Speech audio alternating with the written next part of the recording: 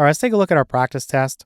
We're told to simplify each. And for the first problem, we're going to have this 2x cubed y squared. This is over 2 to the power of negative 1, x squared, y to the 5th power. All right, so for this guy right here, I'm going to start out by using my quotient rule for exponents. And just to give you a quick demonstration, if we do something like x cubed over x squared, we should know that the base here is the same, right? I have x and I have x. So I would keep that the same when I perform this operation. And then I would subtract the exponent in the denominator, which in this case is 2, away from the exponent in the numerator, which in this case is 3. So I would go ahead and say this is x to the power of 3 minus 2, which is x to the 1st power, or just x. Now again, why does this work? Well, if I wrote this out and said, well, x cubed is x times x times x, and x squared is x times x, we know we can legally go through here and cancel common factors. So basically, I'm starting with 3 factors of x, and I'm just removing 2 away. That's all this is telling me right here. It's just a shorter way to do it. So let me erase this now that we understand that part of it. And let me go through and do this for each one. So I have a 2 here and a 2 here. So the exponent is implied to be a 1 there. So I'm going to write 2, and then I'm going to go 1 minus a negative 1. So again, this is negative 1 here, and I'm subtracting that away. So the exponent in the denominator, which is negative 1, gets subtracted away from the exponent in the numerator, which is 1. So 2 to the power of 1 minus a negative 1. Then we're going to have x raised to the power of what? 3 minus 2. We already did that. So here's the 3, here's the 2. Then we have y to the power of what? You have a 2 here and a 5 here, so 2 minus 5. Okay, so from here, it's pretty straightforward. We're going to have 2 to the power of 1 minus a negative 1 is the same as 1 plus 1. So this is 2 squared. You can write 4 if you want, but most people in this section would write 2 squared. Then x is raised to the power of 3 minus 2. So that's just x to the 1st power, or x. And then y is raised to the power of 2 minus 5, which is negative 3. Now I want to go further here and simplify this. Now let's again revisit our rule for negative exponents. If I have something like y to the power of negative 3, I can write this as 1 over y cubed. Again, you take the reciprocal of the base, so that's 1 over y, and then the exponent comes with it, but you're going to change the sign. The quicker way to think about this is I could really just write this as y to the power of negative 3 over 1, and then as I drag this across the fraction bar, I basically just have to change the sign of the exponent. Okay, so if I had something like, let's say, 1 over y to the power of negative 3, which is not what we have here, but if I did have this, I could drag this across the fraction bar and just make this guy positive. That would be the same thing as y cubed. So just keep that in mind for today's practice test. Okay, so all I'm going to do here is just make one more adjustment and say this is 2 squared times x, and then over. I'm going to drag this across the fraction bar. So I'll put a y down here, and I'm just going to change this negative 3 into a positive 3, and this will be my answer. So I have 2 squared, or of course you could write 4 if you wanted to, then x, and this is over. We have y cubed. All right, for the second problem, let's look at this 2 to the power of negative 2, x to the 4th power, y to the power of negative 2. This is wrapped inside of parentheses, and everything is raised to the power of negative 1. This is over. We have the 2x to the power of negative 3, and then y to the 7th power. Now, of course, you could drag this whole thing right here across the fraction bar, and you could change this to a positive 1. But I'm not going to do that. I'm going to use my power to power rule. And so I'm just going to apply this exponent to each inside of here. Remember, this is multiplication, so that's how this works. You're going to have 2 raised to the power of what? Negative 2 times negative 1 is positive 2. And then x raised to the power of 4 times negative 1 is negative 4. And then y to the power of negative 2 times negative 1 is positive 2. Remember, with the power to power rule, you keep the base the same and you multiply the exponents. So multiplying by negative 1 just changed the sign of everything. So negative 2 became 2, 4 became negative 4, and negative 2 became 2. Okay, then this will be over. We have 2x to the power of negative 3, and then y to the 7th power. Okay, let's come down here, and let's go ahead and say what? We have 2 squared and then 2. So 2 stays the same. You can subtract the exponent, so 2 minus 1. So 2 minus 1. And then we'd have x, again, negative 4 minus a negative 3. So negative 4 minus a negative 3. And then you'd have y, and you have 2 minus 7. So 2 minus 7. Okay, let's simplify this. Let's see what we get. So 2 minus 1 is 1, so this will just be 2. And then you'll have x to the power of negative 4 minus a negative 3 is the same as negative 4 plus 3. So that's going to be negative 1. Then we're going to have y raised to the power of 2 minus 7, which is negative 5.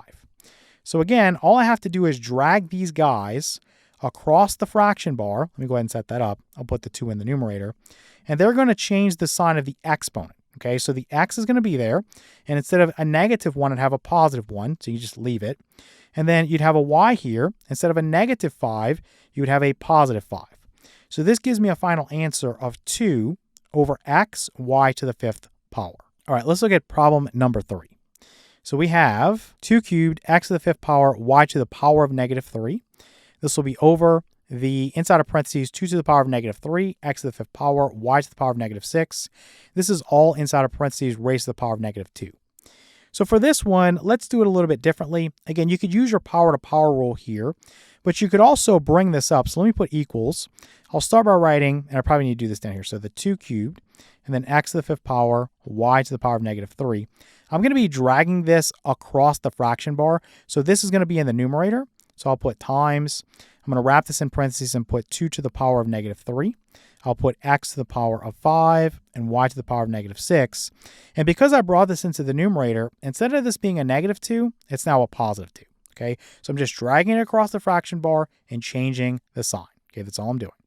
So now at this point, I don't really have a fraction. I mean, you could write over 1 if you wanted to, but for all purposes right now, we don't have one. Okay, so let me go ahead and say this is 2 cubed, and then x to the 5th power, and then y to the power of -3. Let me use my power to power rule here. So times 2 raised to the power of -3 times 2 would be -6. X to the power of 5 times 2, that's 10. And then y to the power of -6 times 2, that's -12. Okay, let me slide down here a little bit and see what we have.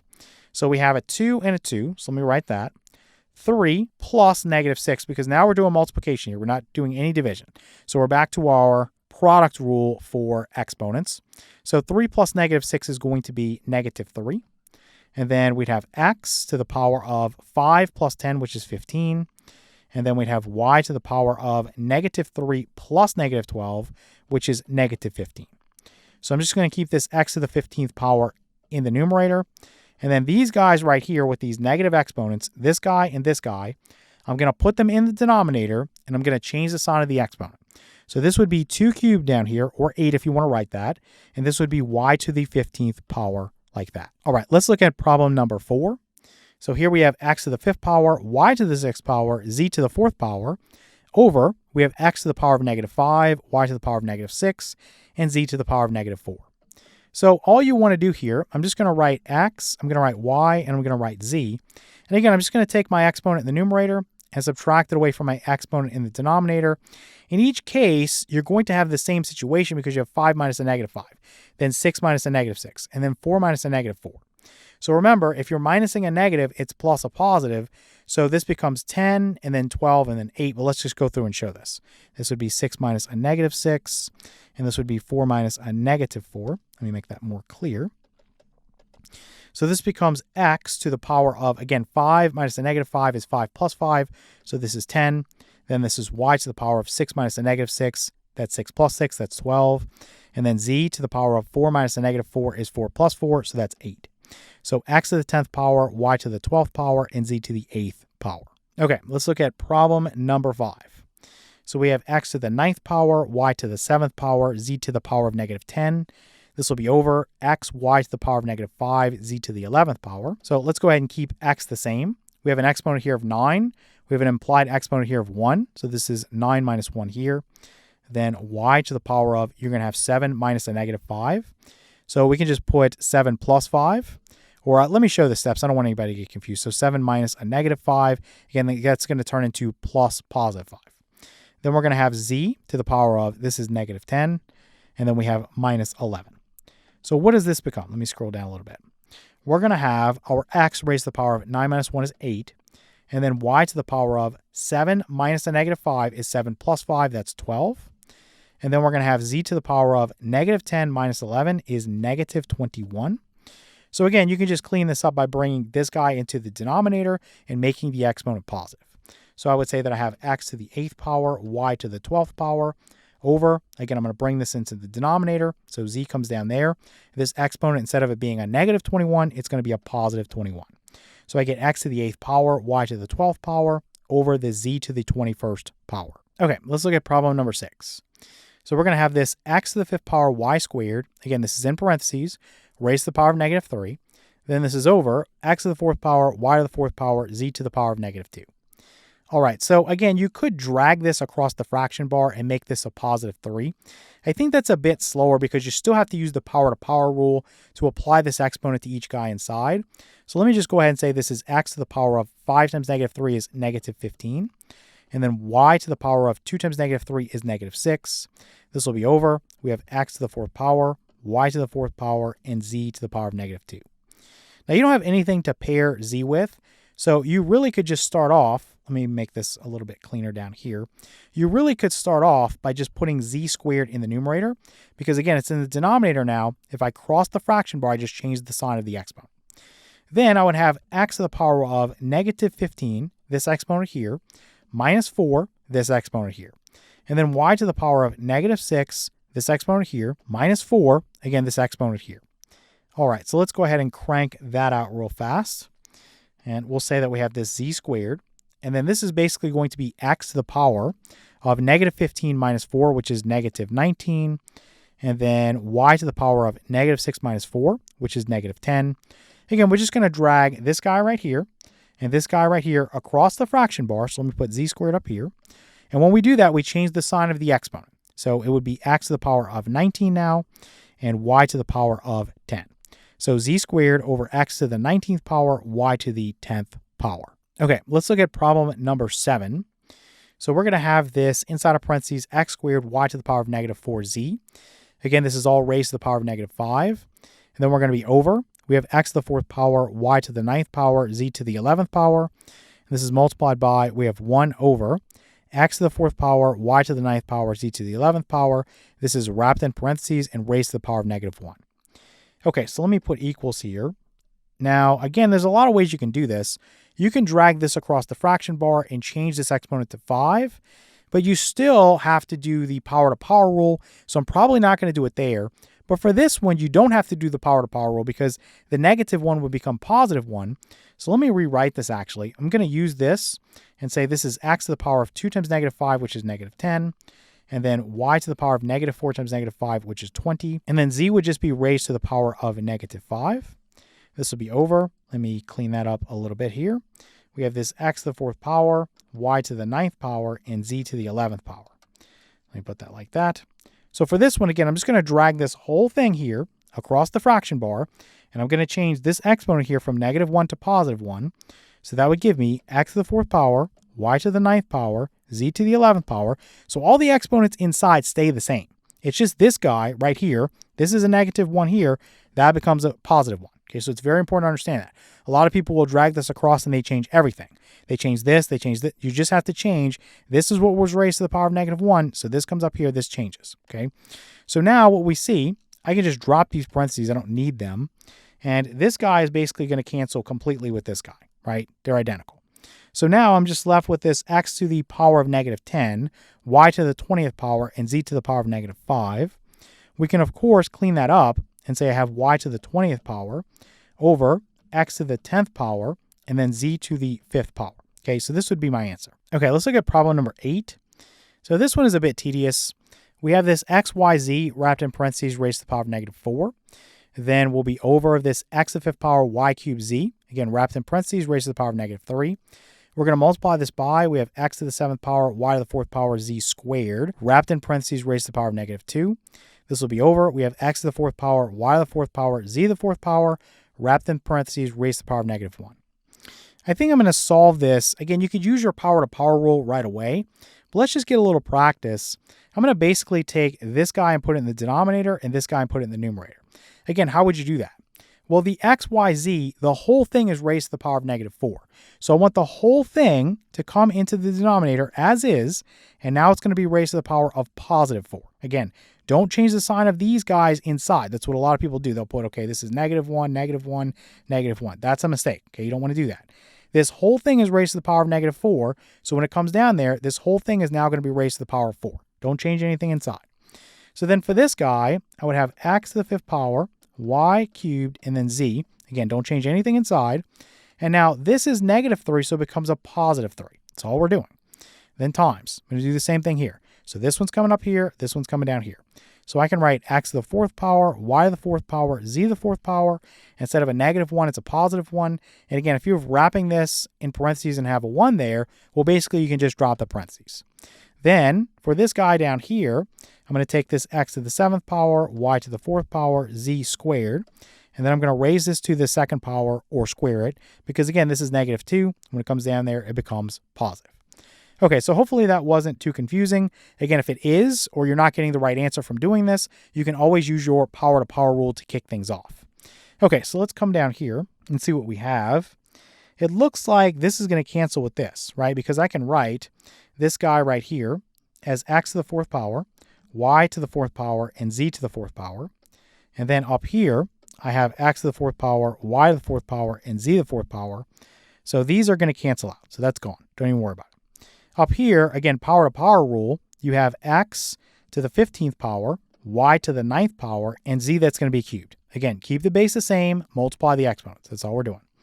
Then down here, same thing. So we would have x to the power of 7 times 2 is 14, and then y to the power of 4 times 2 is 8, and then z to the power of 2 times 2 is 4. Okay, so now, come down here a little bit and see what we have. We have an x here and here. So x is raised to the power of what? You have 15 and you have 14. So 15 minus 14. And then y to the power of, you have 9 and you have 8. So 9 minus 8. And then z to the power of, you have 3 and you have 4. So 3 minus 4. So 15 minus 14 is 1. So this is just x. 9 minus 8 is 1. So this is just y. And then 3 minus 4 is -1. So this is z to the power of -1. And again, to clean this up, we'll just go ahead and say that our final answer is going to be x, y over z. Because again, I'm taking this guy right here, dragging it into the denominator and changing the sign of the exponent from -1 to +1. So x, y over z is our answer. All right, let's look at problem number 9. So inside of parentheses, we have x to the 9th power, y to the 12th power, z squared. And this is raised to the power of 0. So we'll look at that in a second. This will be over x to the power of -9, y to the power of -12, and z to the power of -2. Then we're multiplying this by, we have inside of parentheses x to the power of -5, z squared, z to the power of 15. And this is raised, everything inside of the parentheses, to the power of -3. Then we're over x, y, z to the 5th power.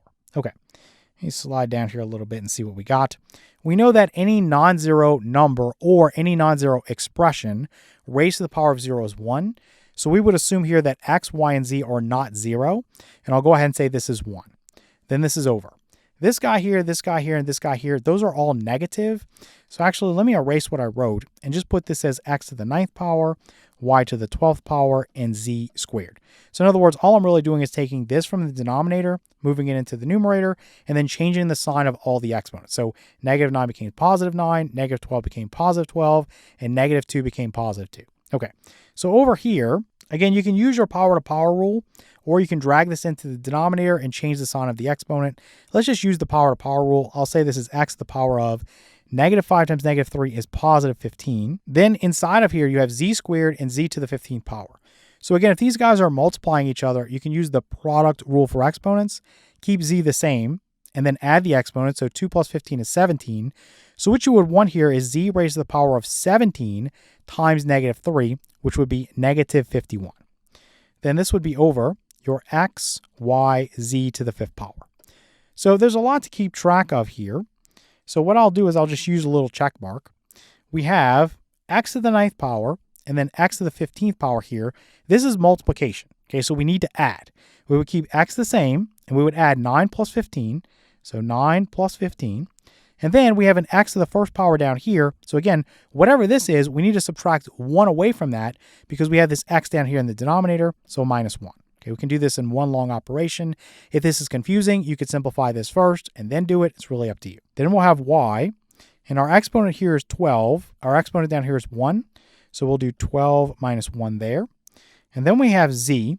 So z, we have an exponent of 2 and an exponent of -51. Remember, you're doing multiplication there, so it's 2 plus a -51, okay, because again, this is multiplication. And then down here in the denominator, you would do subtraction for this, so you would then subtract away 5. So in other words, if you did z squared times z to the power of -51, you would keep z the same, you would add 2 plus -51. Then once you have that result, which would be z to the power of negative 49.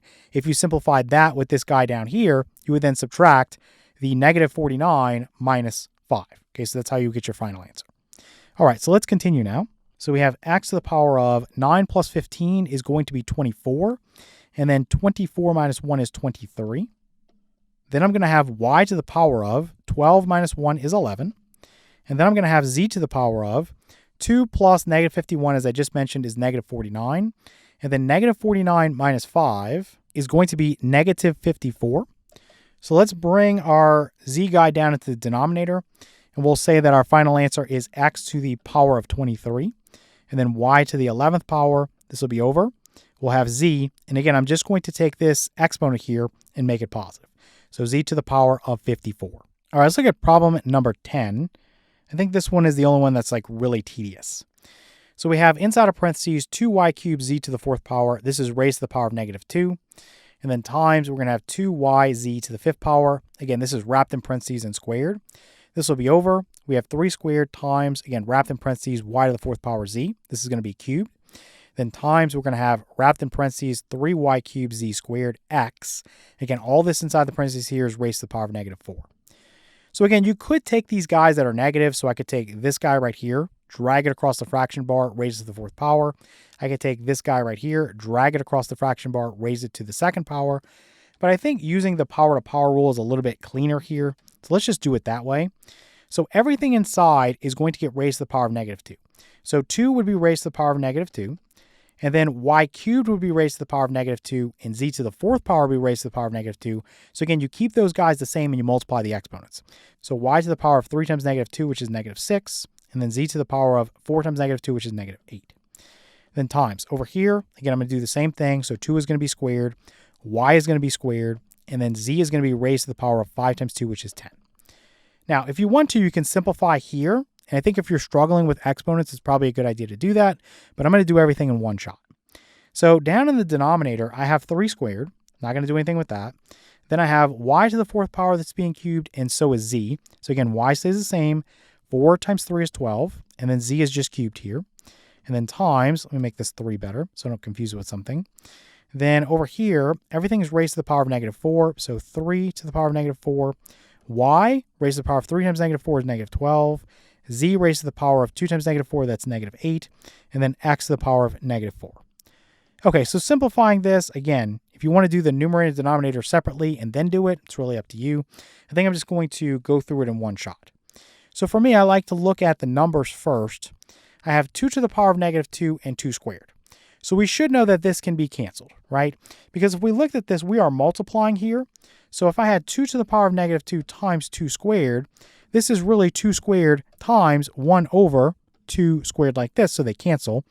In exponent form, you can really say this is 2 to the power of negative 2 plus 2, right? Keep 2 the same, add the exponents. Negative 2 plus 2 is 0, okay? So this is 2 to the power of 0, which equals 1 by definition, so we know this cancels. Now, number-wise, the next thing we would have is a 3 in the denominator. So let me actually make a fraction bar here. So you have 3 squared times 3 to the power of negative 4. Again, this is multiplication. 3 stays the same. Then you would do 2 plus a negative 4. You can go ahead and simplify that now and say that's 3 to the power of negative 2. And if you want, you can drag that across the fraction bar, but I think I'm just going to wait for that. Okay, so let's just leave that there. Let me put a check mark here and here just to keep track of what's going on. It's a good idea if you have a long problem like this. Okay, so next, let me focus on x. We have x to the power of negative 4. And you can go ahead and just write that down here. Again, you can drag it across now if you want. It's really up to you. Nothing to combine with that. Okay, so now let's go through and look at y and z. And those are a bit complicated.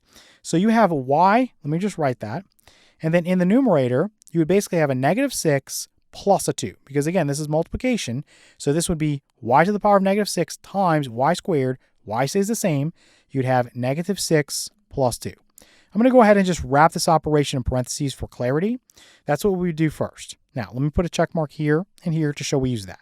Now, whatever the result of this is, you can see it would be y to the power of negative 4. But whatever the result of this is, you think about what happens in the denominator. Down here, you have y to the power of 12 and then y to the power of negative 12. Well, this is actually going to cancel. So forget where I was going with that. Let me just go ahead and cancel that out. That's gone. And I can actually just remove the parentheses here. We won't need it. Okay. So for the next guy, we would have the z, and z occurs here and here and here and here. So here, let me use my little strategy. Again, up here, it's multiplication. So z stays the same, and we're adding negative 8 plus 10. So negative 8 plus 10. And I'm just going to wrap this in parentheses. The result is going to be positive 2. So think about the fact that we would have z squared in the numerator. In the denominator, what would I have? Well, it would be z cubed times z to the power of negative 8. So basically, z would stay the same, and we would add the exponents. 3 plus negative 8 would be negative 5. So I'm going to subtract away the result of what would be down here in terms of the exponent. Again, this would be 3, and then plus a negative 8, which again would be negative 5. So let's go ahead and simplify this a little bit further. So this one is y to the power of negative 4. I can just put that in the denominator. I can put this 3 squared in the numerator. You could write 9 if you want. It's up to you. I'm going to put x to the 4th power in the numerator. And then this one, again, this is going to be z to the power of negative 8 plus 10 is going to be positive 2. And then you have this 3 plus negative 8, which is going to be negative 5. And 2 minus a negative 5 is the same thing as 2 plus 5. So this is going to be 7. So this would be z to the 7th power. Again, if you wanted to do this in a more slow way, you could simplify in the numerator first. Again, that would just give you z squared. Simplify in the denominator next, that would give you z to the power of negative 5. And then you could just do this operation like this if you found this a little bit confusing. Either way, our final answer would be 3 squared, or 9, times x to the 4th power times z to the 7th power. And this will be over y to the 4th power. All right, let's take a look at our practice test. We're told to rewrite in exponential form. All right, so let's look at the first problem now. So we have this square root of x minus 7. We want to write this in exponential form. So again, take the radicand. It doesn't matter that it's an expression. We're going to use the same process. So x minus 7. And what are we going to do? We're going to raise this to the power of 1 over, what's the index here? It's implied to be a 2. So basically, it's raised to the power of a half. Again, you see the square root of something, you're raising it to the 1/2 power. All right, what about this one? Problem number 2. We have the cube root of x plus 1 being squared. So again, the quick way, this guy right here is going to go in the numerator. This guy is going to go in the denominator. So x plus 1, and then it's raised to the power of 2/3. So 2/3. If you get lost on a problem like this, if you can just remember that this goes in the denominator, then you can go, okay, well, I have x plus 1, and that's squared. And then remember, this is going to basically be raised to the 1/3 power. And then you could use your power to power rule to get this part right here. Remember, x plus 1, that quantity stays the same. And then you multiply your exponents. 2 times a third is going to be 2/3. If you could just remember the rule for having a radical, remember it's raised to the power of 1 over whatever that index is, you can then use your power to power rule to get the full solution. Okay, let's look at problem number 3. So here we have the cube root of x squared minus 3. So again, I'm just going to take this x squared minus 3. I'm going to raise this to the power of 1/3. Again, this denominator here comes from this index here, and that's all we're doing. All right, let's look at problem number 4. Let me slide down a little bit so we have some room. So we have the cube root of 7x, and this is raised to the 4th power. So again, the shortcut here is just to take the 7x and to raise it to the power of what? This 3 goes in the denominator. That's the index of the radical. So let me put the 3 in the denominator. The numerator is going to be this 4, right? That's what it's being raised to. So let's put that as the 4/3 power. Again, if you were confused by this, you could start out with the 7x like this, and you could raise it to the 1/3 power. I think that's really easy to remember. And then you could say, okay, well, I know this guy is raised to the 4th power. And again, just use your power to power rule to get the full solution. This would be what? This would be 7x raised to the power of 4 times a third is 4/3. Now, in each case, remember, this exponent applies to each inside, so to the 7 and to the x. So I would write this as 7 to the 4/3 power, and then x to the 4/3 power. Again, it just depends on your teacher. Let me write this again. So 7 to the 4/3 power, and then x to the 4/3 power. So 2 different ways to go about this. This is the quicker way if you really know the formula. If you're a little bit confused or lost, you can do this the longer way. Use your power to power rule and get the full solution. All right, now we're going to go in reverse. We're going to rewrite in radical form. So for 5, we have 6x is raised to the 1/2 power. Again, if I'm raising something to the 1/2 power, that's like taking the square root of it. So you would just set up your radical symbol. And again, this guy right here is going to be the index for this. For square root, again, you don't have to worry about writing the 2, it's implied. And then I'm just going to put a 6x right there. So this is just the square root of 6x. All right, let's look at problem 6. So we have 1 over, we have this quantity 3x minus 5 being raised to the power of -3/2. What I would do here is first use my rule for negative exponents, and I would drag this across the fraction bar and change the sign of this guy. So this would give me the quantity 3x minus 5 being raised to the 3/2 power. Okay, so from here, what do I do? Remember, you could break this up using the power to power rule if you're lost. You could say this is 3x minus 5 being raised to the 1/2 power, and then this guy is being cubed. Hopefully that makes it clear, right? So this is going to be the square root of 3x minus 5, like this. And you don't need the parentheses there, but I'm just going to keep it. And then you could cube it like this if you wanted to, or if you wanted to keep the parentheses there, you could cube it like this. So both of those would be valid solutions. It's really kind of up to you. Okay, let's look at problem 7. So here we have negative 4x squared minus 5 raised to the 1/2 power. This is over x squared. So again, if I have something raised to the 1/2 power, we know this is the square root. So this would be set up my radical symbol. This index here would be a 2. And inside, you can have this negative 4x squared minus 5. You can put parentheses around it if you want. You don't really need to. And this would be over your x squared.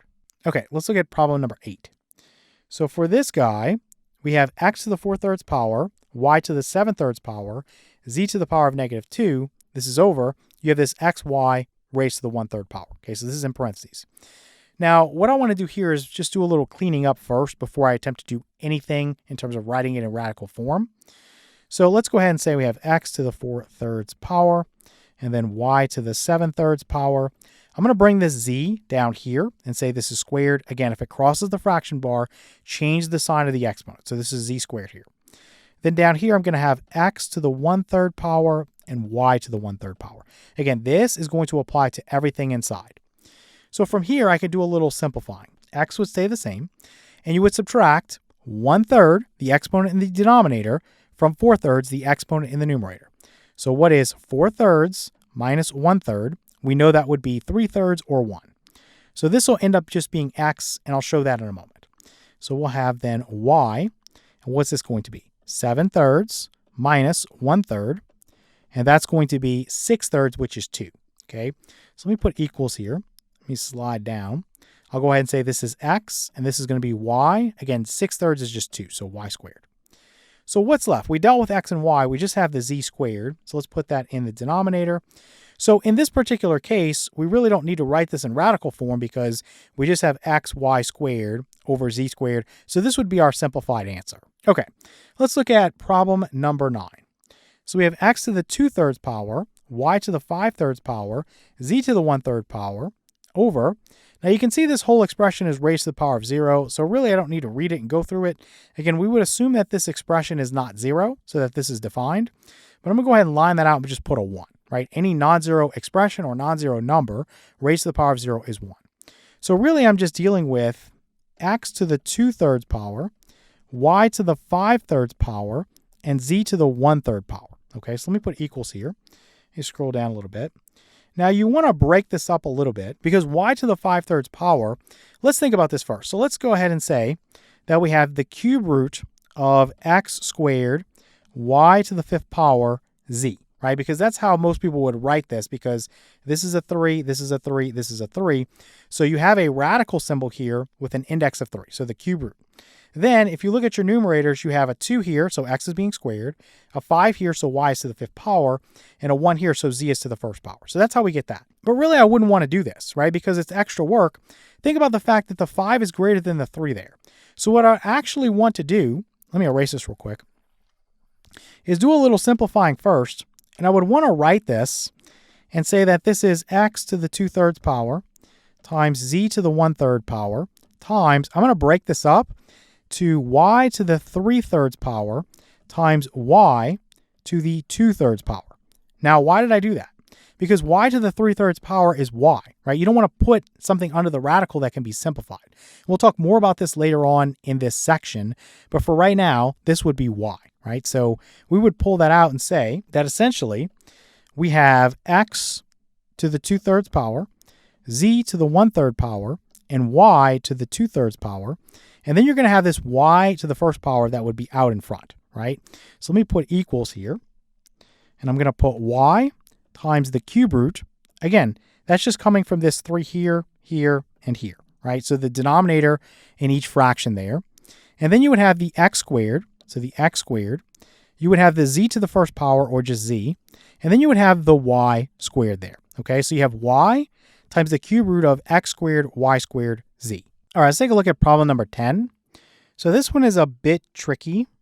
Let's come down here. So we have inside of parentheses y to the power of negative 3/5, z to the power of 4/3 being raised to the power of negative 1/2. Then we're multiplying by, inside of parentheses here, we have x to the 1/4 power, y to the 1/2 power, z to the 3/2 power, and then everything inside the parentheses here is squared. So what I'm going to do is actually start with this guy on the right. I'm going to use my power to power rule. So x would stay the same. 1/4 times 2 would be 1/2. Then y would stay the same. 1/2 times 2 would be 1. And then z would stay the same. 3/2 times 2 would be 3.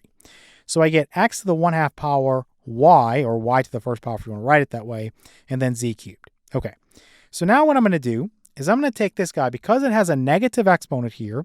Remember, this applies to this whole thing. So I'm going to drag this whole expression here, and I'm going to change the sign of this guy only. Don't change the sign of the stuff inside. So I'm dragging this whole thing across, and I'm going to take y to the power of negative 3/5. Again, this stays the same. Z to the power of 4/3, this stays the same. What changes is this exponent here. Okay, this is going to become 1/2 now. All right, so from here, let me move this down. Let me copy this x to the 1/2, and then y, and then z cubed. Okay, this is over. Let me use my power to power rule.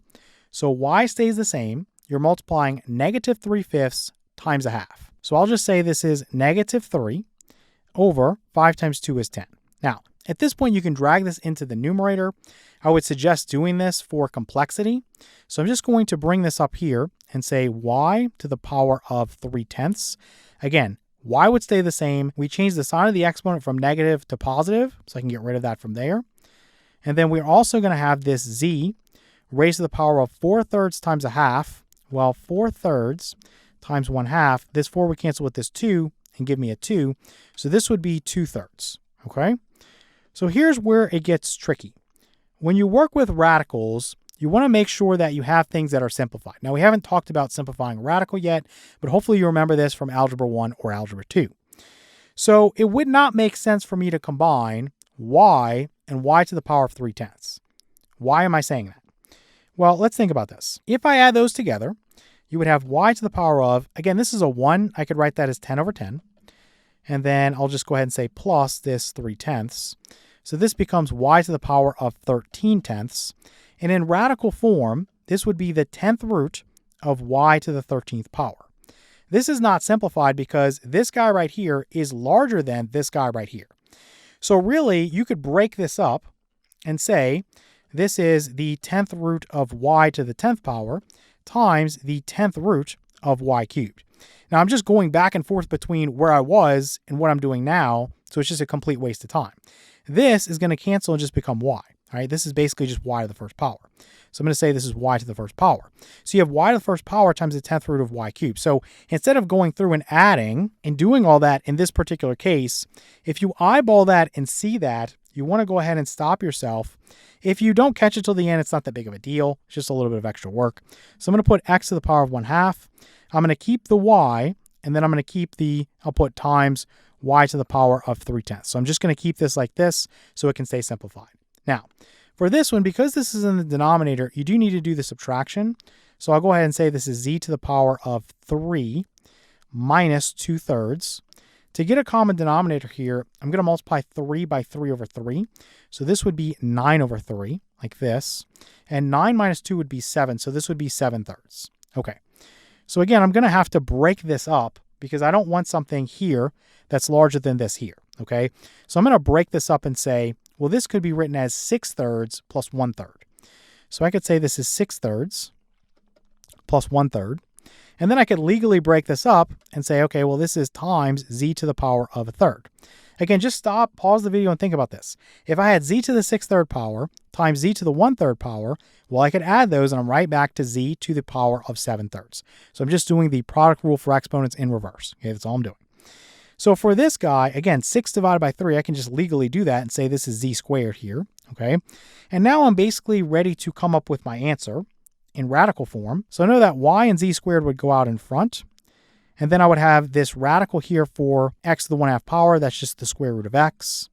And then I would have this y to the 3/10 power. That's again the 10th root of y cubed. And then I would have this z to the 1/3 power. That's going to be the cube root of z. All right, let's take a look at our practice test. We're told to evaluate each. And for the first problem, really simple. We just want the principal square root of 121. So remember, when we only see the square root symbol, there's no negative sign out in front. This is asking for the principal square root, or in other words, what positive number, when multiplied by itself, gives me the radicand.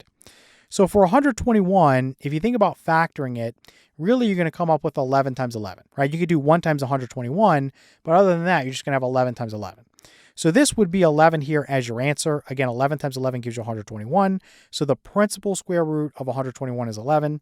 If you wanted the negative square root of 121, this would be negative 11, because here you put the negative out in front.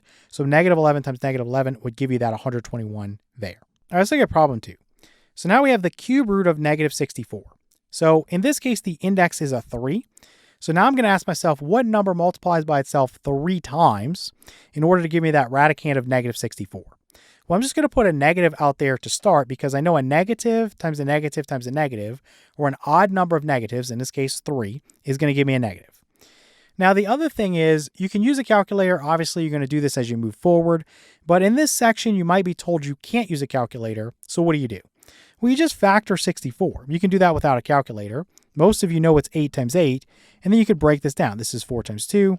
And this is 4 times 2. You could circle that. And then this is 2 times 2. And then this is 2 times 2 here. So what do I have? I have 2 times 2. And then times 2 times 2. And then times 2 times 2. So what I want is to break this up like this. So I have 1 group, 2 groups, and then 3 groups, okay? So basically it's 4 times 4 times 4. That would give me 64. So what I'm looking for here is a negative 4. Negative 4 times negative 4 would be positive 16, and then positive 16 times negative 4 would give me that negative 64 that I'm looking for. All right, let's look at problem number 3.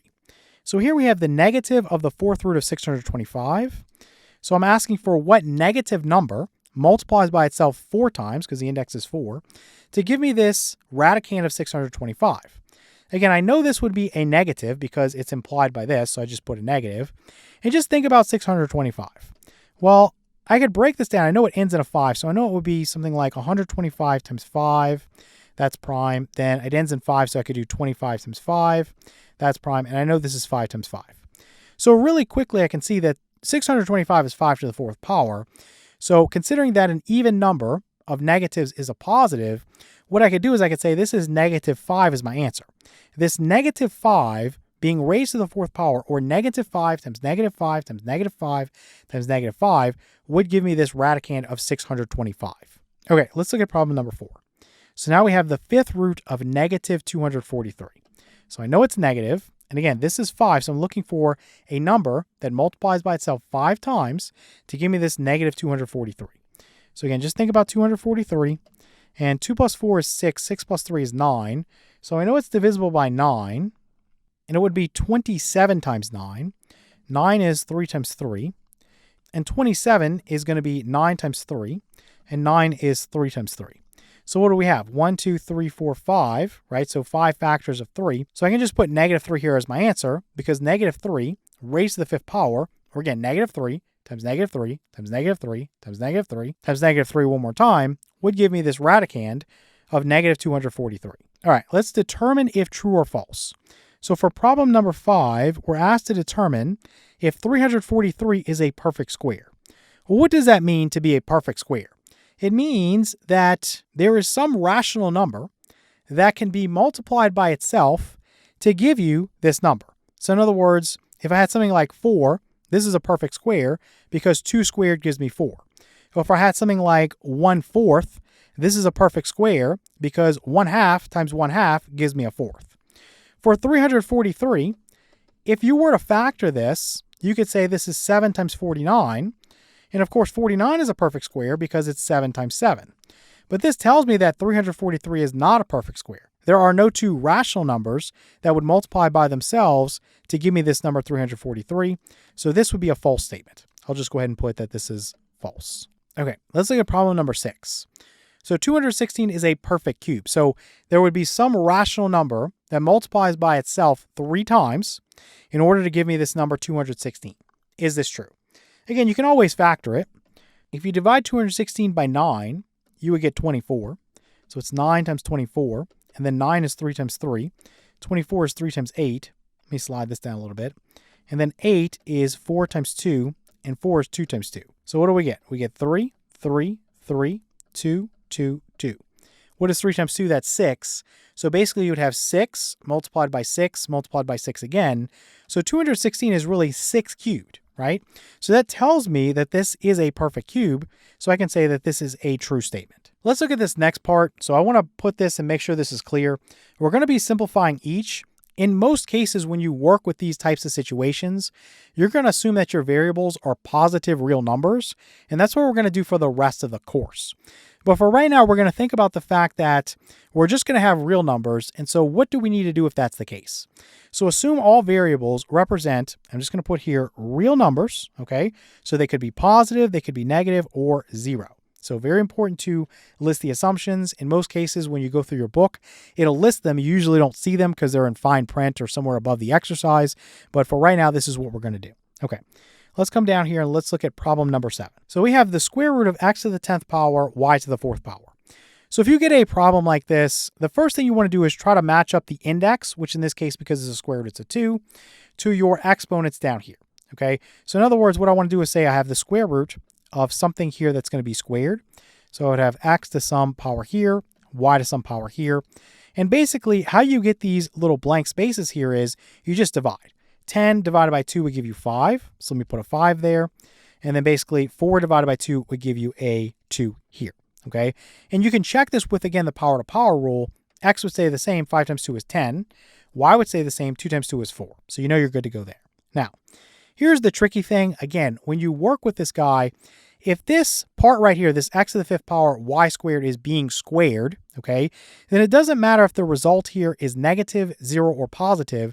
You're going to end up with something that is non-negative, right? So 0 or positive, because squaring something takes a negative and makes it positive. 0 stays 0 and positive stays positive. So to account for this, what we'd have to do when we simplify, I'm going to go ahead and say that this radical here would cancel with this 2 here.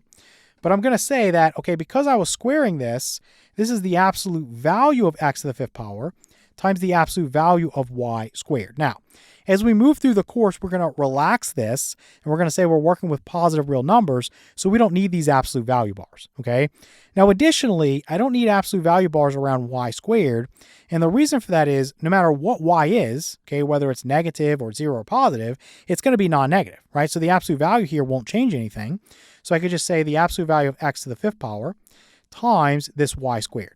I need them here because if x was negative, raising it to an odd power, it's going to stay negative, right?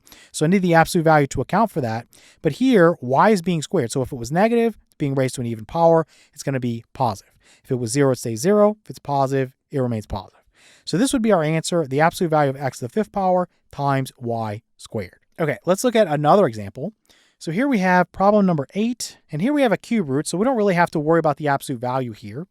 We can just go through and say, okay, I want to take this index here, and I would want to write this with something raised to the 3rd power so I can cancel. So again, just divide these exponents here by this guy here. So 15 divided by 3 is 5. So this would be x to the 5th power. And then for y, 21 divided by 3 is 7. And now, because this is an odd power here, you can just cancel this with this. You don't have to worry about absolute value. So you can just go through and say, okay, well, this would just be x to the 5th power, whatever it is, and then y to the 7th power. Basically good to go. Okay, let's look at problem number 9.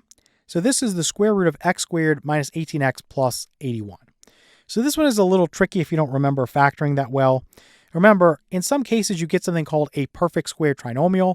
This factors into a binomial squared. Okay, so you should be looking for that if you see this type of problem.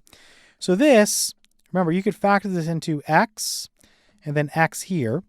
And if you notice that this is a perfect square and this is a perfect square, you want to check to see if this is x squared minus, we'll go ahead and say 2 times the first guy, which is x, times the last guy. Again, this is a perfect square. This is 9 being squared. Let's go ahead and put 9 there. Negative 2 times 9 is negative 18, then times x. So it looks like we're good to go there. And then plus, you can go ahead and write 9 squared if you want like this. So the first guy being squared minus 2 times the first guy times the last guy plus the last guy being squared. That's what we have. So let me write this as x minus, I'll go ahead and take this last guy here, 9, quantity squared. Okay. So now that we have this set up like this, what do we have? So I'm going to take this right here and say, okay, well, because this is an index of 2, this would cancel with this, and I would have the absolute value of x minus 9 like this. Again, because this is even here, if this ended up being negative and I squared it, it would make it positive. So negative becomes positive, 0 stays 0, positive stays positive. So to account for that, again, because we're working with any real number here, I would have to specify that this is equal to the absolute value of x minus 9. Let's look at one more of these. So for problem number 10, we have the cube root of x cubed minus 9x squared, then plus 27x, and then minus 27. So hopefully you remember how to factor this or how to work with this. So essentially we learned about something like this. So x minus 3 quantity cubed. So let me write the cube root of x minus 3, this quantity cubed. And of course, this is going to cancel with this, right? So I'm just left with the x minus 3 here. All right, let's take a look at our practice test. We're told to simplify each. And for our problems today, we're going to assume that all variables are positive real numbers. So this is going to stop us from needing to use absolute value bars. Okay, let's look at the first problem. So we have the square root of 96x. So the idea here is that if you have a square root, you're going to factor this number and you're going to look for any perfect squares. Okay, that's going to allow you to further break this down and simplify. So I'm just going to start by making a little factor tree for 96. And I'm going to think about dividing it by 2. So it would be 2 times 48 just to get things started. We know 2 is prime. And then 48, I can do 4 times 12. 4 is 2 times 2. Let's circle those. And 12 is 4 times 3. Let's circle that. And then 4 is 2 times 2. Okay. So if I'm looking for perfect squares, let's see. We have 1, 2, 3, 4, 5 factors of 2, which is 32. And then 1 factor of 3. So this, I'm going to say, is 2 to the 5th power, and then times 3 like this. So what I would do here is say that if I wanted this in terms of perfect squares, I would look for an even number here. So let me rewrite this and say that 96 is 2 to the 4th power times 2 times 3. 2 to the 4th power could be written as 2 squared being squared. So in other words, this could be 4 squared like this, and this would be a perfect square, 16. So I'm going to break this down into the square root of this 16 times the square root of what's left, which is going to be 6. And then don't forget about this variable here. You have this x, so you want to make sure that's in there. So by breaking up the square root into these two guys, let me put equals here, and let me drag this up here. I can legally simplify this part, right? Because the square root of 16 is just 4. So the idea here is I'm just going to replace this with a 4. So I'll have 4 times the square root of 6x. So that's all I can do. That's going to be my simplified answer. Okay, let's look at problem number 2. So now we have the square root of 180x cubed. Okay, so the same idea. You want to factor 180, and you want to look for perfect squares. So 180, this ends in a 0, so I'm going to do 18 times 10. And then 18, I'm going to do 9 times 2. 10, I'm going to do 5 times 2. 9, I'm going to do 3 times 3. So what am I looking for here? Let me go ahead and write this as what? 3 times 3, so 3 squared. And then times, you have 2 times 2, or 2 squared, and then times 5. And you could circle these if you want to make this complete like this. But essentially, I have 3 squared times 2 squared times 5 squared. So I could really rewrite this. I could say 180 is equal to 3 times 2 like this, being squared, and then times 5. What is 3 times 2? That's 6. So this is 6 squared, or 36 times 5. So 36 is the perfect square that I'm looking for there. So let me rewrite this. I think we can remember this. I'll just go ahead and erase this. I'll say this is the square root of 36. I'll deal with the variable in a second. And then times the square root of 5 like this. Okay, now variable-wise, I have x cubed. I don't need to go through and factor that. I know that if I want to take the perfect square part out, I'm just going to write this as x squared. So I'm going to match this number here, this exponent, with this index here, which is an invisible 2. So we don't have to write that. And then what would be left over? Well, I would need an x here, right? Because x squared times x would give me x cubed. Okay, so this guy right here is what I can simplify, this would basically just be 6x. So I'm just going to replace that and say this is 6x and then times the square root of 5x like that. All right, let's take a look at problem number 3. So we have the 7th root of 512x squared. So the idea here is I would think about 512. You could make a factor tree, but this one's pretty simple. 512 is really 2 to the 9th power.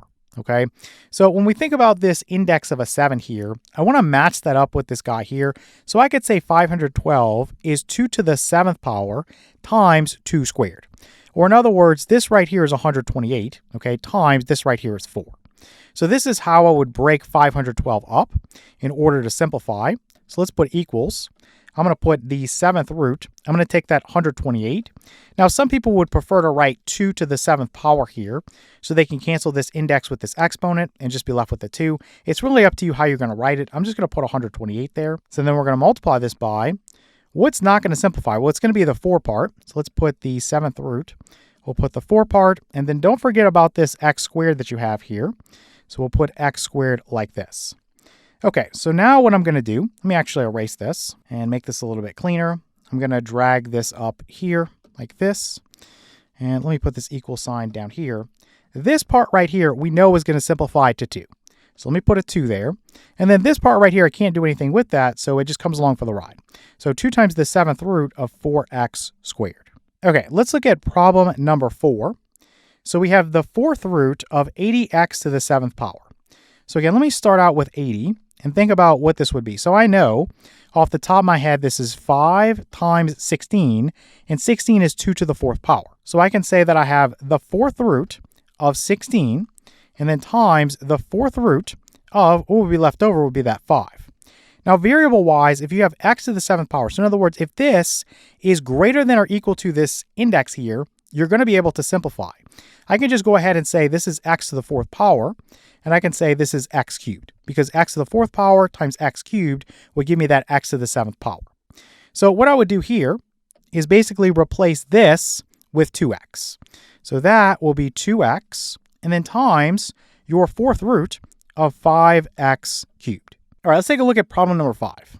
So we have 4 times this cube root of 320x to the 8th power y cubed. All right, so let's think about 320 real quick. And I know this is divisible by 10 because it ends in a 0. So this is 32 times 10. And let's think about 10. It's 5 times 2. And 32, we know, we could go through the process, but it's 2 to the 5th power, right? So I'll go ahead and say that this is 2 to the 6th power times 5. So 2 to the 6th power times 5. So you're not going to be able to do anything with the 5, but think about this. I'm trying to get something that's basically a perfect cube, right? So I want an exponent of 3 there. How could I rewrite that using the rules of exponents? I could say 2 to the blank power raised to the 3rd power. Well, essentially all I would do is divide 6 by 3 to get to 2, right? So basically 2 squared being cubed is the same thing as having 2 to the 6th power. This is 4 being cubed, which is 64, and 2 to the 6th power is also 64. So let's go ahead and put that this is 4, like this, being cubed, and you can replace this with 64 if you want. So we'll say this is 64 times 5. So let's go ahead and say we have 4 times, I'll say the cube root of 64, and I'll deal with the variables in a second. Then times we'll have the cube root of 5, so what's left over. And then for the variables, again, if your exponent is greater than or equal to your index, you're going to be able to simplify. So for this one, I'm going to go ahead and say that I want x to the 6th power, and I'll explain why in a second. Let me slide this down. And then for y, I just want to put the y cubed, right? Because this exponent exactly equals this index right here. So what do I need over there? If I have x to the 6th power, and here it was x to the 8th power, I'm going to need x squared, right? Because x to the 6th power times x squared will get me back to that x to the 8th power. Now, why did I choose x to the 6th power there? Well, again, if you're thinking about this, if you have something like an 8 or a 9 or a 10 or something like that, as you look at it, you would say, is this divisible by this, right? So is 8 divisible by 3? No. So then I would just go down to the next nearest whole number that is. 7 isn't, but 6 is, right? 6 divided by 3 would give me 2. So really, I could write x to the 6th power as what? I could say this is x squared being cubed. And again, all I'm doing is some basic division. If I know power to power rule, I multiply. 2 times 3 gives me 6. Well, then I could divide. 6 divided by 3 would get me back to 2. Okay? And for clarity, if you want, you can write that way. So we can say this is 4 times, we'll go ahead and say the cube root of 64. Let's just go ahead and say that's 4. That's going to be cubed. I'm going to wrap this in a second. So then we're going to have x that's going to be squared, and then y. So all of this I'm going to wrap and cube it, okay, so we can cancel it, make it more clear. And then we'll put times, we'll have the cube root of 5x squared. So at the end of the day, this index here, this guy is going to cancel with this guy right here, and I'm just going to have this inside left. So I'm going to have 4 multiplied by 4x squared y, and then times the cube root of this 5x squared inside. So let me slide down here a little bit and see what we have left. So 4 times 4 is going to give me 16.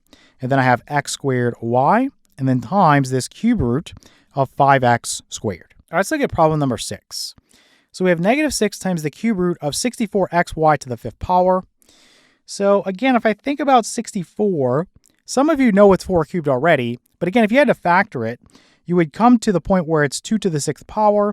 And again, you could always wrap this and say, okay, well, 2 to what power being cubed will get me back to that 2 to the 6th power. 6 divided by 3 would be 2.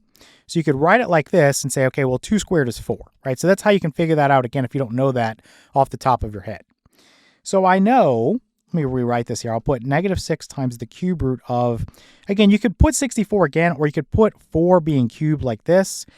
It's up to you in terms of clarity what you want to do. So you could write it like this, or you can just go back to putting 64. X is not going to be in the part that I'm going to simplify because the exponent here is not large enough. This is a 1 and this is a 3. So I'm not going to put that in there. So let me put, actually I probably need to put this on a new line. Let me put times here. I'll put my cube root of x. And then for y to the 5th power, again, because this exponent here is larger than this index here, I know I can simplify. But I can't put the whole thing in there. 5 is not divisible by 3, right? So I go down to 4 and then to 3. So I want to put a y cubed in here, okay, like this, because the cube root of y cubed is just y. Now what's left over would be 2, right? 5 minus 3 would give me 2, so I want y squared here. Again, if you go back through and do the multiplication, y cubed times y squared gets you right back to that y to the 5th power that you have there, okay? And for clarity, if you want, you can write this as 4y being cubed like this. Again, it's your personal preference. When you first start out, you might have a lot of trouble with this, remembering things. So if you write it like this, you can see that index of 3 is going to cancel with that exponent of 3, and you'll be left with that 4y there. So let's come down here and say this is equal to negative 6 times. Again, the result of this is going to be 4y. And then times, you have your cube root of xy squared. Okay. Now all we really have to do is simplify here. Negative 6 times 4 is negative 24. And then y, and then times the cube root of xy squared like this. All right, let's look at problem number 7. So we have negative 2 times the cube root of 375x squared y to the 4th power z to the 8th power. Let me start by factoring 375. I know it ends with a 5. You divide that on your calculator, you get 75 times 5. And of course, 75 is 25 times 3, and 25 is 5 times 5. So you're going to have 5 times 5 times 5, which is 5 cubed, and then times 3. So basically, I would want to write this as, let's put negative 2 here, then times, I'll go ahead and say the cube root of 125, or again, you could write 5 cubed if you want, and then times over here, let me put the cube root of, I'll go ahead and say this is 3, okay? Now, variable-wise, again, if the exponent here is not as large as the index, you can't simplify. So I'm just going to put x squared in there. Can't do anything because 2 is less than 3. For this guy, I have a 4 and I have a 3, so I can simplify, right? So I can go ahead and say that this would be y cubed, and then this would be y to the 1st power, or just y. Again, y cubed times y gets me back to y to the 4th power. Then for z to the 8th power, again, going down, what's the next largest whole number that's going to be divisible by 3? It's not 7, but it is 6, right? So I want z to the 6th power, and then here I want z squared. Z to the 6th power times z squared gets me back to z to the 8th power. Now again, if it's a little bit confusing for you how you would simplify that, again, you can always use your rules of exponents. If you want to write this like this, so you'll say z to some power, raised to the 3rd power like this, well, what goes here, again, divide this by this, 6 divided by 3 is 2, so z squared being cubed. Okay, so you can rewrite this for clarity as negative 2 times the cube root of, instead of 125, I'm going to put 5. And instead of y cubed, I'm going to put y. And instead of z to the 6th power, I'm going to put z squared, okay? And then I'm going to cube this whole thing like this so that it's crystal clear what you're going to have when you simplify. So then times the cube root of 3x squared yz squared. So this extra step is something you can do if you're struggling with this topic. If you have no problems, then I wouldn't take the extra step to do this. I would say, okay, hey, when I simplify, this is going to be 5yz squared, okay? So let's come down here and put equals. So I have -2 times, again, the result of this is going to cancel with this, and you'll have what's inside of here. So this guy right here, what's being cubed. So you'll have 5yz squared. Then times, again, this isn't going to simplify at all. So the cube root of 3x squared yz squared. And just to finish things off, I'm just going to multiply. -2 times 5 would give me -10. So I'm going to have -10 and then yz squared, and then times this cube root of 3x squared yz squared. All right, for problem number 8, we have -5 times the square root of 72 x to the 4th power yz squared. So let me put -5 out in front. And then for 72, it's 8 times 9. So it's 8 times 9. And 8 is what? It's 2 cubed. So let me write 2 squared times 2. And then times, you would have 3 squared there. So basically, I'm going to rewrite this and put times this 2 times 3 squared like this. 2 times 3 is 6. So you would want to write this as the square root of 36. And basically, let me put times the square root of 2 over here. So let's get rid of that. And then variable-wise, again, this index here is 2, right? It's not shown with a square root, but it's a 2. So is 4 greater than 2? Yes. Is it divisible by 2? Yes. So you can just put x to the 4th power in there. Or again, you can divide it by 2. And you could say this is x squared like that for clarity. So again, it's up to you. And then y, the exponent here is 1. It's not big enough, so it's going to go in here. Then z squared. Again, this is perfectly going to match up, so you can put z squared in there. Okay, so pretty simple from this point right here. So let me write -5 times. This is going to simplify to 6x squared z. Okay, then times the square root of 2y. So as a final step, let's go ahead and say -5 times 6 is -30. And then x squared z, and then times the square root of 2y. Okay, for the last two problems, there's really a shortcut way to do this. The longer way to do it is with exponents, but I think I'm going to do it both ways here just to show you what's going on. So we have the 5th root of the 9th root of 2x. So at the end of the day, all you really have to do is set up your radical symbol, and you can multiply these two indexes. So 5 times 9 is going to be 45. And then this guy is just going to go underneath. You can't simplify this at all, really. But if you look at this guy, again, in exponential form, I think that's where it makes more sense. So let's say I started out with the 9th root of 2x. How would we do that? You put 2x inside some parentheses. Let's raise it to the 1/9 power. So 1 over whatever the index is. The index is a 9.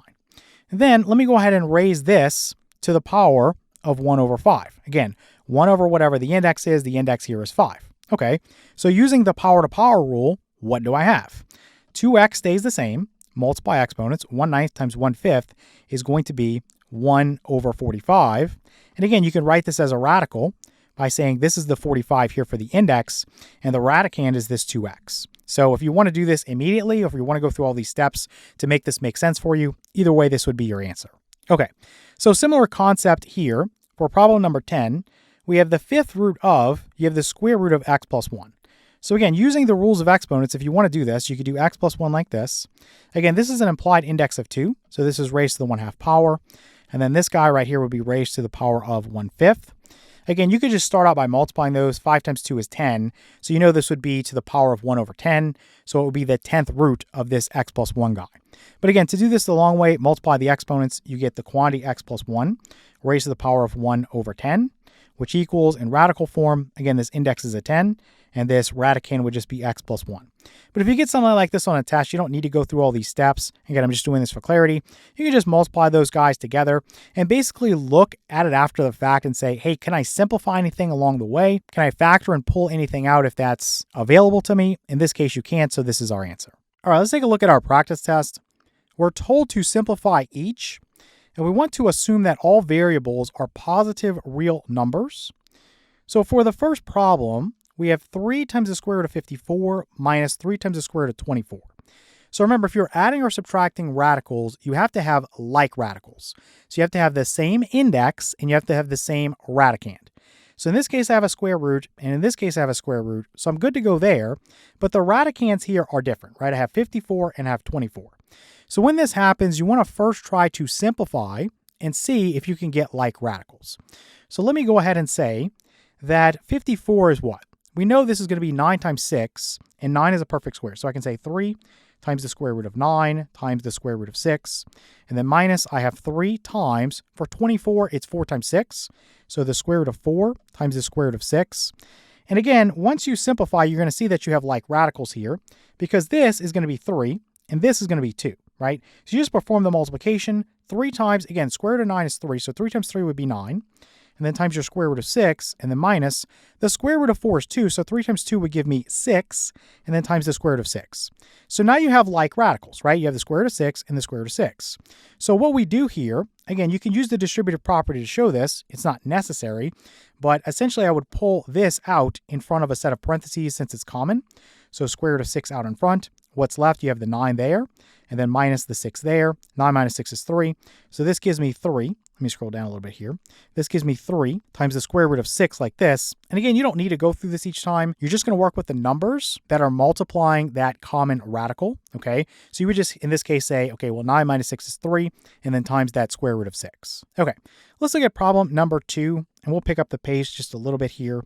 So I have negative x times the cube root of 24x plus 3 times the cube root of 3x to the 4th power.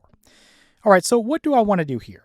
Again, I don't have like radicals. I do have an index of 3 and an index of 3, but I have 24x and I have 3x to the 4th power. So I need to clean up a little bit. So let's put negative x here, and let's put the cube root of, again, 24 is 8 times 3, and 8 is a perfect cube. So let me put 8 here, and then times the cube root of 3x here.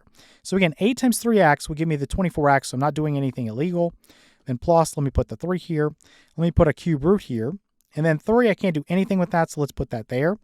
X to the 4th power, I could write that as x cubed times x, right? X cubed is a perfect cube. Let me actually slide this down and erase this, actually. Let me put the cube root of x cubed like this, and then times the cube root of what's left over. It would be 3x. Again, x cubed times 3x would get me back to the 3x to the 4th power. Okay, so from here, I'm just going to simplify, and I'm going to say, okay, well, I have the cube root of 8, which is 2, right? So 2 times negative x would be negative 2x. So that's just going to go out in front, and that's going to multiply this cube root of 3x, right? Can't make that any simpler.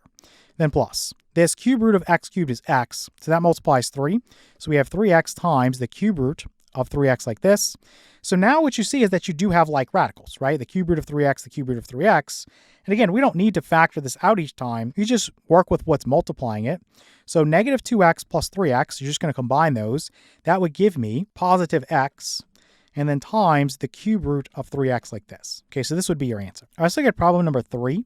So this one's going to be a lot more tedious. So we have this negative 2 times the 4th root of 80x to the 5th power plus 2x times the 4th root of 405x plus 2x times the 4th root of 324.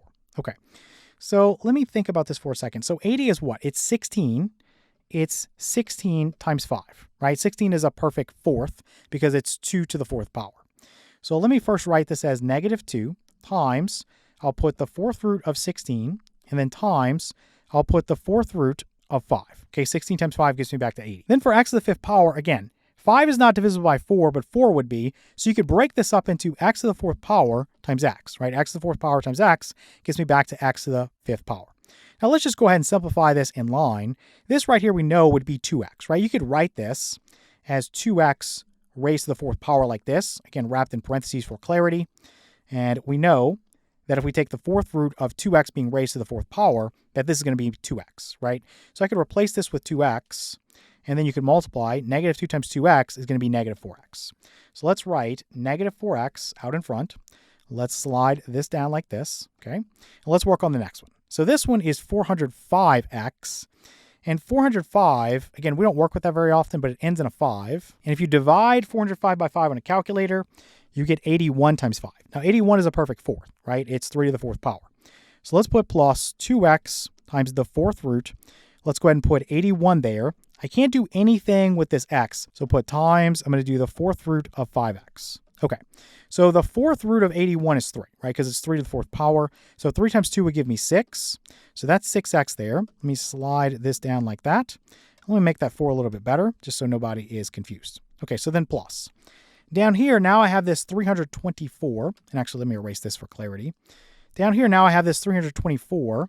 Well, 24, the final two digits, it's divisible by 4. So let me start with that. You divide that by 4, you're going to get 81. So we have 2x times the fourth root of 81, and then times the fourth root of 4. So let me go ahead here and say this is 3, right? And 3 times 2x would be 6x. Let me slide this down. This is going to be the fourth root of 4. So I can't do anything with this part right here. I'm going to simplify it later in a minute, but for these two, you have like radicals. So in other words, you have the fourth root of 5x and the fourth root of 5x. So let's start by doing negative 4x plus 6x. That's going to be positive 2x, and then times that common radical, which is the fourth root. Let me make that better. So the fourth root of 5x. So now I have this plus 6x times the fourth root of 4. Now, I'm not going to leave this way because you can simplify this further. So I can say, let me write this again. So 2x times the fourth root of 5x. I can say plus, I have 6x times the fourth root of 4 is what? It's going to be 2 squared. So let me put 2 squared like this. And what I can actually do is I can cancel between this index and this exponent. So 4 divided by 2 would give me 2. So I can actually remove this 2 here and put a 2 there, or have the square root of 2. Now, why does that work? Again, if you want to look at this with the rules of exponents, I think that's where it's more clear. You can say that you have 6x times, let's say 4 raised to the 1/4 power. Okay, so now I could say that I have 6x times 2 squared, right? 2 squared is just 4, raised to the 1/4 power. Well, power to power rule tells me that 2 times 1/4 is going to be what? The 2 cancels with the 4 and gives me a 2. So this is 6x times 2 raised to the 1/2 power, or the square root of 2. Okay, so again, sometimes you have to do these things in terms of exponents for it to make sense, but the end result here would be 6x times the square root of 2. Okay, so the simplified version of this is 2x times the fourth root of 5x plus 6x times the square root of 2. Okay, let's look at another one. So we have 2xy times the cube root of 8xyz plus the cube root of x to the fourth power y to the fourth power z. So let's go 2xy. I already know that the cube root of 8 is 2. So let me pull that out and say that that would be 2, right? 2 times 2 would be 4. So let's just put 4 here, okay? And then what would be left, I would have the cube root of xyz. Again, hopefully nobody's lost. I just pulled this out. The cube root of 8 is 2, and I multiplied 2 by 2 to get 4. So where I am. Then plus, over here, again, you have a 4 and you have a 4.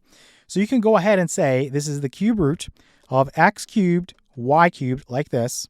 And then times, you're going to have the cube root of, you would have an x to the first power, you would have a y to the first power, and you would have a z to the first power. Again, x cubed times x is x to the fourth power, y cubed times y is y to the fourth power, and then you would have that z there, okay? Now this, if you simplify it, is going to be what? It would be xy, right? So let's go ahead and put xy here, like this. And you have like radicals, right? You have the cube root of xyz, cube root of xyz. And so you're just going to say 4xy plus xy. That would give me 5xy. And then times this common radical, the cube root of xyz. Okay, let's look at problem number 5. So it looks like here we're going to do some multiplying. So we have 3 times the square root of 15 multiplied by the quantity 4 plus the square root of 5. Okay, so 3 times square root of 15 times 4. I'm really just going to multiply 3 times 4. That's going to give me 12. And then times the square root of 15. Can I do anything to simplify there? No. Square root of 15 is basically square root of 5 times square root of 3. Nothing else I can do. Then plus, I'm going to have 3 times the square root of 15 times square root of 5. Let's go ahead and say that's the square root of 25 times the square root of 3, right? If you broke this down into 5 times 3, if you broke this down into 5 times 3, 5 times 5 would give me the 25, and then you'd have that 3 over there, right? The reason I'm doing this is because square root of 25 is 5, so I can really replace this with 15. So I can say 12 times square root of 15 plus, again, this is 5, 5 times 3 is 15, 15 times square root of 3. So there's nothing else you can do to simplify here because, again, we don't have like radicals, so you just report this as your answer. Okay, let's look at another one. So for problem 6, we have 2 times the square root of 20 times 5 times the square root of 5. So the square root of 20 can be simplified before we even start. The square root of 20, Let's put 2 times the square root of 4 times the square root of 5, and then times 5 times the square root of 5. So the square root of 4 is 2. So let's put 2 there. And again, 2 times 2 is just 4, so let's replace that and put 4. Now, if I do the square root of 5 times the square root of 5, that's 5.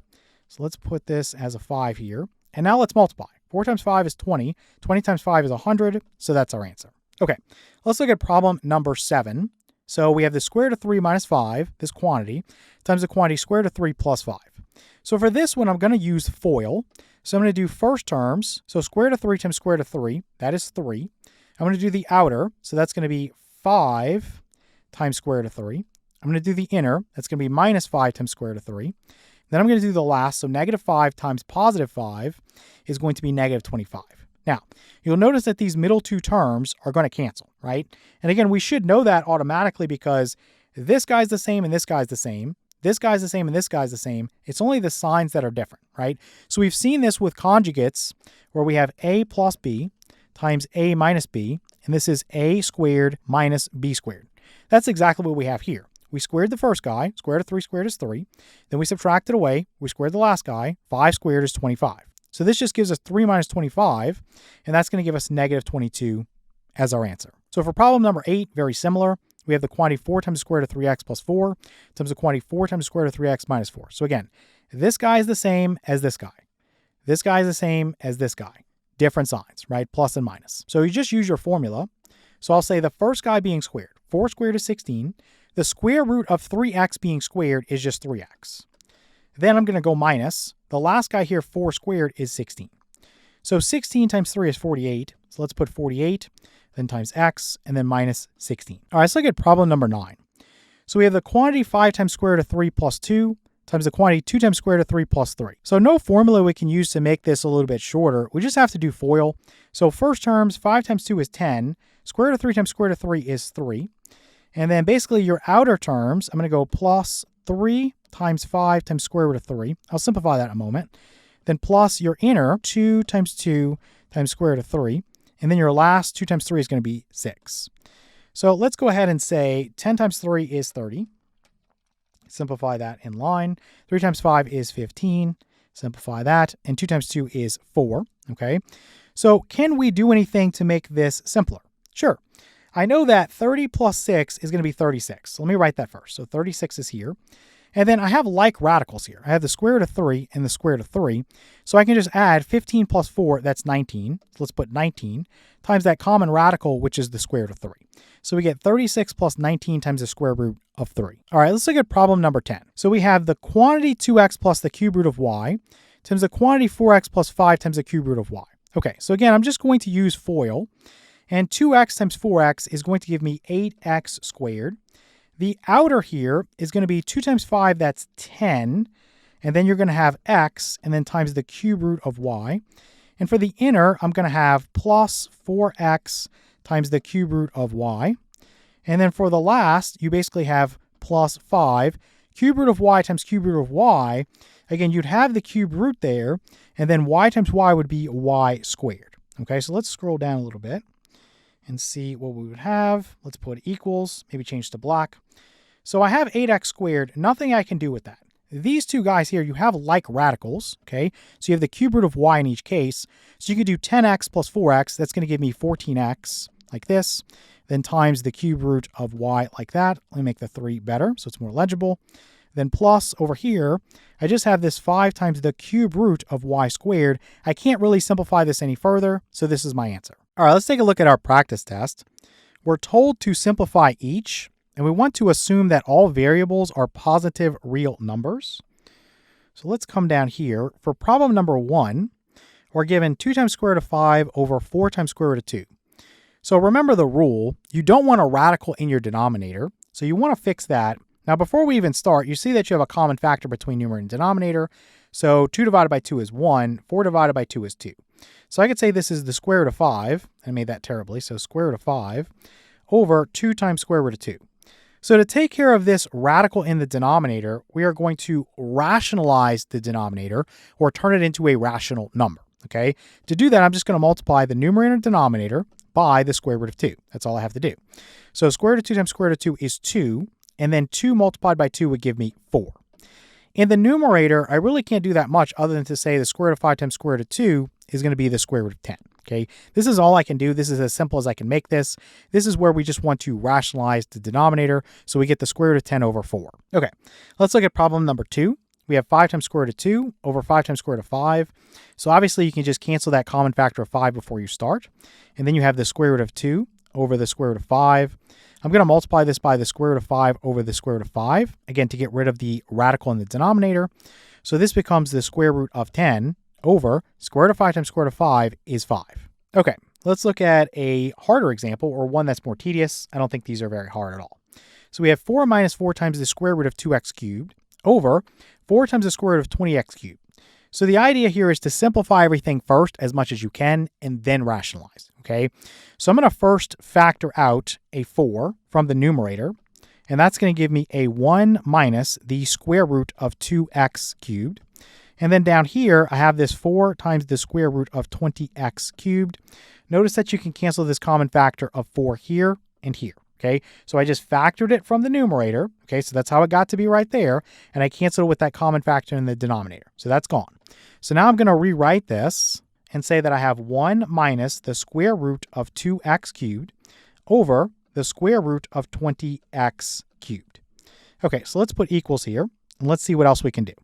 Well, we know that x cubed, if it's underneath a square root symbol, I can make that a little bit better. So this is 1 minus, I'll go ahead and say this is the square root. For x cubed, I'd want to break that into x squared times x. So let's put x squared here. And then times, we'll go the square root of 2x. Again, x squared times 2x gets me right back to that 2x cubed. So this guy right here would simplify into just x. So you can replace that at this point like this.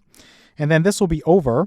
Down here in my denominator, of course, 20 is 4 times 5. And 4 is a perfect square, right? So this would be the square root of 4 times the square root of 5. And then x cubed, again, you want to do the same thing. So let me put x squared here. Let me put x here, right? So the square root of 4x squared is just going to be 2x. So let's put 2x like this, and then times the square root of 5x like this. Okay, so now I think we're making some good progress. Let's put 1 minus x times the square root of 2x over 2x times the square root of 5x. So at this point, this is as simple as we can make it without rationalizing the denominator. So now I want to clear the radical from the denominator. So I'm going to multiply by the square root of 5x over the square root of 5x. So in the top, remember, this is a quantity. If you need to wrap this in parentheses to remind that to yourself, then you can do that, right? So this guy has to multiply by this and this. So let's scroll down here. Square root of 5x times 1 is the square root of 5x. Then minus the square root of 5x times the square root of 2x would be what? So you have x times the square root of 2 times 5 is 10. X times x is x squared. Now we know the square root of x squared is x, so you can get rid of that from here and put an extra x here. So this would now be x squared, okay? So this would be times the square root of 10 only. Okay, so then this is over. Down here I have my 2x. And then square root of 5x times square root of 5x is going to be 5x. 2 times 5 is going to give me 10. So this is 10 here. X times x is going to be x squared. So this would be my simplified answer. There's no radical in the denominator.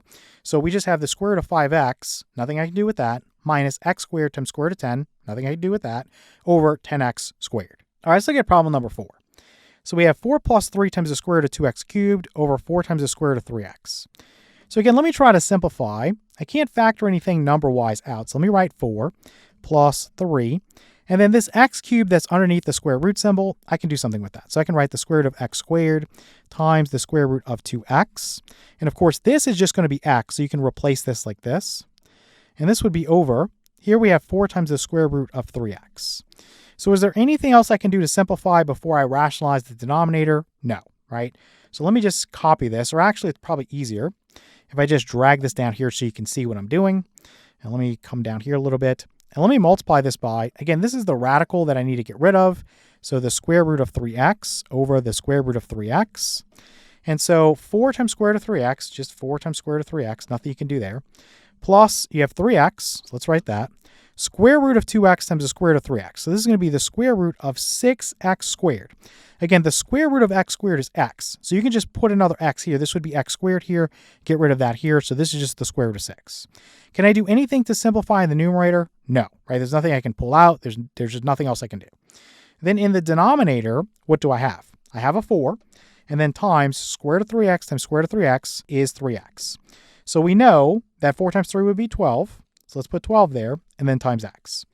Can I pull anything out and further simplify? No, right? There's nothing that's going to be common. You have a 4 here and a 3x squared here. Nothing to pull out other than 1. And down here I have a 12x. So this is going to be my simplified answer. All right, let's look at problem number 5. Just going to tell you in advance, this one's pretty tedious. So we have 2 times the square root of 3x squared y minus 3 times the square root of 3x cubed y squared. Then this will be over 4 times the square root of 13xy cubed. So can we simplify anything before we start? Number-wise, no, you got a 2, a 3, and a 4, so that's not going to work. But underneath here, you have x squared underneath a square root symbol, so pull that out. Again, you can write this out the long way. So 2 times the square root of x squared, and then times the square root of 3y, and then minus 3 times. Again, I'm going to be able to simplify each of these. So let's go the square root. I'll go ahead and say x squared, y squared, and then times the square root of 3, and then looks like I would have an x. Okay, so let's put this over. You have 4 times the square root of, let's go ahead and say y squared, then times the square root of 13xy. So let's put 2 times, square root of x squared is x, and then times the square root of 3y, and then minus the square root of x squared, y squared would be xy, so 3xy times the square root of 3x, and this is over. Let's see, here we would have the square root of y squared is y, so this is 4y, then times the square root of 13xy. So I need to clear this denominator of the radical, so I'm going to multiply by the square root of 13xy over the square root of 13xy. Let's come down here real quick. And let's think about what we're going to have. Let me change the color up. So 2x would be there. And I think about the fact that I have the square root of 3y times the square root of 13xy. Well, 3 times 13 is 39. So let me put the square root symbol. So you have 39. Y times y is y squared. And then you would have x. Now, the square root of y squared is y. So you can put a y there, and you can delete it from there. Let me just put the square root of 39x like this. Okay. Then minus. Now, the next one I have 3xy. So 3xy. And then times your square root of 3x times your square root of 13xy. So square root of 3 times 13 is 39. X times x is x squared. So again, this can come out. So I could put an x squared in there, but the square root of x squared is x. So if you multiplied x by x, you would have x squared there. So let's get rid of this. And then let's just go ahead and put the y in there. Okay, so let me actually make this a little bit shorter, like this. Okay, so that takes care of my numerator. In the denominator, I have this 4y times square root of 13xy times square root of 13xy is 13xy. So this would be 52xy squared.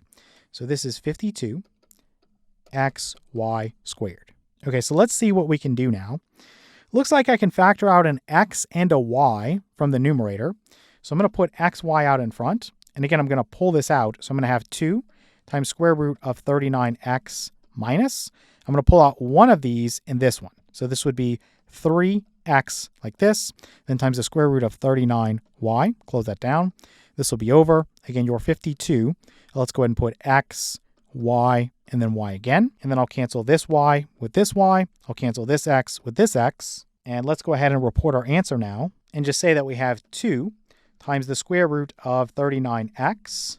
Let me make the 9 better here. And then minus 3x times the square root of 39y. And can't really make the 9 today. And then put this over. We have the 52 and then times y. So this would be our simplified answer. Okay, let's look at problem number 6. So we have 5x over, we have this 3 times the square root of 3x cubed minus 2 times the square root of 3x. Okay, let me slide down here a little bit, put equals. And what can I do? Well, the 5x in the numerator, really I can't do anything with that. In the denominator, this x cubed, again, you can rewrite this. I'll put 3 times the square root of x squared times the square root of 3x. Let me extend this a little bit. Minus 2 times the square root of 3x like this. Let's come down here a little bit.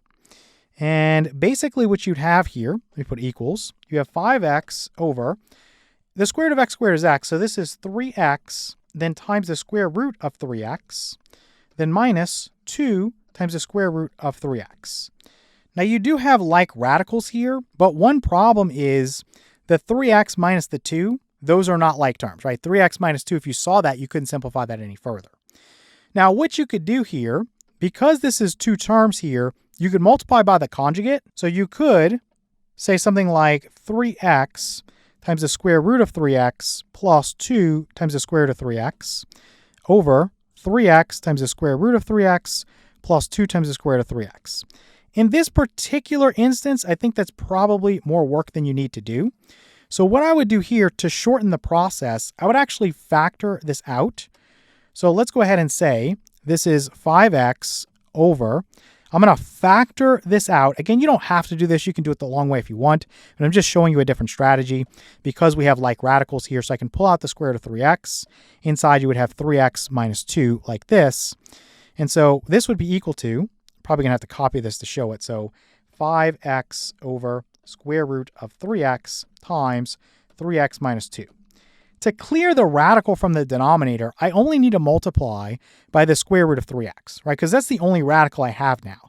In the other situation, I have a radical here and here, so I have to be more advanced with it. It's going to simplify to the same result, so why not make it a little bit easier? Now I can just multiply by the square root of 3x over the square root of 3x, and this would give me what? I would get 5x times the square root of 3x, so that's done. Then down here, you would basically take the square root of 3x and multiply by the square root of 3x, and that would give me 3x, and then times the quantity 3x minus 2. Well, what makes this a little bit nicer also is that if you go the long way, you have to factor and then cancel. From this way, I can immediately cancel this x with this x, and I can go ahead and tell you that my simplified answer is 5 times the square root of 3x over, you would have 3 times the quantity 3x minus 2. And again, you could put that in and say this is 9x minus 6. If you wanted to, it's really up to you. So let's just go ahead and do that for the sake of completeness, because some will want to put their answer that way. 3 times 3x is 9x, and then minus 3 times 2 is 6. Okay, let's look at problem number 7. So 4 over 5 times the square root of 5x cubed plus 3 times the square root of 2x cubed. All right, let's come down here, and let's say that we have 4 over. This guy can be simplified because, again, it's 5 times. If I wrote this as the square root of x squared times the square root of 5x, this is just going to be x. So let's put 5x times the square root of 5x like this, and nothing else I can do there, plus, again, I can write this as the square root of x squared.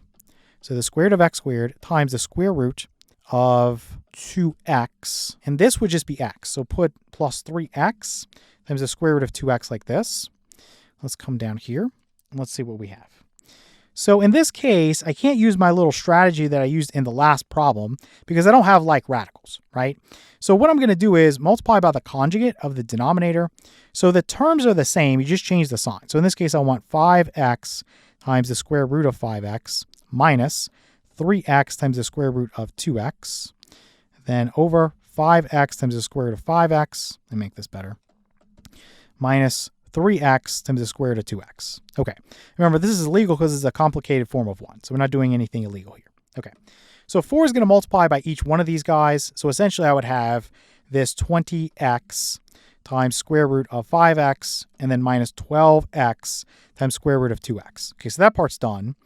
Down here, remember, you can just use your formula, square the first guy. So 5x squared is 25x squared, then times, if I square the square root of 5x, I get 5x. We can combine that in a moment. Don't worry about it for right now. Then minus the last guy squared. Remember, if you go through and use 4 here, the middle 2 are going to drop out. So it's just a waste of time for you to expand that effort and then have to cancel it. So this last guy squared is 3 being squared, that's 9. X being squared is x squared. Square root of 2x being squared is 2x. Okay, so let's think about what we can do here. Between the numerator, let's look at the number. So 20, I have 4 times 5, 12 is 4 times 3, 25 is 5 times 5, and 9 is 3 times 3. So I can't really pull anything out number-wise. Variable-wise, though, everything has an x. So I could cancel that, right? So in other words, I could pull out an x from the numerator, and I would have 20 times the square root of 5x minus 12 times the square root of 2x. There's really nothing else I can do or pull out there. I could pull out a 4 right? That's common, but there's nothing to cancel with it in the denominator, so it's kind of pointless. Then over, in the denominator, if I pull out an x, what am I going to have? Well, 25 times 5 is going to give me 125. And then I pulled out an x, so I just have my x squared there. Then minus from here, 9 times 2 is 18. And then if I pull out an x, I just have x squared there. Now, because there are like terms inside, the 125x squared minus 18x squared, you can go ahead and do that operation. 125 minus 18 is 107. So we can just erase this and put 107 x squared there. And then I'm just going to come through and cancel this x with this x. And this is going to lead me to my simplified answer, which is 20 times the square root of 5x minus 12 times the square root of 2x. This is all over 107x squared. All right, let's do problem number 8. This one is a little bit tricky because you have a cube root now. So let's go ahead and write the numerator. I'm just going to flip the order and put 5x minus 4. Of course, you don't have to, just something I'm going to do. In the denominator, you notice you have the x to the 4th power. And again, this index here is a 3. So let's write 5 times the cube root of x cubed. So times the cube root of, this is going to be 12x. Okay, so this is going to simplify. The cube root of x cubed is just x. Let's just put that there. Now let's think about what we need to do to clear this radical from the denominator.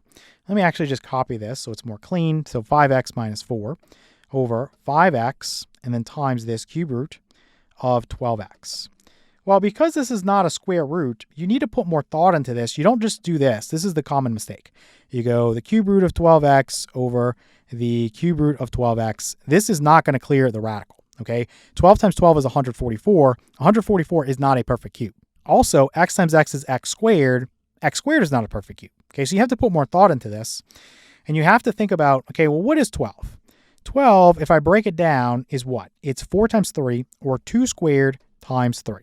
The x here is really easy. Let's just put that in there. So how do I get this to be a perfect cube? Well, basically, I look at my exponents and I think about, okay, well, I want each of them to be a 3. So when I form my number, I need an additional 2. So let's go 2 to the 1st power. I need 2 additional 3s. So let's go 3 squared. And I need 2 additional x's. So let's go x squared there. So I'd want to use this guy right here, okay?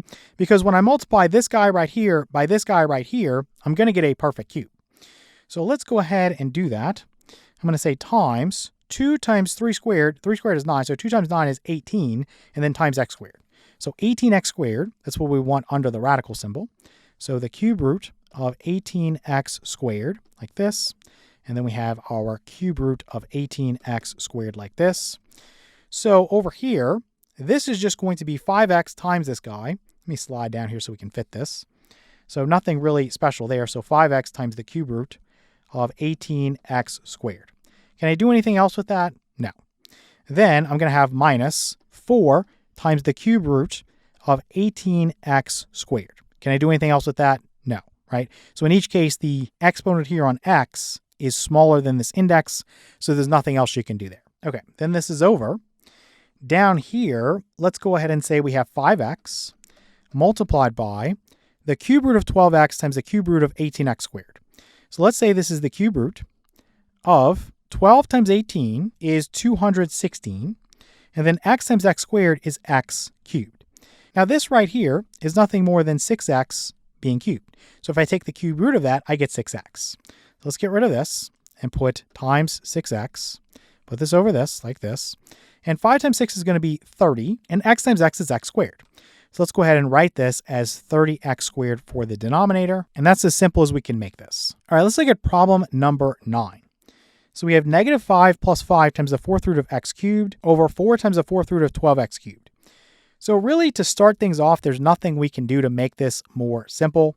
So I'm just going to start by taking this 12 here and thinking about it. Again, 12, like we just saw, is 4 times 3. And 4 is 2 times 2, right? So I have 2 squared times 3 to the 1st power. And now I have this x cubed, so times x cubed. So again, what do I need to multiply this by to get to a perfect fourth? I need 2 more copies of 2, so 2 squared. I need 3 copies of 3, so 3 cubed. And I need 1 copy of x, so x to the 1st power. So this is 4 times 27, which is 108 times x. So let's go ahead and say that this is the 4th root of 108x. and this is the fourth root of 108x. Okay, so what is this going to give us? Well, negative 5 is going to multiply by this fourth root of 108x. Then plus, we have 5 times your fourth root of x cubed times your fourth root of 108x. So x times x cubed is x to the fourth power. So let's go ahead and write the fourth root of x to the fourth power. We'll simplify that in a second. Then times, you're going to have the fourth root of 108. Okay, so let's just go ahead and write this as x here for right now. And maybe let's slide this down here like this. And then let's put this over. Down here, you have this 4. And then you have the fourth root of 12x cubed times the fourth root of 108x. So what is 12 times 108? It's 1,296, which is 6 to the fourth power. So let's put times the fourth root. I'll go ahead and say 6. I'm going to raise this to the fourth power in a moment. And let's just do that now. So then we have this x cubed times x. So that's going to be x here. So I'm wrapping the 6x here inside of parentheses, raising it to the fourth power, just so it's crystal clear that basically you're going to be left with times 6x there, okay? So this would be 4 times 6x, which is 24x. And can we do anything else to simplify here? You have a 5 that's common here, but you can't cancel with anything. You don't have an x here, but you have an x here. And you have the fourth root of 108x and the fourth root of 108, so there's really nothing else you can do. This is our simplified answer. All right, let's look at problem number 10. So we have negative 4 plus 3x squared over 2x plus 2 times the square root of 3x. Let me come down here and see what we're working with here. So negative 4 plus 3x squared over, let me factor this 2 out. I think it's going to make it a little bit easier. So x plus square root of 3x. And basically, there's nothing we can do to really simplify. I'm just going to multiply the numerator and denominator by the conjugate of what's inside the parentheses here. You could do the 2x minus 2 times square root of 3x, but I think that's extra work. So let's just go ahead and do x minus the square root of 3x over x minus the square root of 3x like this. And let me make that a little bit cleaner. And let's see what we get here. Let's put equals. Let's come down here. So you're going to do the first terms here. Let's go ahead and wrap this like this. Negative 4 times x is going to be negative 4x. Then you're going to do your outer. Negative times negative is positive. 4 times square root of 3x is 4 times square root of 3x. Then you're going to do your inside. 3x squared times x is plus 3x cubed. And then for the final, it's going to be negative, right? Positive times negative is negative. Then you have 3x squared. Let me scooch this down. Then times your square root of 3x. Now, can I do anything to simplify there? Not really. I'd probably just write it in a different order. Let's say it's 3x cubed, and then I'll go minus 3x squared times the square root of 3x, and then let's maybe go minus 4x like this, and then plus 4 times the square root of 3x. Okay, so that's my numerator.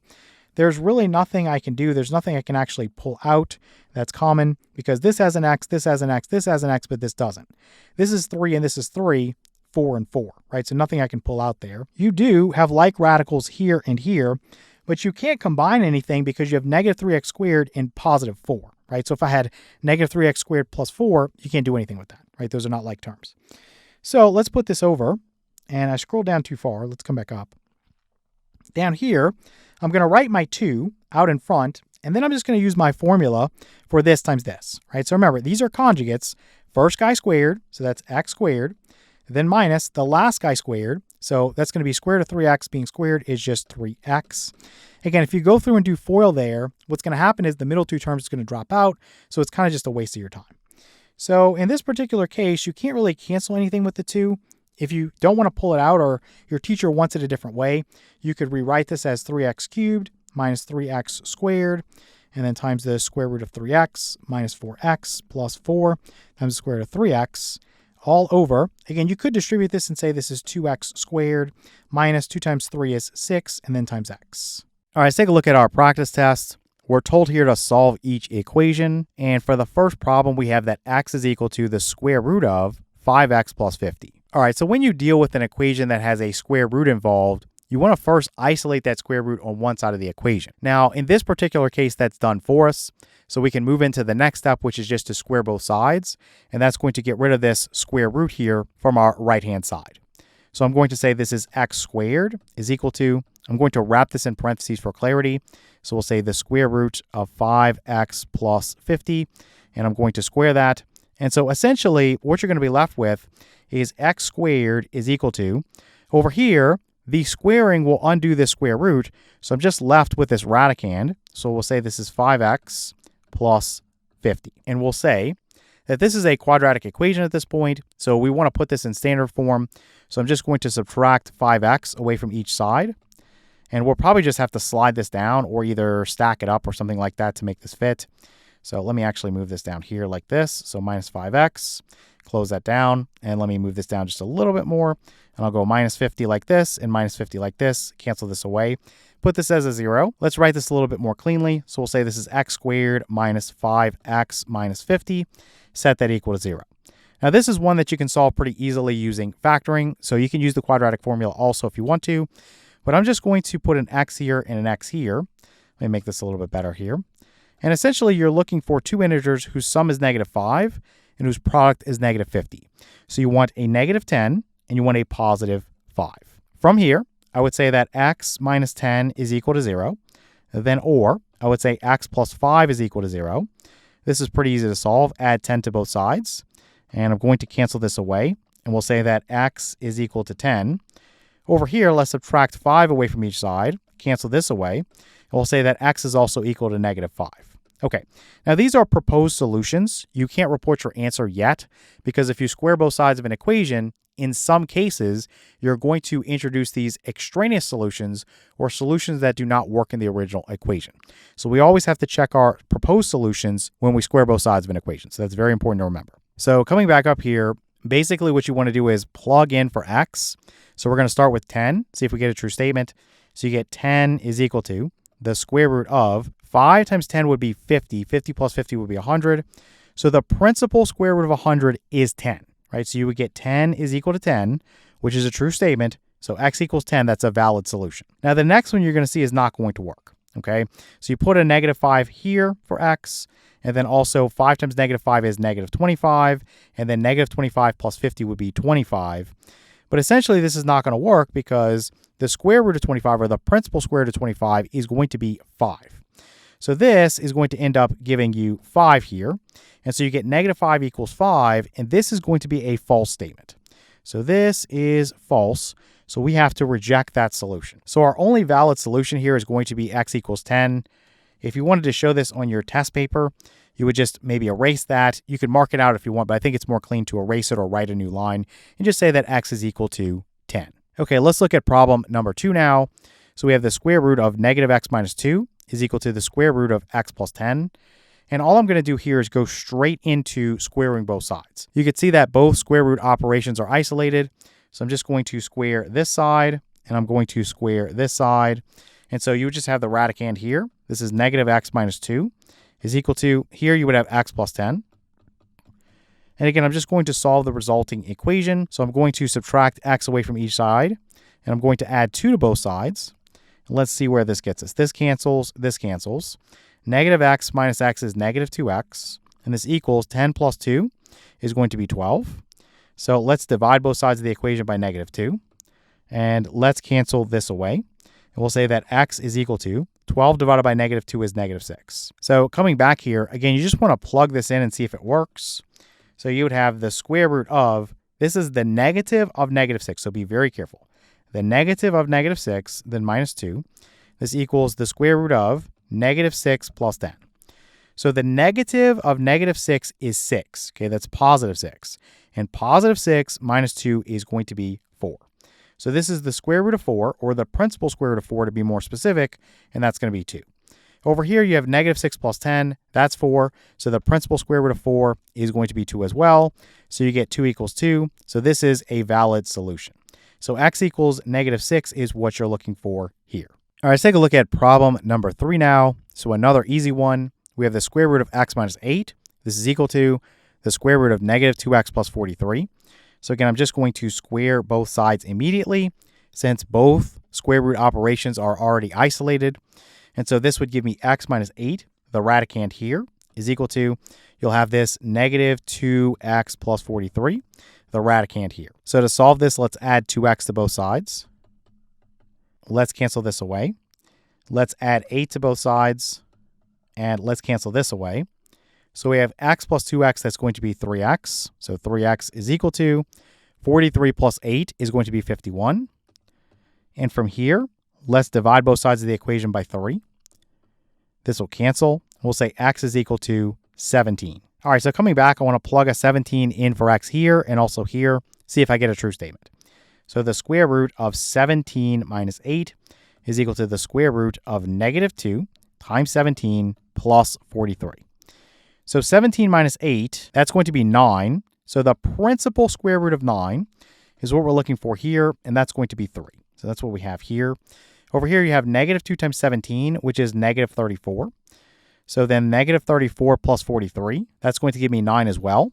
So once again, the principal square root of 9 is going to give me 3. So you get 3 equals 3. So this is going to be a valid solution. So we can just report our answer and say that x equals 17. All right, let's take a look at problem number 4 now. So we have the square root of 2x minus 6 is equal to, we have the square root of negative 2x plus 22. All right, so I'm going to square both sides because both of these square root operations are already isolated. And then that's going to give me the radicand in each case. So you have the 2x minus 6 is equal to negative 2x plus 22. Let's solve this by adding 2x to both sides of the equation here. We know that this right here is going to cancel.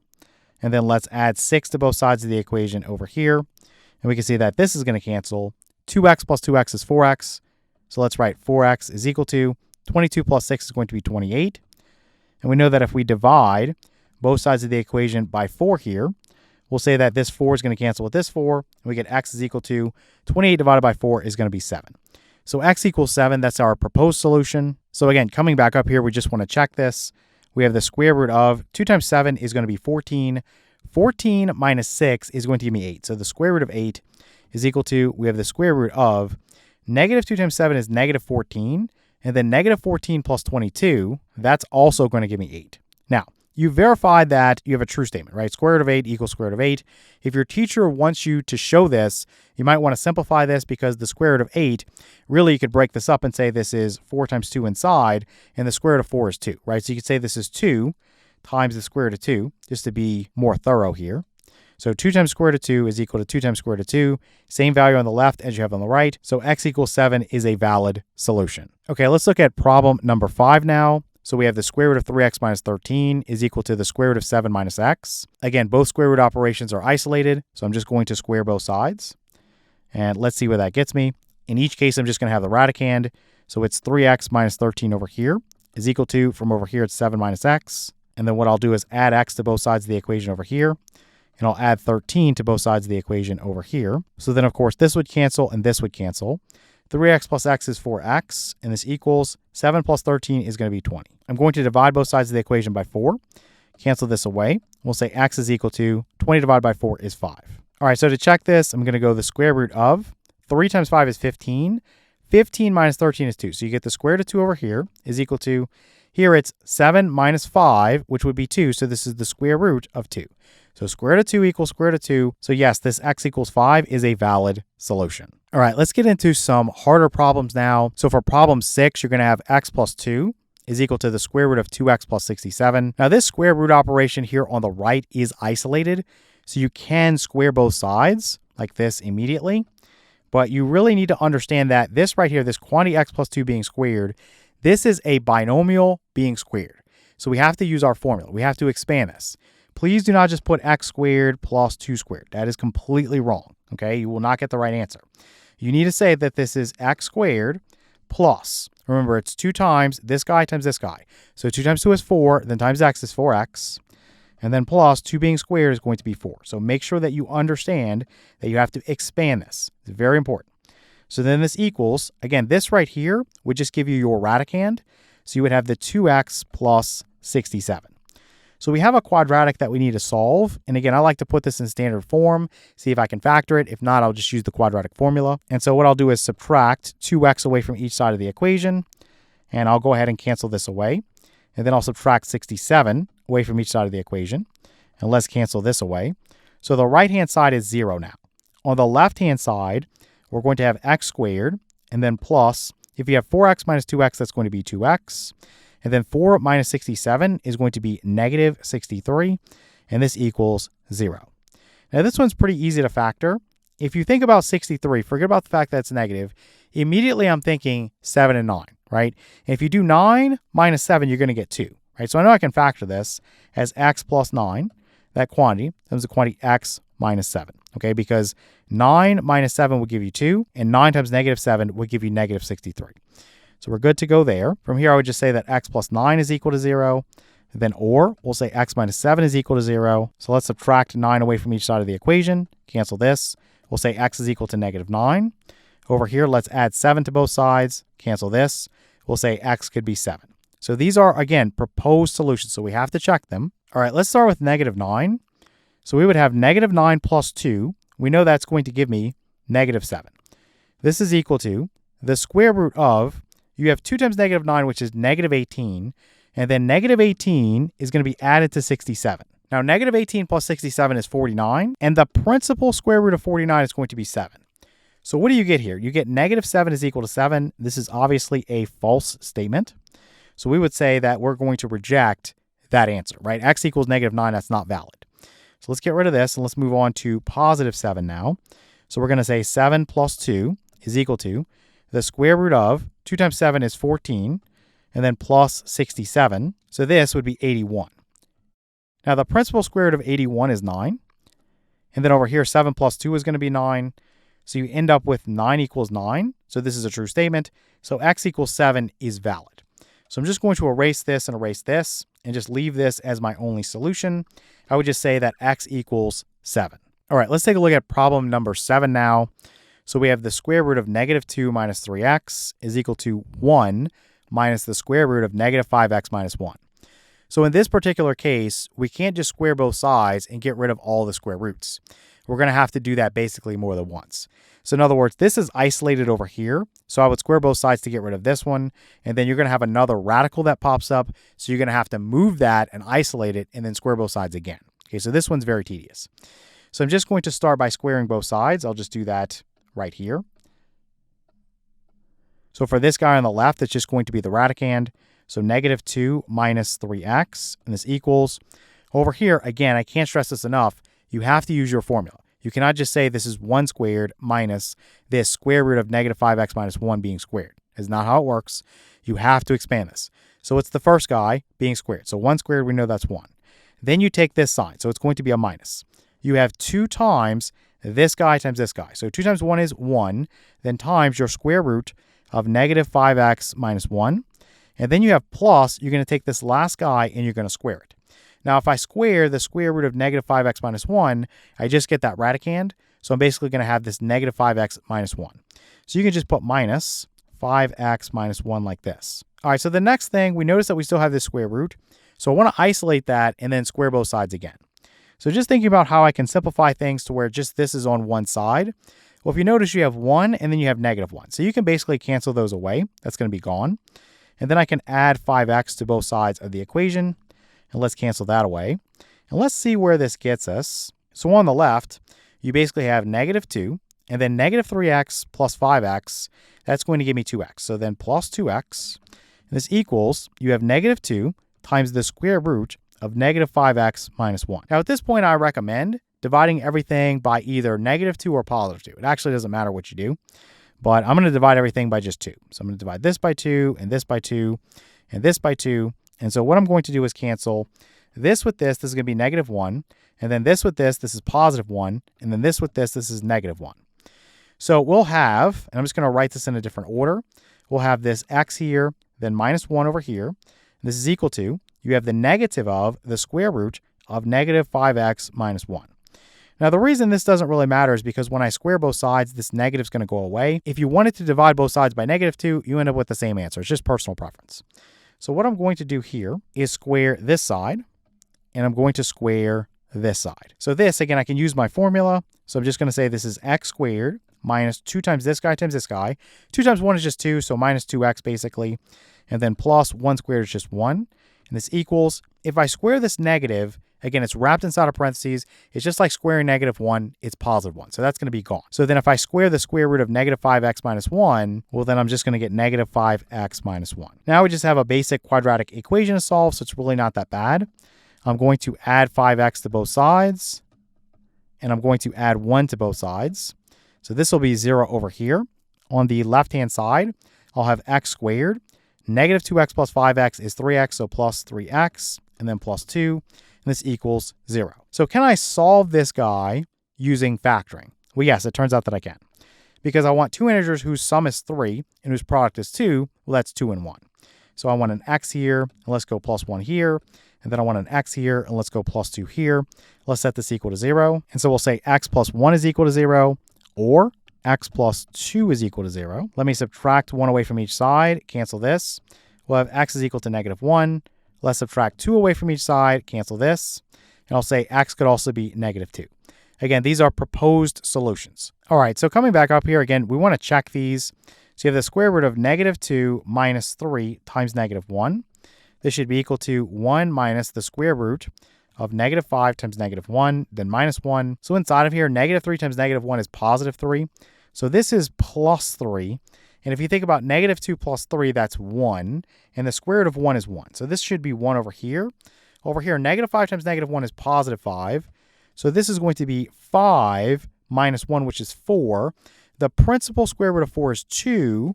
And basically you have 1 minus 2, which is going to be negative 1. So this is false, right? 1 is not equal to negative 1. This is a false statement. So this guy needs to get rejected. All right, moving on to negative 2, we'll go the square root of. We'll just kind of eyeball this. So negative 3 times negative 2 is positive 6. So negative 2 plus 6, this is going to be 4. And the principal square root of 4 is going to be 2. So this side would be 2. Let's put 2 here. This equals, over here, you have negative 5 times negative 2, that's positive 10. 10 minus 1 would be 9, and the principal square root of 9 is 3. So you have 1 minus 3, and basically, let me make that 3 better. 1 minus 3 is negative 2, so this one's false as well. So this one is false as well. So what happens is, in these scenarios, you don't have a solution, right? Your proposed solutions both failed, so you would erase this. Those are not valid, and so you're going to come back and say that there's no solution. So no solution. Again, a lot of people like to write that symbol for the null or empty set.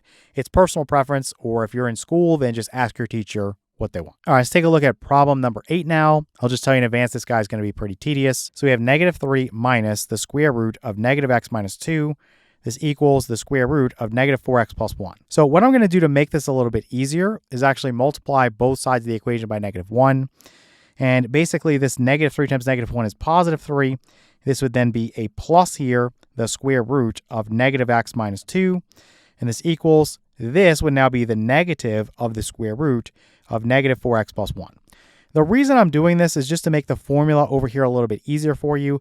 A lot of students struggle when this leading guy over here is negative.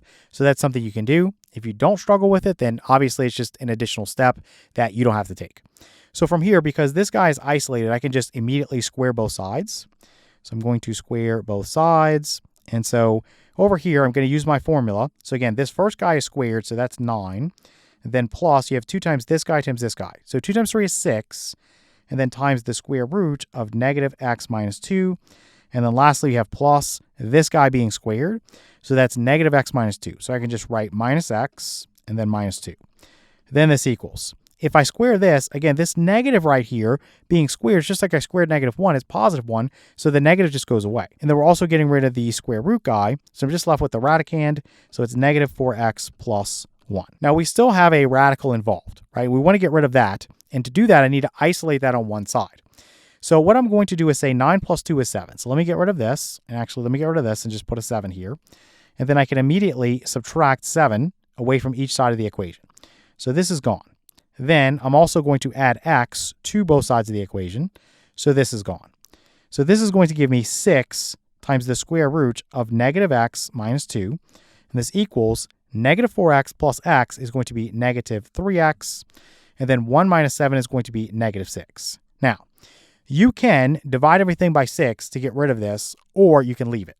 If you divide everything by 6, what's going to end up happening is you're going to have a negative 1/2 there as a coefficient. You're going to have to plug that into your formula, so it's going to be a little bit more difficult.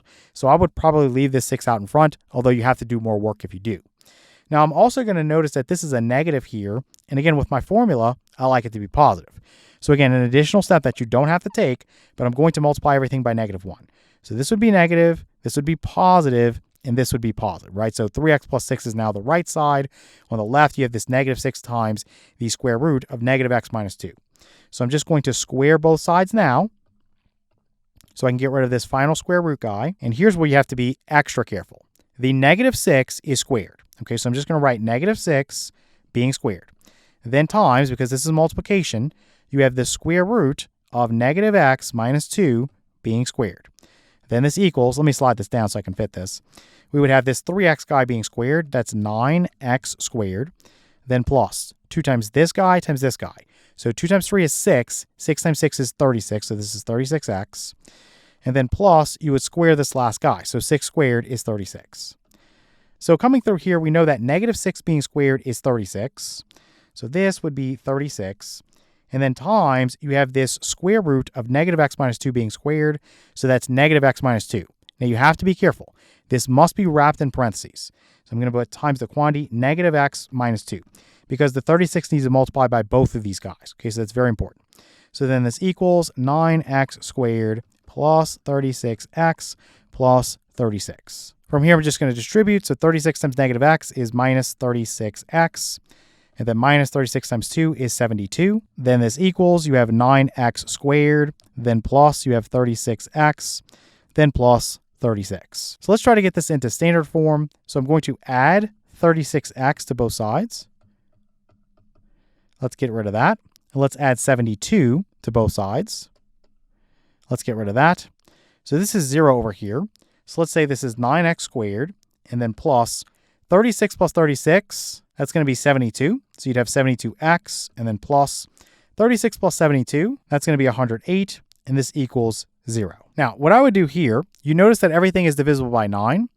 I would just divide by 9 everywhere, just to make this a little bit simpler, and then we can solve it using factoring pretty easily. So I'll say this is x squared, plus this would be 8x, then plus this would be 12, and this equals 0. So give me two integers whose sum is 8 and whose product is 12. So that's going to be 6 and 2, right? So we would have x plus 6 and then x plus 2. So to get our solution here, we would say x plus 6 is equal to 0, or x plus 2 is equal to 0. Let's subtract 6 away from each side. This cancels. You get x equals -6. Over here, let's subtract 2 away from each side. This cancels. So you would also have that x is -2. So again, these are proposed solutions. We have to check them. Okay, so coming back here, we just want to check these solutions. So you have -3 minus the square root of, again, this is a negative out in front. So it's the negative of -6, which is 6. And 6 minus 2 would be 4. So basically, you have -3 minus the principal square root of 4 is 2.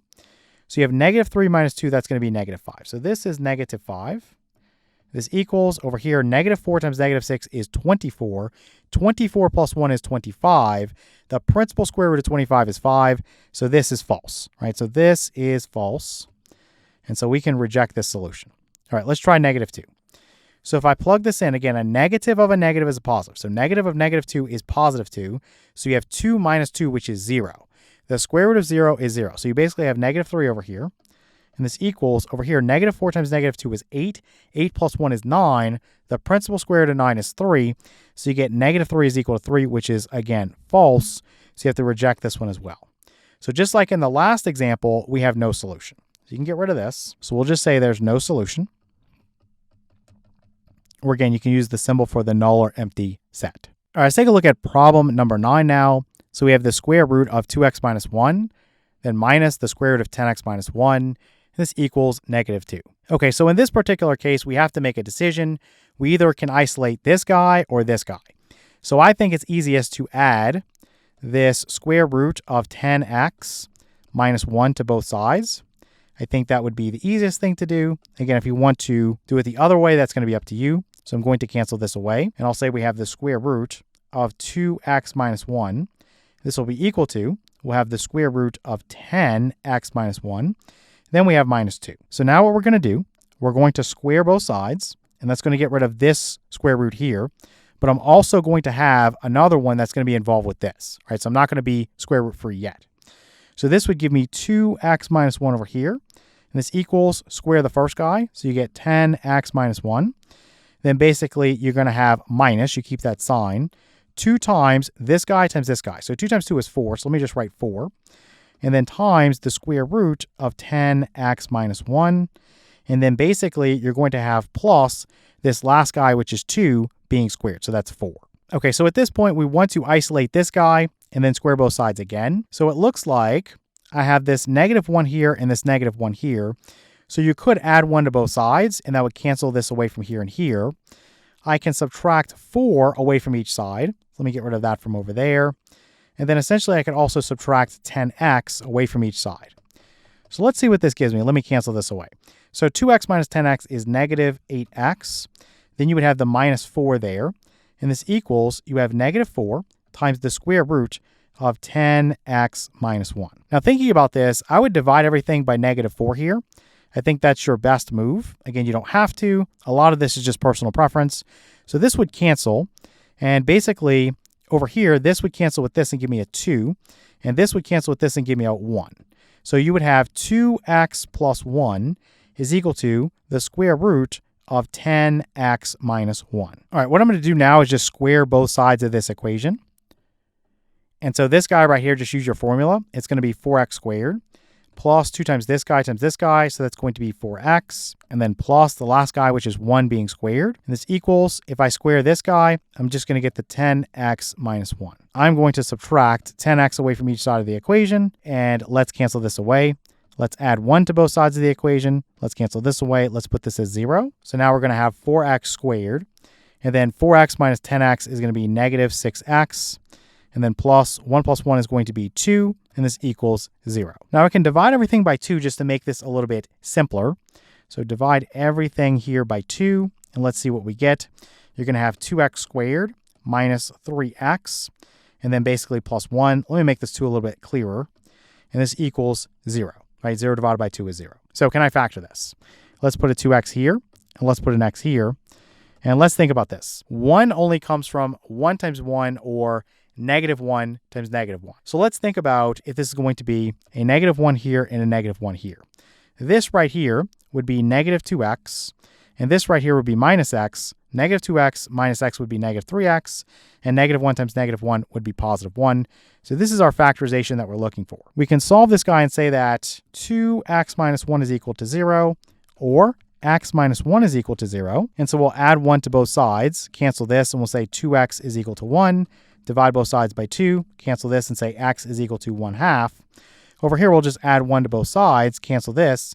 So x could be 1/2 or x could be 1. Okay, let's come back up and check these solutions. So for 1/2, let's just eyeball this. So 2 times 1/2 is 1. 1 minus 1 is 0. So the square root of 0 is 0. So then you have negative square root of 10 times 1/2 would be 5. 5 minus 1 would be 4.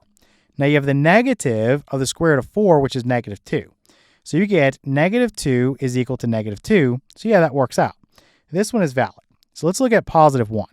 So 2 times 1 is 2. 2 minus 1 would be 1. Square root of 1 is 1. So this is 1. And then minus, you have the square root of 10 times 1 is 10. And then minus 1 is 9. So the principal square root of 9 is 3. So this is 1 minus 3 is equal to -2. Yeah, that works as well. You would get -2 equals -2.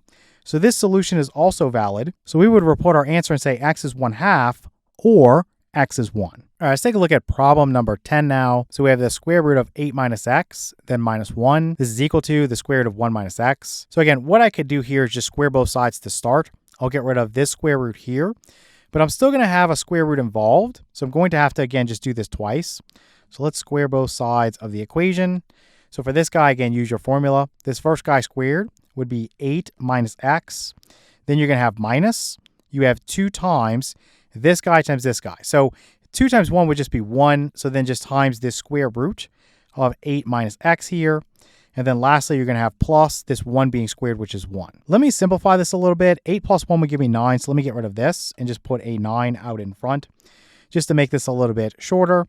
And then I'll say this is equal to, if I square this, I'm just going to get 1 minus x. From here, what I want to do is isolate this guy, right? So put this guy on one side by itself. So what I can do, you'll notice that I have a negative x here and I have a negative x here. So I can actually get rid of that legally because you could add x to both sides. So I'm going to cancel it from here and here. Then additionally, what I could do is subtract 9 away from each side of the equation.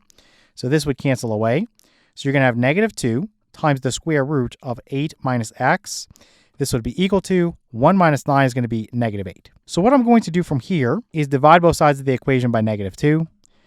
And so this is going to cancel. You'll have the square root of 8 minus x. This is equal to negative 8 divided by negative 2 would be positive 4. And then from here, I'm just going to square both sides. So I'm going to square this side and then square this side. And so this is going to give me 8 minus x is equal to 4 squared is 16. Very easy equation to solve. I'm going to subtract 8 away from each side of the equation, cancel this away. I'll say I have negative x is equal to 8. To finish this up, I can multiply both sides by negative 1. So you have x is equal to negative 8. So coming back up, I'm going to plug in a negative 8 for x here and also here. So 8 minus a negative 8 is the same as 8 plus 8. That's 16. The principal square root of 16 is 4. So you'd have 4 minus 1, which is 3. So this is going to be 3 over here is equal to, over here, you would have 1 minus a negative 8. Again, minus a negative is plus a positive. So this is 1 plus 8, which is 9. The principal square root of 9 is 3. So you get 3 equals 3. So that's obviously a true statement. So we can say that x equals negative 8 is a valid solution. All right, let's take a look at our practice test. We're told to solve each equation, and we're going to start with problem number 1. So we have the cube root of 2x minus 2. This is set equal to negative 2. So the idea here is that we have our cube root of 2x minus 2 isolated on the left-hand side. So I can immediately just cube both sides of this equation. That's going to get rid of this radical on the left. So I'm going to have just the 2x minus 2 here. And this will be equal to negative 2 being cubed is negative 8. I'm going to solve this simple linear equation. I'm going to add 2 to both sides. Cancel this away. We'll have 2x is equal to negative 8 plus 2 is going to be negative 6. Divide both sides of the equation by 2. This cancels. You get x is equal to negative 3. Now, when you square both sides of an equation, you lose information, right? If you square a negative, you get a positive. If you square a positive, you get a positive. But if you cube both sides of an equation, there's no information loss. In other words, if I cube a negative, I keep a negative. And if I cube a positive, I get a positive. So you do want to check these to make sure you got the right answer, but you're not checking for extraneous solutions like you do when you square both sides. So it's important to note that. So let's come back up here, and I'm just going to note that we're going to check x is equal to negative 3. Again, as long as we didn't make a silly mistake, this should work. So we have the cube root of 2 times negative 3, then minus 2. This should be equal to negative 2. So 2 times negative 3 is negative 6. Negative 6 minus 2 is negative 8. So this right here would be the cube root of negative 8, which is negative 2. So we can just erase this and say that negative 2 equals negative 2. So we have a true statement. So our guy here, this x equals negative 3, that is a valid solution. Okay, let's look at problem number 2 now. So we have the fourth root of 5x minus 4 plus 5 is equal to 7. So let's just copy this. We have the fourth root of 5x minus 4. What I'm going to do is subtract 5 away from each side of this equation. This would cancel away. We'll say this is equal to 7 minus 5 is going to be 2. So now that this radical here is isolated, I'm going to just raise both sides to the fourth power. That's going to undo this fourth root. So let's do that over here as well. And so here I would just have my radicand. So I'm looking at 5x minus 4 is equal to 2 to the fourth power would be 16. So what I would do here is add 4 to both sides of the equation. Cancel this. We'll have 5x is equal to 16 plus 4 is going to be 20. We would divide both sides of the equation by 5. Cancel this away. We get x is equal to 4. Now, if you're raising both sides to the fourth power or squaring or something that's an even power, again, you take a negative, and when you raise it to an even power, it becomes a positive, or a positive would stay a positive. Okay, so you get this information loss when you raise both sides to an even power. So you always want to check for extraneous solutions when you do this. So we're going to check x equals 4. So let me put this over here, x equals 4. And we're just going to check this real quick. I'm going to plug that in there. So you would have the fourth root of 5 times 4 is 20. 20 minus 4 is 16.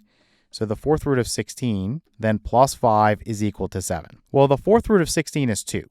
So let's erase this and put a 2 here. And we know that 2 plus 5 is 7. So we get 7 equals 7. So again, we're going to say that our solution here is valid. We get this x equals 4. All right, let's take a look at problem number 3 now. So we have the square root of 5 times the square root of 3x minus 11. And this equals the square root of x plus 11. Now, there's multiple ways to solve this. You could square both sides immediately, and then you're going to have to square both sides again. So you could do it that way. What I like to do is write this in exponential form. and then I'm going to actually end up raising both sides to the 4th power. So I'm going to first wrap this in parentheses. This is a square root, so that's the same as raising to the 1/2 power. I'll say this is 5 times. This is a square root operation, so that's being raised to the 1/2 power. And inside, we have this 3x minus 11. I'm just copying this from the radicand. So then this equals, over here, again, I'm just going to convert this. This will be x plus 11 raised to the 1/2 power. What I'm going to do is just simplify everything. So 5 would be raised to the 1/2 power. So I'm just going to write that 5 to the 1/2 power. And then basically you have times this guy right here. You use your power to power rule. So 1/2 times 1/2 is a 4th. So you have this 3x minus 11 raised to the 1/4 power. And this equals, over here, this stays the same. So x plus 11 raised to the 1/2 power. Okay, so like I said, I'm going to raise both sides here to the 4th power. And that's going to clear everything. So let's do that over here. If you don't like this, then again, you could just square both sides. You just have to square both sides again. You're just going to have to do it twice. So over here, I'm just going to use my power to power rule. So 5 would stay the same. And basically, you would multiply exponents. So you would have 1/2 times 4. And 1/2 times 4 is going to be 2. So this is 5 squared, or you could put 25 if you want now. And then times this guy right here, this 3x minus 11, that's the base. That stays the same. Power to power rule, 1/4 times 4 is 1. Right? So this is basically going to stay in parentheses because this 25 needs to multiply both of these. Then this is equal to, again, this is your base. So let's just write x plus 11 here. And then power to power rule says that your 1/2 is multiplied by your 4, and 1/2 times 4 is 2. So this is squared. We would use our distributive property. So 25 times 3x would be 75x. And then minus 25 times 11, that's going to be 275. And this equals, over here, I'm just going to use my formula. So this is x squared plus 2 times x times 11. So that's 22x. Then plus 11 squared is 121. Okay, so at this point, I realize that I have a quadratic equation. And so I'm just going to put this in standard form. It looks like it's going to be a little bit too big to factor. That's something you could do if you wanted to. But I would probably just use the quadratic formula in this case. So let's say that we're going to add 275 to both sides of the equation. Cancel this away. Let's subtract 75x away from each side of the equation. Cancel this away, so this side's 0. And I'm just going to flip it around and say that x squared, and then 22 minus 75, that's going to be negative 53, so I'll put minus 53x, and then plus 121 plus 275, that's going to be 396, and this equals 0. So this is something you could solve using factoring. I think for most people, the numbers are just simply too large. And so you're better off just using a calculator in terms of time. So I'm going to set up my quadratic formula. X equals the negative of b. So here b is negative 53. And then we have plus or minus the square root of. You have b squared. So that's negative 53 being squared. And then minus 4 times a. A is 1 here. Right? It's the coefficient of x squared. Then times c. C is 396. It's that constant term there. And then this is all over 2a. Again, a is 1, so this is over 2. Now, this is something you can punch into your calculator. So you got negative 53 squared. That's going to be 2,809. And then you're going to subtract away. You have 4 times 396. That's 1,584. So if you do 2,809 minus 1,584, you get 1,225. So let me replace this and put 1,225. And then I would just hit the square root key, and that's going to give you 35. So let's erase this and just put 35 here. Negative of a negative is positive, so let's fix that and just put that as 53. So this gives us x is equal to, you have 53 plus 35, which is 88. You divide that by 2, you get 44. Then the other one would be 53 minus 35. That's 18. Divide that by 2, and you get 9. All right, so we did raise both sides of the equation to the 4th power. Again, if you raise both sides of an equation to an even power, such as squaring or raising to the 4th power or something like that, you do need to check for extraneous solutions. So that's really important. So here I'll start with 44. So you're going to plug in a 44 there and a 44 there. And I think we can see on the right-hand side, 44 plus 11 would be 55. So this would be the square root of 55. So let's see what we get over here. 3 times 44, that's 132. Then minus 11, that's 121. And if you took the square root, you get 11. So essentially what you would have here is the square root of 5 times 11, which is 55. Right? So the square root of 55 equals the square root of 55. So this one does work out. So let's go to the other one, which is 9. So here, 9 plus 11 is 20. So you'd have the square root of 20, which of course you could simplify. 20 is 4 times 5. and the square root of 4 is 2. So you could say this is 2 times the square root of 5. So 2 times square root of 5, that's over there on the right.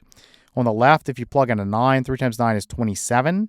27 minus 11, that's going to be 16. Take the square root of 16, you get 4. So this would be 5 times 4, that's 20. So the square root of 20, again, is 2 times square root of 5. Okay, so we get 2 times square root of 5 equals 2 times square root of 5, so this one works as well. So we'll go ahead and say that our solutions here, x equals 44 or x equals 9, those are both valid. All right, let's take a look at problem number 4 now. So we have the square root of 7 times the square root of 6x plus 9. This is equal to the square root of 5x plus 3. All right, so in the last problem, problem number 3, we had the same setup. And what I did was write these in exponential form, and then I ended up raising both sides to the 4th power. Here I'm going to take a different approach, just so you can see that. And I'm just going to immediately square both sides of this equation. So what would happen if we did that? Well, basically you would have this radicand here, right? Because this exponent of 2 will cancel with this index of 2 here. So I'm left with this radicand, which is 7 times the square root of 6x plus 9 is equal to, over here I would just have this radicand here. So this is 5x plus 3. Now in this case, I'm not radical free. So what I have to do is square both sides again. Now you can divide both sides by 7 if you want, but I think you'd have some nasty fractions there, so I don't think you want to do that. So I'm just going to square both sides like this. And let's see what that gives us. So you have to square 7, that's going to be 49. And then it's going to multiply by this guy right here being squared. Now make sure you wrap this in parentheses because the 49 needs to multiply by the 6x and the 9. So I'm just going to take the radicand, again, wrap it in parentheses, so 6x plus 9 here. And this equals, here I use my formula, 5x being squared is 25x squared, then plus 2 times 5x times 3. 2 times 5 is 10, times 3 is 30, so this is 30x, then plus 3 being squared is 9. So 49 times 6x is 294x, then plus 49 times 9, that's 441, and this equals, you have 25x squared plus 30x, and then plus 9. Okay, what I'm going to do from here is just put this into standard form. So I'm going to subtract 294x away from each side of the equation. Let's cancel this away. Let's subtract 441 away from each side of the equation. Let's cancel this away. Let's put this as 0. So I'm going to flip this around like I always do and say this is going to be 25x squared. If we look at 30x minus 294x, that's going to give me negative 264x. And then lastly, 9 minus 441, that's going to give me negative 432. Then we'll just say this is equal to 0. All right, so what I would do here is actually use the quadratic formula. You can factor this left-hand side, but again, these numbers are really big, so I don't advise that in this case. Just use your calculator and punch it in and get your answer that way. So x is equal to the negative of b. So b is negative 264. So we know negative of a negative is positive, so let's just skip that and put that this is 264. Then plus or minus the square root of, you have b squared. Let's just punch this into the calculator now. Negative 264 squared, that's going to be 69,696. So a really big number. Then minus, let me slide this down so it all fits. You have 4 times a is 25, then times c is negative 432. So let's just work with the absolute values. 4 times 25 is 100, and then 100 times 432, that's just me putting 2 zeros in the end of 432. So that's 43,200. Okay, we know this is negative times negative, so that's positive. So I'm just going to erase this and put a plus sign, and then just drag this in here. And let's just punch this into our calculator really quickly. 69,696 plus 43,200. That is going to give me 112,896. Now, if you hit the square root key, you're going to get 336. So let's put 336. And let's remember this is over 2a, and a is 25, so 2 times 25 is 50. Okay, so we probably need the calculator for even this step. So let's start with x is equal to, let's go 264 plus 336, and that's 600. Divide that by 50 and you get 12. The other one, 264 minus 336, that's going to be negative 72. And so that would be divided by 50. So this is just a fraction we need to reduce. And so each here is divisible by 2. Negative 72 divided by 2 would be negative 36. 50 divided by 2 would be 25. and there's no other common factors other than 1, or you could say -1 between the two. 25 is 5 times 5, and 36 is not divisible by 5. Okay, let's grab these. Okay, coming back up here, we just need to check these guys. And again, I know this part's tedious, but again, if you raise both sides to an even power, you need to be very, very careful because you can get extraneous solutions. So let's say that we have the square root of, we have 7 times the square root of 6 times 12. Now, 6 times 12, that's going to be 72, then plus 9, that's 81. So I think we all know that the principal square root of 81 is 9. So this becomes 7 times 9, or 63. But I would just simplify this because the square root of 9 is 3. So you can say this is 3 times the square root of 7. So this is 3 times the square root of 7. Over here, we'd have 5 times 12, that's 60. 60 plus 3 is 63. So again, the square root of 63 is 3 times the square root of 7. So this x equals 12 does work. Now I'm going to tell you in advance the other one does not work, but let's just go through it. So we have the square root of 7 times the square root of 6 times, you have this negative 36 over 25, then plus 9. This equals, over here, the square root of, you have 5 times negative 36 over 25, then plus 3. The right side is a lot easier to do. So let's cancel this with this and put a 5 down here. So this would be negative 36 over 5. And then basically you're trying to add that to 3. So let's say this is going to be times 5 over 5.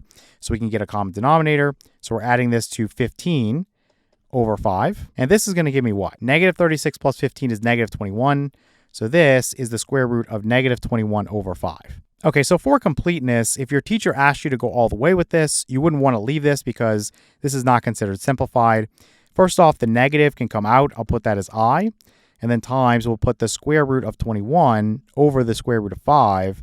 You would rationalize the denominator here and multiply by the square root of 5 over the square root of 5. So this down here would be 5. And up here, this would be the square root of 105. Okay, so let me just drag this up here. This is what we're trying to get to. And again, if you're doing a basic check, this is 100% not necessary. Okay, over here, 6 times negative 36, that's negative 216. So let's write, this is negative 216 over 25. Now, what you would do is multiply this by 25 over 25. So this would be 225 over 25. And 225 minus 216, that's going to be 9. So this is 9 over 25 here. Now, we know that we could split this up into the square root of 9 over the square root of 25. So essentially, that's going to be 3/5. So let's say that this is 3/5 here. And so this is 7 times 3, which is 21 over 5. So this is 21 over 5. And you see this is not going to work, right? So basically, what would happen is this is the square root of 21. So the square root of 21 over the square root of 5, again, if you rationalize the denominator, so you get the two forms to be similar, this would be the square root of 105 over, you would have 5. So this is not going to work out, right? These are not equal, so you can reject this solution. So the only one that's going to be valid here is going to be that x is equal to 12. Let's take a look at problem number 5 now. So we have the square root of x plus 1 is equal to the cube root of 4x minus 5. So hopefully you saw the example like this in the lesson. Essentially, I'm just going to put these in exponential form. So I'm going to say this is x plus 1 being raised to the 1/2 power. And this equals, we have 4x minus 5 being raised to the 1/3 power. The idea here is if I want to clear the radicals. So in other words, here it's an index of 2. Here it's an index of 3. Well, then I think about the LCM of 2 and 3. That's going to be 6. And I would raise both sides to the 6th power. So that is going to clear both radicals. So let's raise this to the 6th power. And let's raise this to the 6th power. And I'm just going to use my power to power rule. So x plus 1 would stay the same. 1/2 times 6 is 3. Then this equals my 4x minus 5 would stay the same. Let me make this 5 better. And then I would multiply 1/3 times 6. That would give me 2. All right, so let's use our formula here. So the first guy is cubed. So this is x cubed. Then we want plus 3 times the first guy squared, so x squared, times this last guy, which is 1, so that's not going to do anything. Then plus 3 times, now you have this guy, which is x, times this guy squared. Now 1 squared again is 1, so that's not going to do anything, so I'll just put 3x here. Then plus the last guy cubed, 1 cubed is going to be 1. Okay, let's slide this down. We'll say this is equal to, our formula here, 4x being squared is 16x squared. Then minus 2 times 4x times 5. 2 times 4 is 8. 8 times 5 is 40. then times x, then plus 5 being squared is 25. Okay, so this is one that we're going to solve using factoring. So let's get everything to the left-hand side, and I'm going to make the right-hand side into 0. So let's subtract 16x squared away from each side of the equation. That'll cancel. Let's add 40x to both sides of the equation. So that would cancel. Let's subtract 25 away from each side of the equation. That would cancel. So this is 0 over here. So we'll have x cubed. And then basically 3 minus 16 is negative 13. So minus 13x squared. And then 3 plus 40 is 43. So plus 43x. And then 1 minus 25 is negative 24. So minus 24. And this equals 0. Now at this point in the course, we have not talked about how to factor something like this. You could use something called the rational roots test. But again, this is for later on in the course. Now, some of you already know how to do this, but I'm just going to give you the factorization of this so we can solve this problem. So this guy is going to be x minus 8, so this quantity, then times the quantity, we'll have x squared, then minus 5x, and then plus 3. Okay, we'll set this equal to 0. Okay, so at this point, I think we all know how to solve this guy. So I'm just going to say that x minus 8 is equal to 0. Then or, we'll say x squared minus 5x plus 3 is equal to 0. So this one right here is very easy to solve. We would just add 8 to both sides of the equation. We'll cancel this. We'll have x is equal to 8. And then over here, for this guy, we would use the quadratic formula. If you look at it, it's not going to be factorable. So let's go ahead and say that it's going to be the negative of b. So b here is negative 5. So that's basically plus 5. So we'll say 5. Then plus or minus the square root of, you have this b squared. So negative 5 being squared is 25. Then minus 4 times a is 1, times c is 3. Let's just go ahead and do this real quick. So 4 times 3 is 12. And then 25 minus 12 is 13. So this right here is the square root of 13. And this is over 2 times a. In this case, a is 1. So this is 2. So I have 3 proposed solutions. I have 8. Then I have 5 plus square root of 13 over 2. And then I have 5 minus square root of 13 over 2. So we have to check these. And I'm just going to split this up. Let me get rid of that, and let me put a comma and put 5 minus the square root of 13 over 2 like this, so that we can accept or reject each one individually. And let's just start with 8. That's the easiest one to do. Again, you're just plugging things in to make sure that it works. So 8 plus 1 is 9. The square root of 9 is 3. This equals 4 times 8 is 32. 32 minus 5 is 27. The cube root of 27 is 3. So 3 equals 3. So yeah, this one does work. 8 is a valid solution. All right, for this guy right here, it's going to be a lot harder to check. So what I'm actually going to do is use an approximation. So if you punch this into your calculator, make sure you wrap this in parentheses. So 5 plus square root of 13, wrap that in parentheses, and then divide that by 2. So let's say this is approximately, I'm going to say 4.3. Then let's go 0, 2, and then maybe 7. And the more of these you include, the better. So let's maybe go 8 here. I'm just going to round. So I have 1, 2, 3, 4, 5 decimal places. I think that's good enough. And let's just plug that in here. We know that if I add 1, I would just have the square root of 5, and I'll say 0.30, and then we'll say 278. So let's punch that into the calculator, and I'll say that that's about 2.3. And I'll just cut it off there. It's 2.30277, and my calculator keeps going on for a while. So I'm just going to say it's good there. So 2.3, that's what I'm approximately looking for. I'm just going to put a question mark here. Okay, it's not going to be exactly equal, but it should be approximately the same. So what we'll do over here, say this is the cube root of, we're going to have 4 times this value. So 4.30278, and then minus 5. And that's going to give me, let me just erase this and do this as I go. So 17.21112. If I subtract away 5, I'm going to get 12.21112. Now let's hit the cube root key, and that's going to give me about 2.30, and then you get 277. Again, that continues for a while. So I'm going to say it's about 2.3 again. So these two values are very, very close, and it's close enough for me to say that this is a valid solution. Again, you could always check this with an online calculator or a computer or something like that. Trying to check this by hand with this guy right here is going to be really, really difficult. So let's get rid of this, and let's move on to the next one. Let me put my check mark back in there. So we have 5 minus the square root of 13 over 2. So again, you want to make sure that you use some parentheses around 5 minus square root of 13 before you divide it by 2 in your calculator. So you're going to get about 0. Let's say 69722. Let's stop there. Okay. So that's 1, 2, 3, 4, 5 decimal places again. So if I add that to 1, you would have the square root of 1.69722. So let's hit that into the calculator. So I'm going to say that this side is approximately let's just say 1.3. That's close enough for me. So over here, again, I'm just going to plug this in. So let me put a question mark here. Let me put the cube root here. So 4 times this value. So 0.69, and then we have 722, and then minus 5. So let's do this first. 4 times 0.69722. That's going to give me 2.7, and then 4 eighths. So 8, 8, 8, 8. If I subtract away 5, you're going to get a negative, so a negative 2.21112. Now you can already see this is not going to work because the cube root of a negative is a negative and this side's positive. So at this point, if you didn't want to go any further, you could just reject this now. So when I punch this into my calculator, I get about negative 1.3. And again, this continues for a while, but let's just put negative 1.3. So you see you have 1.3 here and negative 1.3 here. So these are opposites of each other. So this guy is not going to work. So you can erase it if you want, or you can leave it lined out. I would just say these two are the valid solutions here. So x could be 8, or x could be 5 plus square root of 13 over 2.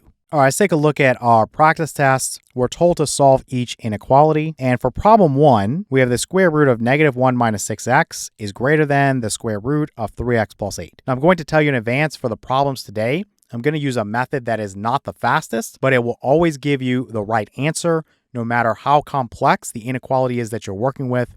The idea here is that if you square both sides of an inequality, you'll sometimes get these problems. And just to give you a little insight with a simple example and not to go too far into it, let's just say we had something like negative 5, and this is less than, let's say, 2. So right now we know that this is a true statement. But what happens if I square both sides of this inequality? This left side would now be 25. Let's keep the less than. If we square 2, we get 4. Well, this is obviously a false statement now. So this is a simple example of some issues that can come up when you square both sides of an inequality. So to avoid this, what I'm going to do is work with the related equation and just test on each side of the solution of that. So what we'll do first is actually find our domain, because that's going to be important. And just a note here, we are working in the real number system unless otherwise instructed on your test. So in the real number system, we know that our radicand has to be non-negative, so greater than or equal to 0. So you have one there and one there. So what you'd have to do is set up a compound inequality with and say that negative 1 minus 6x is greater than or equal to 0. Then you're going to use your keyword and. You're going to say 3x plus 8 is greater than or equal to 0. Over here, I'm just going to add 1 to both sides of this inequality. Cancel that. You'll have negative 6x is greater than or equal to positive 1. Let's divide both sides of the inequality by negative 6. And remember, if you divide both sides of an inequality by a negative, you have to flip the direction of the inequality symbol. This will cancel and give me x is less than or equal to 1 divided by negative 6 is negative 1/6. Over here, I'm going to subtract 8 away from each side of the inequality. We'll cancel this. We'll say 3x is greater than or equal to negative 8. And then I'll just divide both sides of the inequality by 3. Cancel this.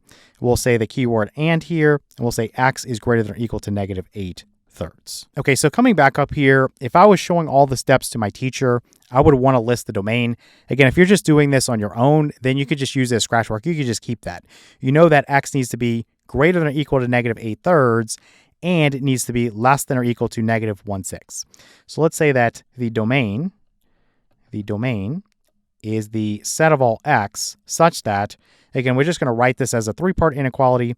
So x is greater than or equal to negative 8/3, and then less than or equal to negative 1/6. So if we get a solution and it doesn't fall in this domain, we have to reject it. Okay, so that's very important. And now let's think about solving the related equation. So we have the square root of negative 1 minus 6x is equal to the square root of 3x plus 8. For this one, since each square root is isolated, I can immediately square both sides. That gives me negative 1 minus 6x is equal to, you're going to have 3x plus 8. I'm going to solve this resulting equation. So let's add 1 to both sides of the equation here. That would cancel. Let's subtract 3x away from each side of the equation. That would cancel. So negative 6x minus 3x is negative 9x. And this equals 8 plus 1 is going to be 9. Okay, from here, I'm going to divide both sides of the equation by negative 9. Let's cancel this. We'll say x is equal to negative 1. We know that if we square both sides of an equation, we have to check for extraneous solutions. And so you would plug in a negative 1 here and also here. So basically, you would have the square root. So negative 6 times negative 1 is 6. And then 6 minus 1 would be 5. So this is the square root of 5. This would be equal to, over here, 3 times negative 1 is negative 3. Then plus 8 would be 5. So you get the square root of 5 equals the square root of 5. So this is a valid solution. So coming back up here, I'm going to write x is equal to negative 1. And I'm going to write this in a different way, just so it's more clear what's going on. Let's say we had the square root of negative 1 minus 6x. I'm going to subtract this guy right here away from each side. So then minus the square root of 3x plus 8. And of course, this would now be greater than 0 in the inequality form, or you could say it's equal to 0 if we're working with the equation. And I'll swap this back in a moment. I just want you to think about what happens if you plug in a negative 1, right? If we plug in a negative 1 for x, we know the left side is 0, so you get 0 equals 0. But if you change this back to an inequality, again, all I need to do is test on each side of negative 1. I know negative 1 makes this side 0, so I just need to figure out what I need to plug in values that are greater than negative 1 or less than negative 1. Okay, so you're going to test on each side. The curveball here is it's subject to this domain, so you have to keep that in mind. All right, so you want to come to a number line, or you can make a table, or again, if you're doing this on your own, you can just make some scratch work. It's kind of up to you. But you want to think about negative 1. That's going to be the boundary. So let's go ahead and put that as a little dashed line here. And then again, it's subject to this domain. So if you need this, then you can put it in. If you don't, then again, it's up to you. But negative 8/3, let's just say that's about, and I'll do this in a different color. Let's say that's about right there. And I'm going to label that as negative. Let me make that a little bit better. So negative 8/3. And then the other guy is negative 1/6. So let's say this is going to be really, really tight here. Let's say that's about right there. Let me do this in a different color. So I'll just put this like this. And I'll say that this is negative 1/6 like that. Now, what you'd actually want to do is think about this in terms of the 4 regions. So you have region A, and I'm not including any of these values here. So the negative 8/3, the negative 1, or the negative 1/6, I'm going to think about those separately. So you have region A, you have region B. Let's say this is region C, if I can fit that in there, and this is region D. Okay, so region A would be anything that's less than negative 8/3. We already know that that violates the domain. So negative 8/3 itself is okay. So we'll talk more about that in a moment. But anything less than negative 8/3, that will violate the domain. So that's automatic reject. So I'm going to say that region A, or actually, let me just put A here to make this a little bit shorter. I'll say that A, this is going to be false, or you could put that you're going to reject it. Now, region B, that's going to be between negative 8/3 and negative 1. Okay, so region B, we have to test that. So we don't know at this point. Region C, that's going to be between negative 1 and negative 1/6. So we have to test that, right? We don't know. And then for region D, we're going to reject that because that's anything that's going to be greater than negative 1/6. Again, negative 1/6 itself is okay, right? X could be that, but it can't be greater than negative 1/6. So we have to automatically reject that. That's outside of the domain. So we would say that this is false automatically. So let's test something from region B. And then just for completeness, let's test something from region C as well. So in region B, you could use something like, let's say negative 2. You see that value's in there. I think that would be easy to work with. Let's just come down here. We'll come back up in a moment. So you'd have the square root of negative 1 minus 6 times negative 2, then minus the square root. You have 3 times negative 2, then plus 8. Is this greater than 0? So this right here would be positive 12. And so negative 1 plus 12 would be 11. So this is the square root of 11. And then over here, you have 3 times negative 2, that's negative 6. And negative 6 plus 8 is going to be 2. So this is the square root of 11 minus the square root of 2. Without using a calculator, I think you can see that this is going to be greater than 0, right? The square root of 11 is larger than the square root of 2. And so if you subtract the square root of 11 minus the square root of 2, you will get a positive value, right? So this is obviously greater than 0. So coming back up here, I'm just going to mark that this is true, right? So anything in region B is going to work. Now for completeness, let's check something in region C. And this is a tight window. So I'm just going to pick something like negative 0.5 or negative 1/2 and just show you that it doesn't work. I'm just going to write here right now that it's false, but I'll just prove that to you. All right, so let's set this up. I'm going to go the square root of negative 1 minus 6 times negative 1/2, then minus the square root of 3 times negative 1/2, then plus 8, and this is greater than 0. Okay, so negative 6 times negative 1/2 is 3, and then negative 1 plus 3 would be positive 2. Over here, 3 times negative 1/2 is negative 3/2. So this is negative 3/2. Now, without going through and getting a common denominator, you can already see that this is a false statement. This is negative 1.5. If I add that to 8, I'm going to get 6.5. So this right here would be larger than this right here. So basically, you're going to have a negative, and that's never going to be greater than 0. All right, coming back up here, we verified that things in region C will not work. So now what I want to do is think about region B and think about the endpoints, whether they will work or not. Okay, so for region B, we have x is greater than negative 8/3, and it's going to be less than this negative 1. So let's think about each of these. Would negative 8/3 work? Yes. Negative 8/3 is in the domain, and it is less than negative 1, right? Things that are less than negative 1 work or satisfy the inequality. So that means that negative 8/3 would work. But again, if you go less than negative 8/3, you're outside of the domain. So you have to exclude those values. But negative 8/3 itself would work. So I'm going to make this less than or equal to here. Then for negative 1, it's not going to work because this right here we know would be 0. And 0 is not greater than 0. So this is going to be excluded. So when we write our solution, we would basically say that x is greater than or equal to negative 8/3 and less than negative 1. So we would say a bracket here. So negative 8/3. And then comma, you have your negative 1, and then use a parenthesis there because it's not included. So that's going to be your interval notation. Let's just put that over there. And then graphically, if you want to put that in, you could put this as negative 8/3. You could put this as negative 1. And then essentially, you're going to put a bracket here because it's included. Or again, some books will use a filled in circle. Then you're going to shade all this up to but excluding negative 1. So we'll use a parenthesis there. Or again, some books would use an open circle. Again, it's really up to you what you do. But this would be graphically, this is your x is greater than or equal to negative 8/3 and less than negative 1. And then this is your interval notation. All right, let's take a look at problem number 2 now. So here we have the square root of 3x plus 22, then plus 2. This is going to be greater than 4. So the idea here again is I'm going to figure out what is the domain. So take your radicand, which is 3x plus 22, and set it as greater than or equal to 0. So we're going to say 3x plus 22 is greater than or equal to 0. Pretty easy to solve this inequality. What I'll do is subtract 22 away from each side. Let's cancel this away. We'll say 3x is greater than or equal to negative 22. And then from here, I'm going to divide both sides of the inequality by 3. And so we'll cancel this 3 with this 3. You have x is greater than or equal to this negative 22 over 3. So again, I'm just going to write that my domain is the set of all x such that x is going to be greater than or equal to this negative 22 over 3. And then basically from here, I'm just going to replace this inequality symbol with an equality symbol, and then I'm going to solve that resulting equation. So I'm going to say the square root of 3x plus 22, and then plus 2, we'll say that's equal to 4. Okay, so what I want to do in this situation is isolate my radical, so this guy, and to do that I need to subtract 2 away from each side. This would cancel. You'd have the square root of 3x plus 22. Let's make this x a little bit better here. We'll say this is equal to 4 minus 2 is 2. And then we'll square both sides of the equation just so we can get rid of this radical here. And so on the left side, I'll just have my radicand, which is 3x plus 22. This equals, on the right side, 2 squared is going to be 4. And then what I want to do at this point is subtract 22 away from each side of the equation. We'll cancel this away.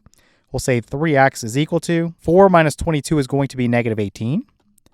And then as a final step, I'll divide both sides of the equation by 3. So now let's cancel this with this and say x is equal to negative 18 divided by 3 is going to be negative 6. So now we have our domain and we have our boundary. So what we'll do, I'm just going to rewrite this as the square root of 3x plus 22. What I'm going to do is subtract 4 away from each side of the inequality. So 2 minus 4 would be negative 2.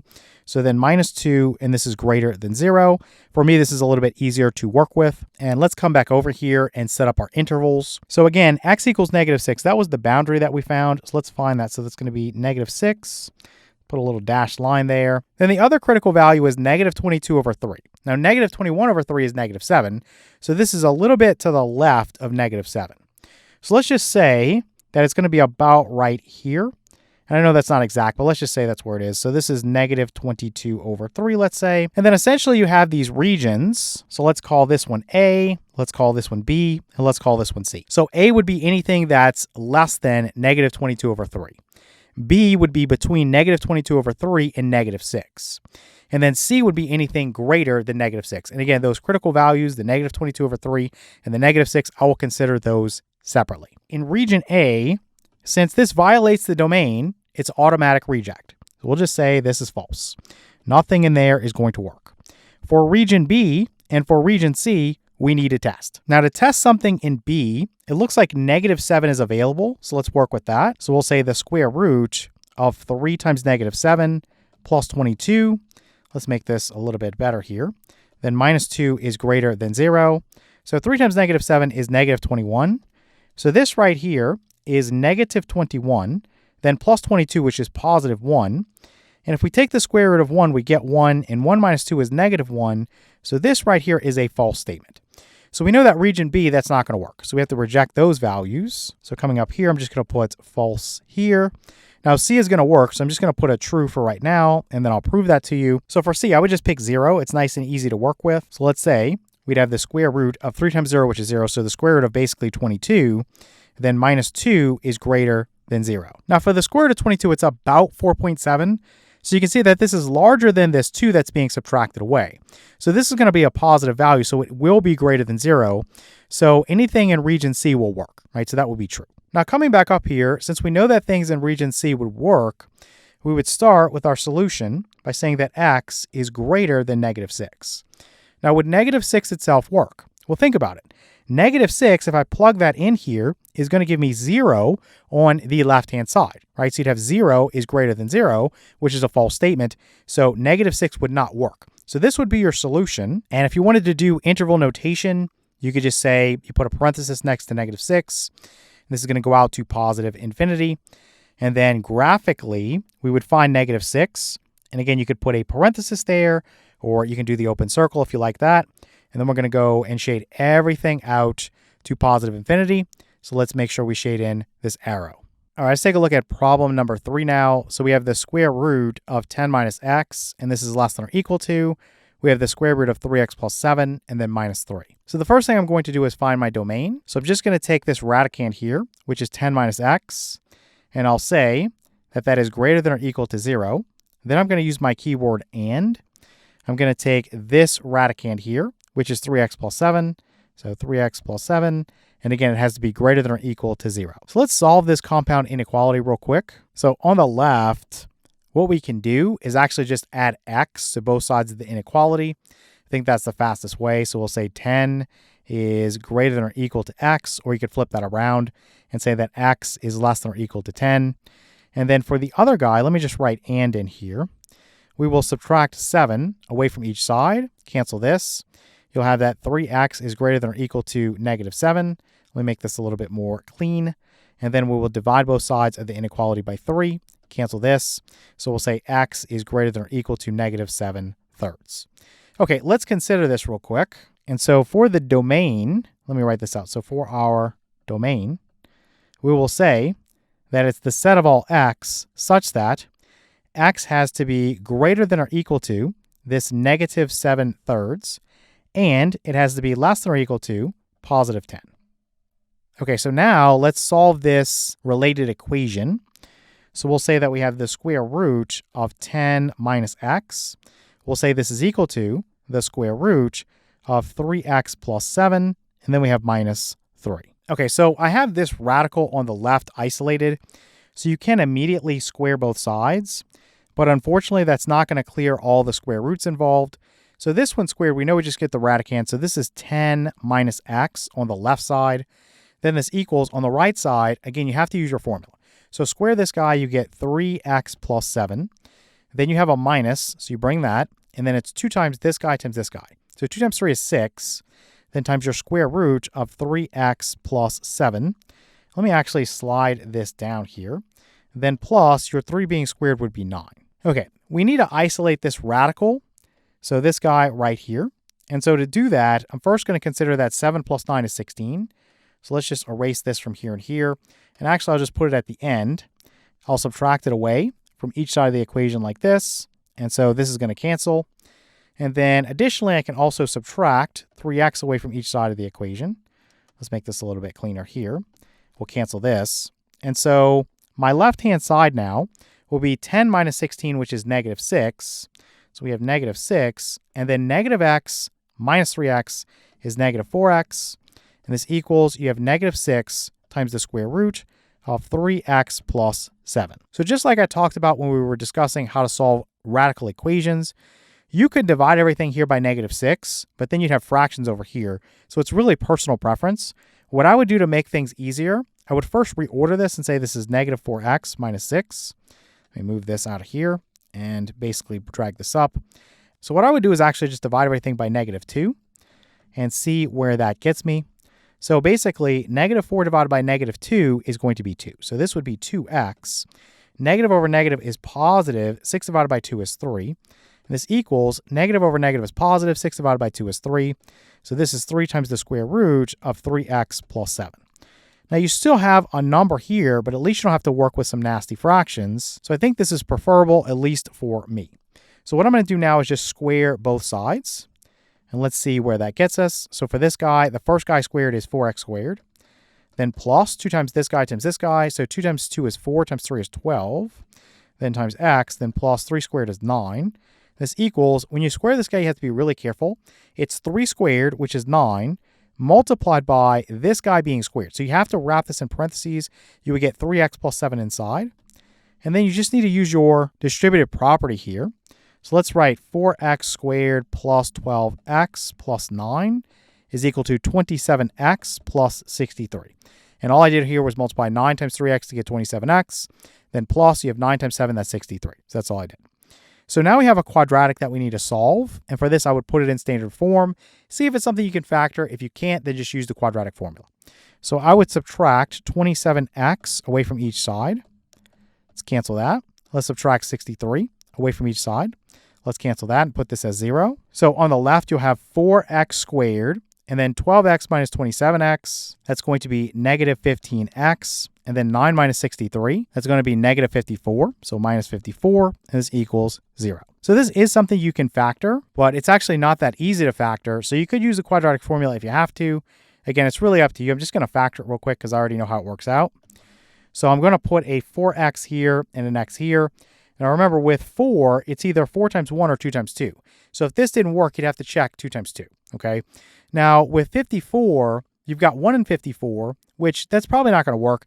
You couldn't put the 54 here because you'd have a common factor of 2, but you could put the 54 here and the 1 here. But 4 times 54, that's 216, and you're subtracting away 1 because this is a minus here. Again, everything is in terms of absolute value. So that's not going to get you to negative 15 or positive 15 again in terms of absolute value. Thinking about the next one, it's 2 and 27. You can't put the 2 here, but you could put it here, and you could put the 27 here. Now, 4 times 2 is 8, and then you've got 27. 27 minus 8, that's 19, and you're trying to get to 15, so that's out. Now, 54 is also divisible by 3, so you've got 3 and 18, so you can't put the 18 here, but you could put the 3 here and the 18 here. 4 times 18 is 72, and then 72 minus 3 would be 69, so that's not what we need. And then what else can we do? So it's not divisible by 4 or 5, but you could do 6 times 9. Now, you cannot put the 6 here because you'd have a common factor of 2, but you could put the 9 here and the 6 here. Now, it turns out this is what you're going to need. 4 times 6 is 24, and 9 times 1 is 9. 24 minus 9 is 15, but you have to make the signs work. So this needs to be negative, and this needs to be positive. So that will give me a negative 24x, and this would give me a plus 9x. So negative 24x plus 9x is negative 15x, so this is what we want. Okay, so let's say that 4x plus 9 is equal to 0. Or let's say that x minus 6 is equal to 0. And what I'll do here is subtract 9 away from each side. We'll cancel this away and say 4x is equal to negative 9. Let's divide both sides of the equation by 4. And let's cancel this and say that x is equal to negative 9 fourths. Then over here, let's add 6 to both sides of the equation. We'll cancel this. So also we get x equaling 6. Now again, these are proposed solutions. We did square both sides of an equation, so we need to check for extraneous solutions. All right, so let's check each one of these. So I'm going to tell you in advance, negative 9 fourths is not going to work. Instead of going through and trying to get common denominators, you can just use this as a decimal. So negative 9 divided by 4, that's going to be negative 2.25. So you'd have the square root of 10 minus a negative 2.25. So that's like plus 2.25. So this would be 12.25. Then we're saying this is equal to, we have the square root of 3 times negative 2.25. That's going to be negative 6.75. And you're adding that to 7. That's going to give me 0.25, or you can think about that as a fourth.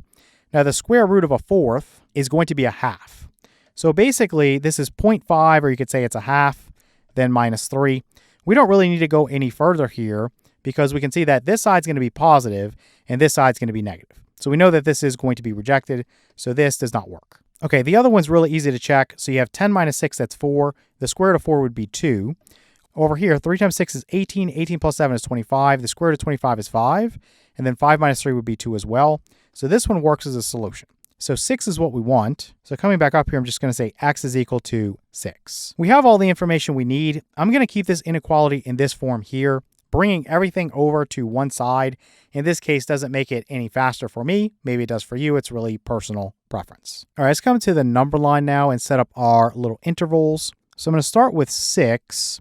So that's going to be my boundary here. So I'll make a little vertical line. And then also I'm going to think about negative 7/3. So if you don't know what that is, again, if you don't have a calculator handy, then negative 6/3 is negative 2. So this is basically negative 2 1/3. So let's just say it's going to be about right here approximately. Doesn't have to be perfect. We'll say this is negative 7/3, or you can put negative 2 1/3, whatever you want to do. Then for 10, let's put that about right there. Let's make a little vertical line there as well. I'm just going to set up my little regions. So let's say that this guy is A. So that's anything that's less than negative 7/3. Let's say that this is B. So that's between negative 7/3 and 6. Let's say this is C. So that's between 6 and 10. And let's say this is D. So that's greater than 10. So we know for A and D, they're automatic rejects, right? So they violate the domain. So if I set this up and say A is going to be false, and then I'll have B, I've got to check that. C, I've got to check that. And D, we know this is going to be false. Let me try to slide this up here, and I drug my minus sign, so let me put that back in there.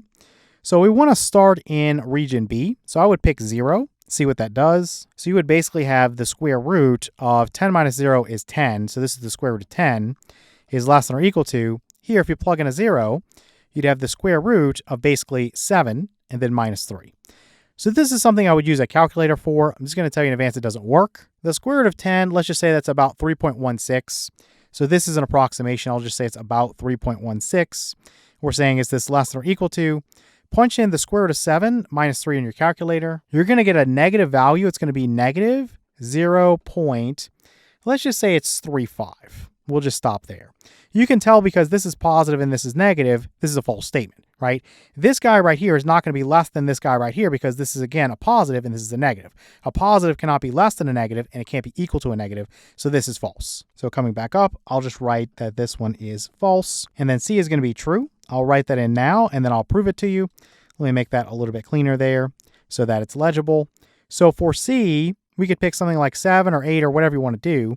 Let's just pick 7. So we would have the square root of 10 minus 7. That's going to be 3. So the square root of 3 is less than or equal to, you're going to have the square root of 3 times 7 is 21. 21 plus 7 is going to be 28. So you've got the square root of 28. Now, 28 is 4 times 7. So you could say this is 2 times the square root of 7 if you wanted to. We're probably going to use a calculator, but just for completeness, we'll put that in there. So then I have minus 3. So punch in the square root of 3 on your calculator. You're going to get about 1.73. So 1.73. We'll say this is less than or equal to 2 times square root of 7 minus 3. You're going to get about 2.29, let's say. So 2.29. And again, these are approximations, but it's close enough to where we can see that this side is less than this side. So it's going to be a true statement. So now that we know that numbers in region C are going to work, we can set up our solution. Let's just start with region C. We'll say x is greater than 6 and less than 10. Now we want to consider 6 and 10. Let's first think about 6. We have over here this x equals 6. Remember, this was the solution for our related equation. Well, here we have this non-strict inequality. So if I plug in a 6 for x, I'm going to get the same value on the left as I get on the right. So that means 6 would be included in the solution for this inequality. So let's go ahead and make this into a less than or equal to. Now, let's think about 10. Remember, on this side of 6, we're going to be in the solution region, so anything greater than 6. What stops us is that anything greater than 10 is not going to work because it violates the domain. But 10 itself does not violate the domain, so it will be in the solution set. So I'm going to go ahead and say this is a less than or equal to also. So here x would be greater than or equal to 6 and less than or equal to 10. All right, so let's put this in interval notation. So I'll just say we'll have a bracket there and then a 6, a comma, we'll put a 10, and then a bracket. Now graphically, let me start by putting a little notch here for 10. And then I'm going to use a bracket here at 6. And I'm going to use a bracket here at 10. Again, if you want to use a filled in circle, that's up to you. And then I'll just shade everything in between there. So basically we're saying that x can be any number that is 6 and then going up to and including 10. All right, let's take a look at problem number 4 now. So we have the square root of 8 minus x. This is greater than or equal to the square root of 2x minus 7. Then we have minus 3. All right, let's start with the domain. So I'm going to take this radicand here, which is 8 minus x, and we'll say that this is greater than or equal to 0. Then I'm going to say and. I'm going to take my other radicand, which is 2x minus 7. And again, we'll just say that that guy needs to be greater than or equal to 0 as well. Okay, so solving this one is pretty simple. I would just add x to both sides of the inequality. You would get 8 is greater than or equal to x, or you could flip that around and say that x is less than or equal to 8. Okay, for this one over here, what I would do is add 7 to both sides of the inequality. Let's cancel that away. We'll say that we have 2x is greater than or equal to 7. Let's divide both sides of the inequality by 2. We'll cancel that. And so I'll write my keyword and here, and I'll say x is greater than or equal to 7 halves, or in decimal form, you could put 3.5. So let's write our domain. So we'll say that the domain here is going to be the set of all x such that we're going to have x is going to be greater than or equal to our 7 halves, and it'll be less than or equal to 8.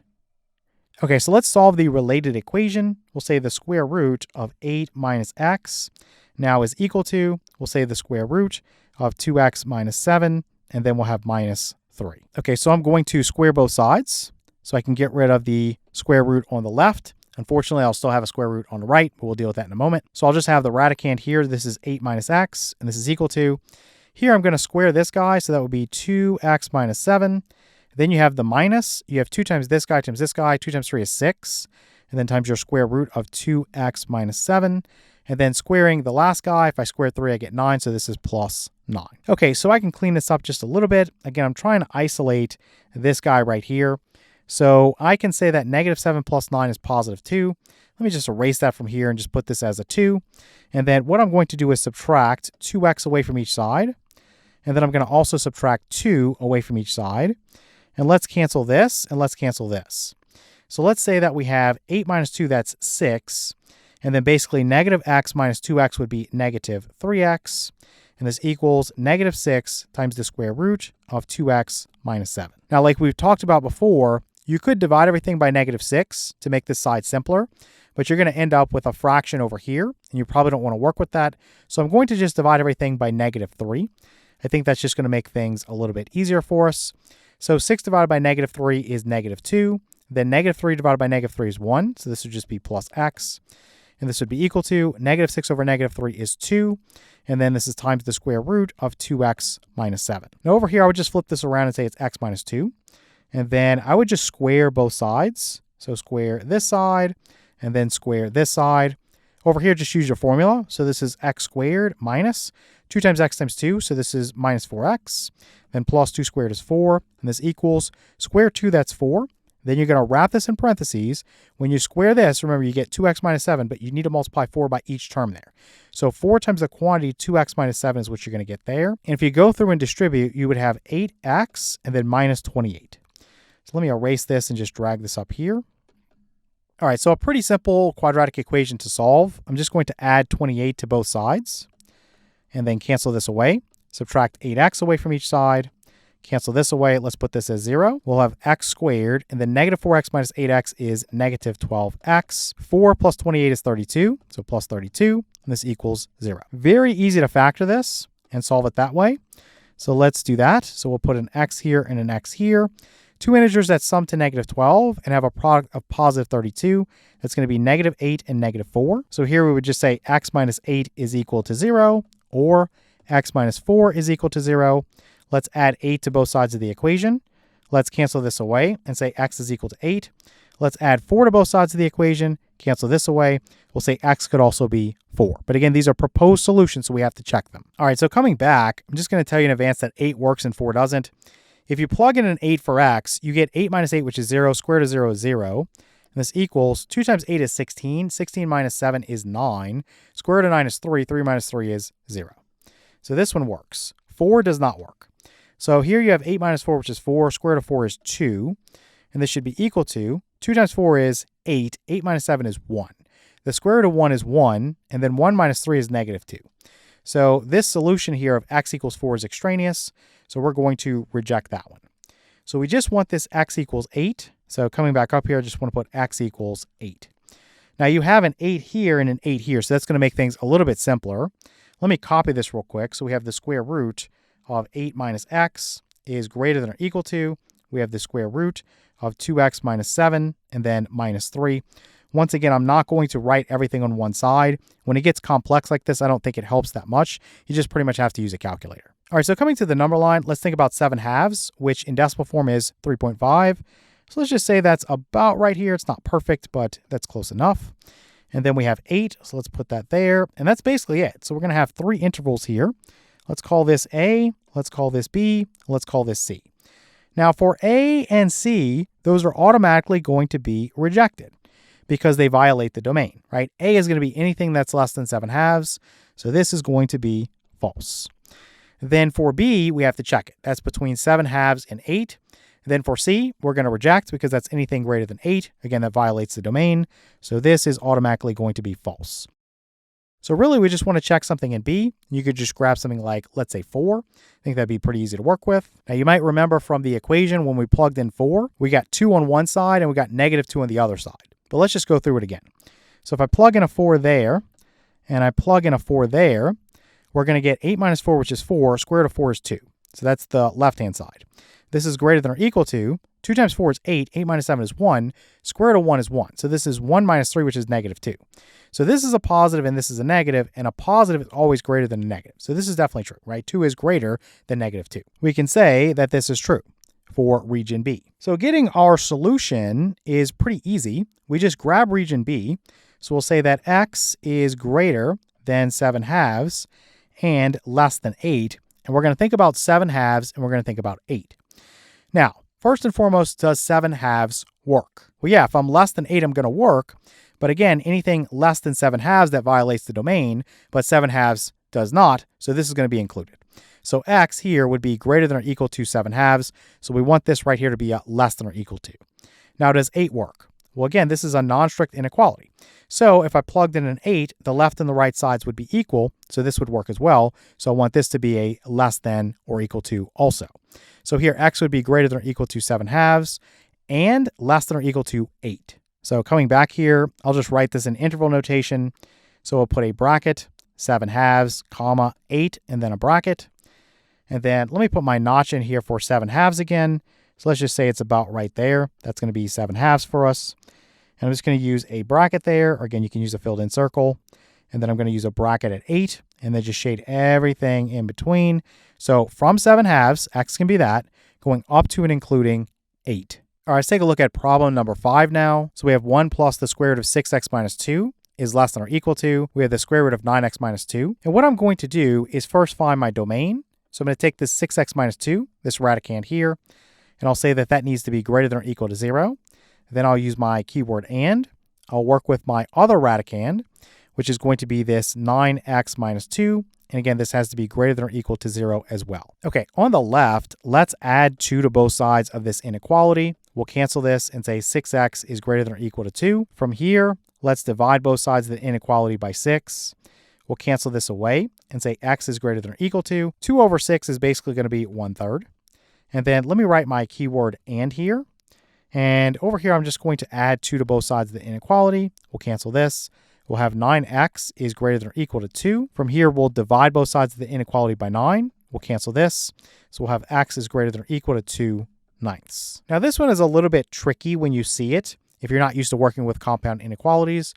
basically, since you have a greater than or equal to and then another greater than or equal to, you're going to take the more restrictive one. So how do we figure out which one's more restrictive? Well, think about 1/3 as a decimal. Just punch that into your calculator. You're going to get 0.3, where the 3 repeats forever, right? You get 0.333. That 3 is going to continue forever and ever and ever. Then for 2/9, punch that into your calculator. You get 0.2, where the 2 continues forever. So 0.2, 2, 2, 2, so on and so forth. Now, thinking about this, again, which one's more restrictive? Well, this one will be, right? Because this one is larger, so it's to the right of the other one. You can even look at this on a number line if you're confused by this, and just think about which one's more restrictive or which one includes fewer numbers. So let's say that this is, let's say 1. Okay, wherever you want to put it, it's fine. And let's say that this is 0 here. Well, if we have something like 1/3, let's just say that that's going to be somewhere about, let's say right there. So let's say this is 1/3. And then what's going to happen is 2/9 is going to be to the left of that. So let's just say it's right here. Again, it doesn't matter if it's exact. Let's just say this is 2/9. You're just going to see that 2/9 is to the left of 1/3. And so if we were considering this guy right here, right, that would include more numbers. So this would include these numbers right here, right, which would not be included in the other one. So that's important to understand. So we want to go with the more restrictive one because we have and, because it has to work in both. So we want x is greater than or equal to 1/3. So let's come back up here and write our domain and say that it's going to be the set of all x such that x is greater than or equal to 1/3. Okay, so now let's solve the related equation. So 1 plus the square root of 6x minus 2. This is equal to the square root of 9x minus 2. And what I'll do here is just immediately square both sides so I can get rid of this radical on the right. Unfortunately, I'll still have a square root on the left. So on the left, it's our formula. So 1 squared is 1 plus 2 times 1 times this. So 2 times square root of 6x minus 2. Then plus this last guy squared, which is 6x minus 2. This equals, if I square this guy, I get the radicand, which is 9x minus 2. So again, I need to isolate this guy right here. Pretty easy to do at this point, I think. So you see that you have -2 here and -2 here. You could just get rid of it from each side. I think that's probably the easiest thing to do. And then you could just subtract 1 away from each side. Let's cancel that from there. And then let me subtract 6x away from each side. Cancel that from there. So you have 2 times the square root of 6x minus 2. This equals 9x minus 6x is 3x, and then basically minus 1. Now, at this point, you could divide both sides of the equation by 2 so that this is a little bit easier to work with, but you're going to make this one more complicated, so it's really a trade-off. Okay, which one do you want to struggle with? I'm just going to leave it as is, and I'm going to square both sides. And essentially, I'm going to say that this is 4 times the quantity 6x minus 2. So again, I can't stress this enough. Make sure when you do something like this that you use parentheses here. The 4 needs to multiply by the 6x and the -2. Then this equals, I'm going to square 3x, that's 9x squared. And then minus 2 times 3x times 1 is going to be 6x. And then plus 1 squared is 1. Okay, just using my distributive property, 4 times 6x is 24x. Then minus 4 times 2 is 8. This equals 9x squared minus 6x plus 1. What I'll do from here is subtract 24x away from each side of the equation. We'll cancel this. I'm going to add 8 to both sides of the equation. We'll cancel this. Let's say this is 0 over here. I'm just going to flip this around and say it's 9x squared. Then basically negative 6x minus 24x is negative 30x. Then we'll have 1 plus 8, which is 9, and this equals 0. Okay, so definitely something I'm going to solve using factoring. You can divide everything here by 3. If you want to make it a little bit easier to work with. So this is 3x squared, then minus 10x, then plus 3 is equal to 0. And so really easy to factor this. This is 3x, and this is x. And then basically 3 is only 1 times 3, or negative 1 times negative 3. Now this is a negative and this is a positive, so this is basically going to be a negative and a negative. Now the 3 can't go here because you'd have a common factor of 3, so it has to be a -1 here and a -3 here. That's really the only possible choice given all these conditions. Well, this would be negative 9x, and this would be negative x. Negative 9x minus x would be negative 10x, so we are good to go. Let's go 3x minus 1 is equal to 0. Or let's go x minus 3 is equal to 0, and then I'll add 1 to both sides of the equation, cancel this. We'll get 3x is equal to 1, divide both sides by 3. Let's cancel this away and say x is equal to 1/3. Then over here, let's add 3 to both sides, cancel this. So x could also be 3. So again, these are proposed solutions. I'll just tell you in advance that they're both going to work. I can plug in a 1/3 for x and see if that works, and a 3 for x and see if that works. So we have 1 plus the square root of 6 times a third would be 2. 2 minus 2 is 0. So this is the square root of 0, which is 0. So this is just 1. That should be equal to the square root of 9 times a third is 3. 3 minus 2 is 1. Square root of 1 is 1.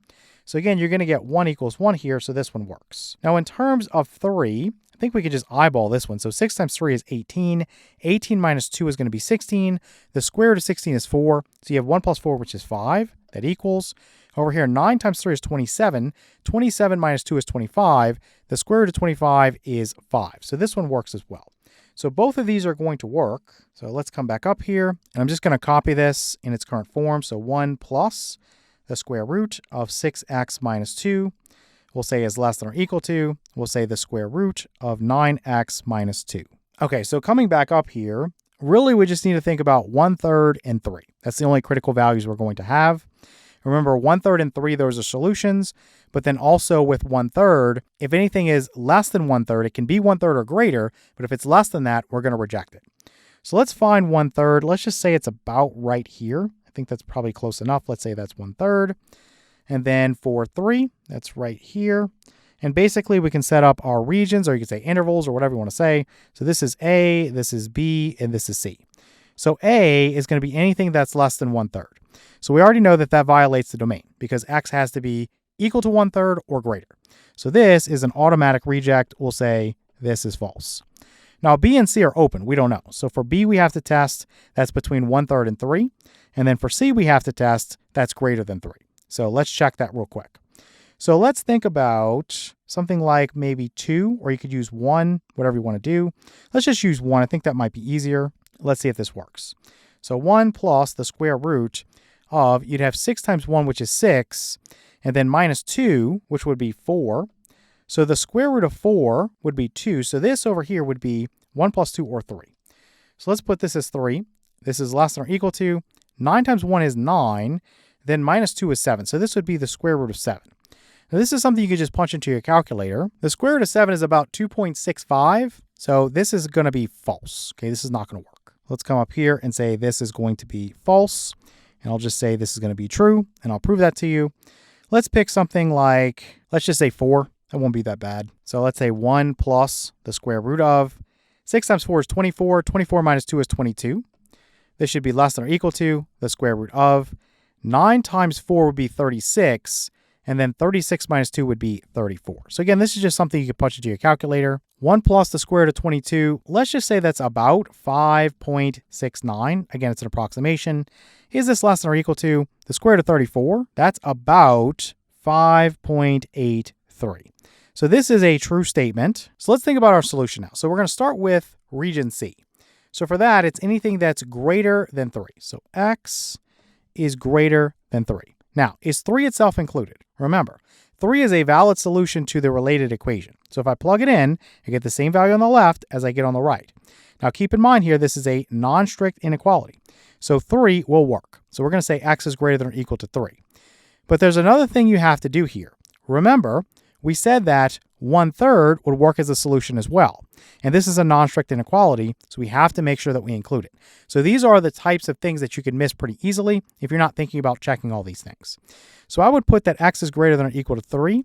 Then you would just put or x could also be equal to 1/3 because that would satisfy this guy as well. If I plug in a 1/3 for x, I would get the same value on the left as I get on the right. So this guy would be satisfied. Now this is going to be strange in interval notation, but in case you do want to write it that way, what I would do is actually reorder this and say that x is equal to 1/3, and then I'll put or x is greater than or equal to 3. So let me erase this and put this like this. And then in interval notation, what I'll do is basically put a bracket here. It's the same number. So how do you write that as an interval? You just put 1/3 here next to this bracket, a comma, and then 1/3 here next to this bracket. And I know this looks really, really weird, but that's just how you do it. You're basically saying that it's just 1/3 as the number. Then you'll put the union symbol. And then here it's anything that's greater than or equal to 3. So let's put a bracket, a 3, and this goes out to positive infinity. All right, so graphing this, again, let's put a little notch here at 1/3. Let's just say that's right there. So this is 1/3. Now, generally, I use a bracket, but for this one, I would actually use a filled-in circle. So I'm just going to fill that in right there like that. This should show that 1/3 is a solution. And then at 3, I'm going to put a bracket there. And then I'm just going to shade everything to the right. So again, if you want to make this more consistent, you could erase this and put a filled in circle there just so it looks more clean. All right, let's take a look at our practice test. So we're told to solve each inequality. And so for problem number 1, we have the fourth root of 3x minus 1, and this is less than 2. So as we discussed in the lesson, the idea here is that we're going to work in the real number system for these types of problems, unless you're otherwise told by your teacher. So if you have something like a square root or fourth root or sixth root or some even root, then you have to be really careful that your radicand is non-negative. So in other words, I would take this 3x minus 1, which is my radicand. So let me just write that out there. And I would basically set it as greater than or equal to 0 to make sure that it's going to be non-negative. And so I would add 1 to both sides of the inequality. Let's cancel this away. Let's say that we have 3x is greater than or equal to 1. Let's divide both sides of the inequality by 3. Let's cancel this away. And so x needs to be greater than or equal to 1/3. So if we get something less than 1/3, we have to reject that. So let's go ahead and put this over here. Just put a little border. And I'll say that the domain for this guy is going to be, let me make this a little bit better. So the set of all x such that x is greater than or equal to 1/3. So we'll need to think about that as we're getting our solution going. And now let's think about how we can solve this inequality. So most of you would just raise both sides to the fourth power. I'm going to avoid doing that here because when you square both sides of an inequality or you raise both sides to a fourth power or an even power, you're going to sometimes get issues. So to avoid those issues, I want to give you something that's consistent. And so I'm going to work with a related equation. You'll never have a problem if you do it this way. So we'll go ahead and say this is the fourth root of 3x minus 1, and we'll set that equal to 2. And I'm just going to solve this real quick. So basically, I would raise both sides to the fourth power. And so this would give me the radicand here. So this is 3x minus 1. And this equals 2 to the fourth power is 16. Very easy equation to solve. Let's add 1 to both sides. Let's cancel this. I'll just drag this over here and say 3x is going to be equal to 17. Let's divide both sides of the equation by 3. And I'll cancel this away and say x is equal to 17 thirds. I want you to recall that when you raise both sides of an equation to an even power, such as squaring or raising to the fourth power like we just did, you sometimes get extraneous solutions, so you always have to check to make sure it works. So if I plugged in a 17 over 3 there, what would I get? Well, 3 times 17 over 3 is 17. Then 17 minus 1 is 16, and the fourth root of 16 is 2, so this is a valid solution. Okay, so now that we have our domain, and we have our solution for the related equation, what we're going to do is go to the number line, set up some intervals, and we're going to test in each interval. Let me just rewrite this inequality. So we have the fourth root of 3x minus 1. I'm going to subtract 2 away from each side, so then minus 2. This would be less than 0. All right, so coming to the number line, we're just going to split this up into 3 intervals. So we're going to first think about this critical value of 1/3. And this is not going to be exact because obviously our notches are in terms of integers. But let's just say that 1/3 is about right there. Let's just call that 1/3. And then we're also going to have this other guy, this critical value of 17 thirds. So that's basically 5 2/3. So let's just say that's about right here. Again, it's not going to be exact, but this is close enough. So let's say this is 17 thirds. Okay, so basically you have 3 intervals. So let's say this is interval A. So that's anything less than 1/3. So that's automatically going to be rejected because it violates the domain. Then you have B here, which is between 1/3 and 17 thirds. We need to test. And then we have C, which is greater than 17 thirds. So let me write out that we have A, we have B, and we have C. So we know already that for interval A, or you could say region A, it's automatic reject. So I'm just going to write false immediately. For interval B or region B, you just take a value, and it could be any value in that region, and basically plug it into the inequality, see if it's true. If it is, every number in that region is going to work. If it's false, then no number in that region is going to work. So I could just pick something like 1. I think that's easy to work with. And let's just see what we get. So we would have the fourth root of 3 times 1 is 3, and then 3 minus 1 would be 2. So the fourth root of 2 minus 2 is less than 0. Now, without pulling out my calculator, I know that the fourth root of 2 is going to be smaller than 2, right? And 2 is being subtracted away. So this right here on the left is going to be a negative value, okay? And a negative value is always less than 0, so this is going to be a true statement. So let's come back up here and just put true here. And then for region C, let's just pick 6. So we'll have the fourth root of 3 times 6 is 18. 18 minus 1 is 17, so the fourth root of 17. then minus 2, and this should be less than 0. Now, again, without pulling out my calculator, I know that the fourth root of 16 is 2, and 2 minus 2 would be 0. So the fourth root of 17 is going to be larger than 2. So basically, this left-hand side here is going to be a positive value, and a positive is never less than 0. So this is going to be a false statement. So let's come back up here and say that this is false. Okay, so to form our solution, we would just start with region B. So we know that's between 1/3 and 17/3. So we would just say, let me just put this over here, I'll put a little border. We'll say that x is greater than 1/3 and less than 17/3. And now I want to consider these endpoints or critical values or boundaries or whatever you want to call them. So thinking about 1/3, would that work? Well, I know anything in region B works, right? So anything to the left of 17/3. Well, that would actually include this 1/3 here because it does not violate the domain. X is allowed to be 1/3, right? It just can't be anything less. So we would say that this is included, right? So I'll put this as a less than or equal to here. Now, in terms of 17/3, that's going to be excluded. And the reason is simple. This right here is a strict inequality, right? It is strictly less than. If I plug in a 17/3 for x, what's going to happen is the left side would be equal to the right side. So you'd have a 0 over here and a 0 over here, and 0 is not less than 0, so 17/3 needs to be excluded. So this would be our solution. And let's just go through and write this in interval notation. So I'll have a bracket and then a 1/3, and then a comma, and then a 17/3, and then I'll put a parenthesis there. So again, 1/3 is included, that's why we have the bracket. 17/3 is not included, that's why we have the parenthesis there. And then let me put my notches back in here so we can do a graph. So for 1/3, we said that was about right here. Let's just say that's 1/3. And then for 17/3, again, that's 5 2/3. So let's just say that's about right there. So this is 17/3. And basically, you want to put a bracket at 1/3, or you could put a filled in circle. Some books do that. And you want to put a parenthesis here at 17/3, or some books would use an open circle. Okay, either one you can use. So then we would shade everything in between here, just saying that x can be 1/3 and any number going up to and excluding 17/3. All right, let's take a look at problem number 2 now. So we have x minus 2 is less than or equal to, we have the square root of 2x plus 20. So again, the first thing I'm going to do here is figure out what is my domain. If I'm working with the real number system, then this guy right here, this 2x plus 20, the radicand, it needs to be non-negative. So let's say that 2x plus 20 needs to be greater than or equal to 0. Let's subtract 20 away from each side of the inequality. Let's cancel this away.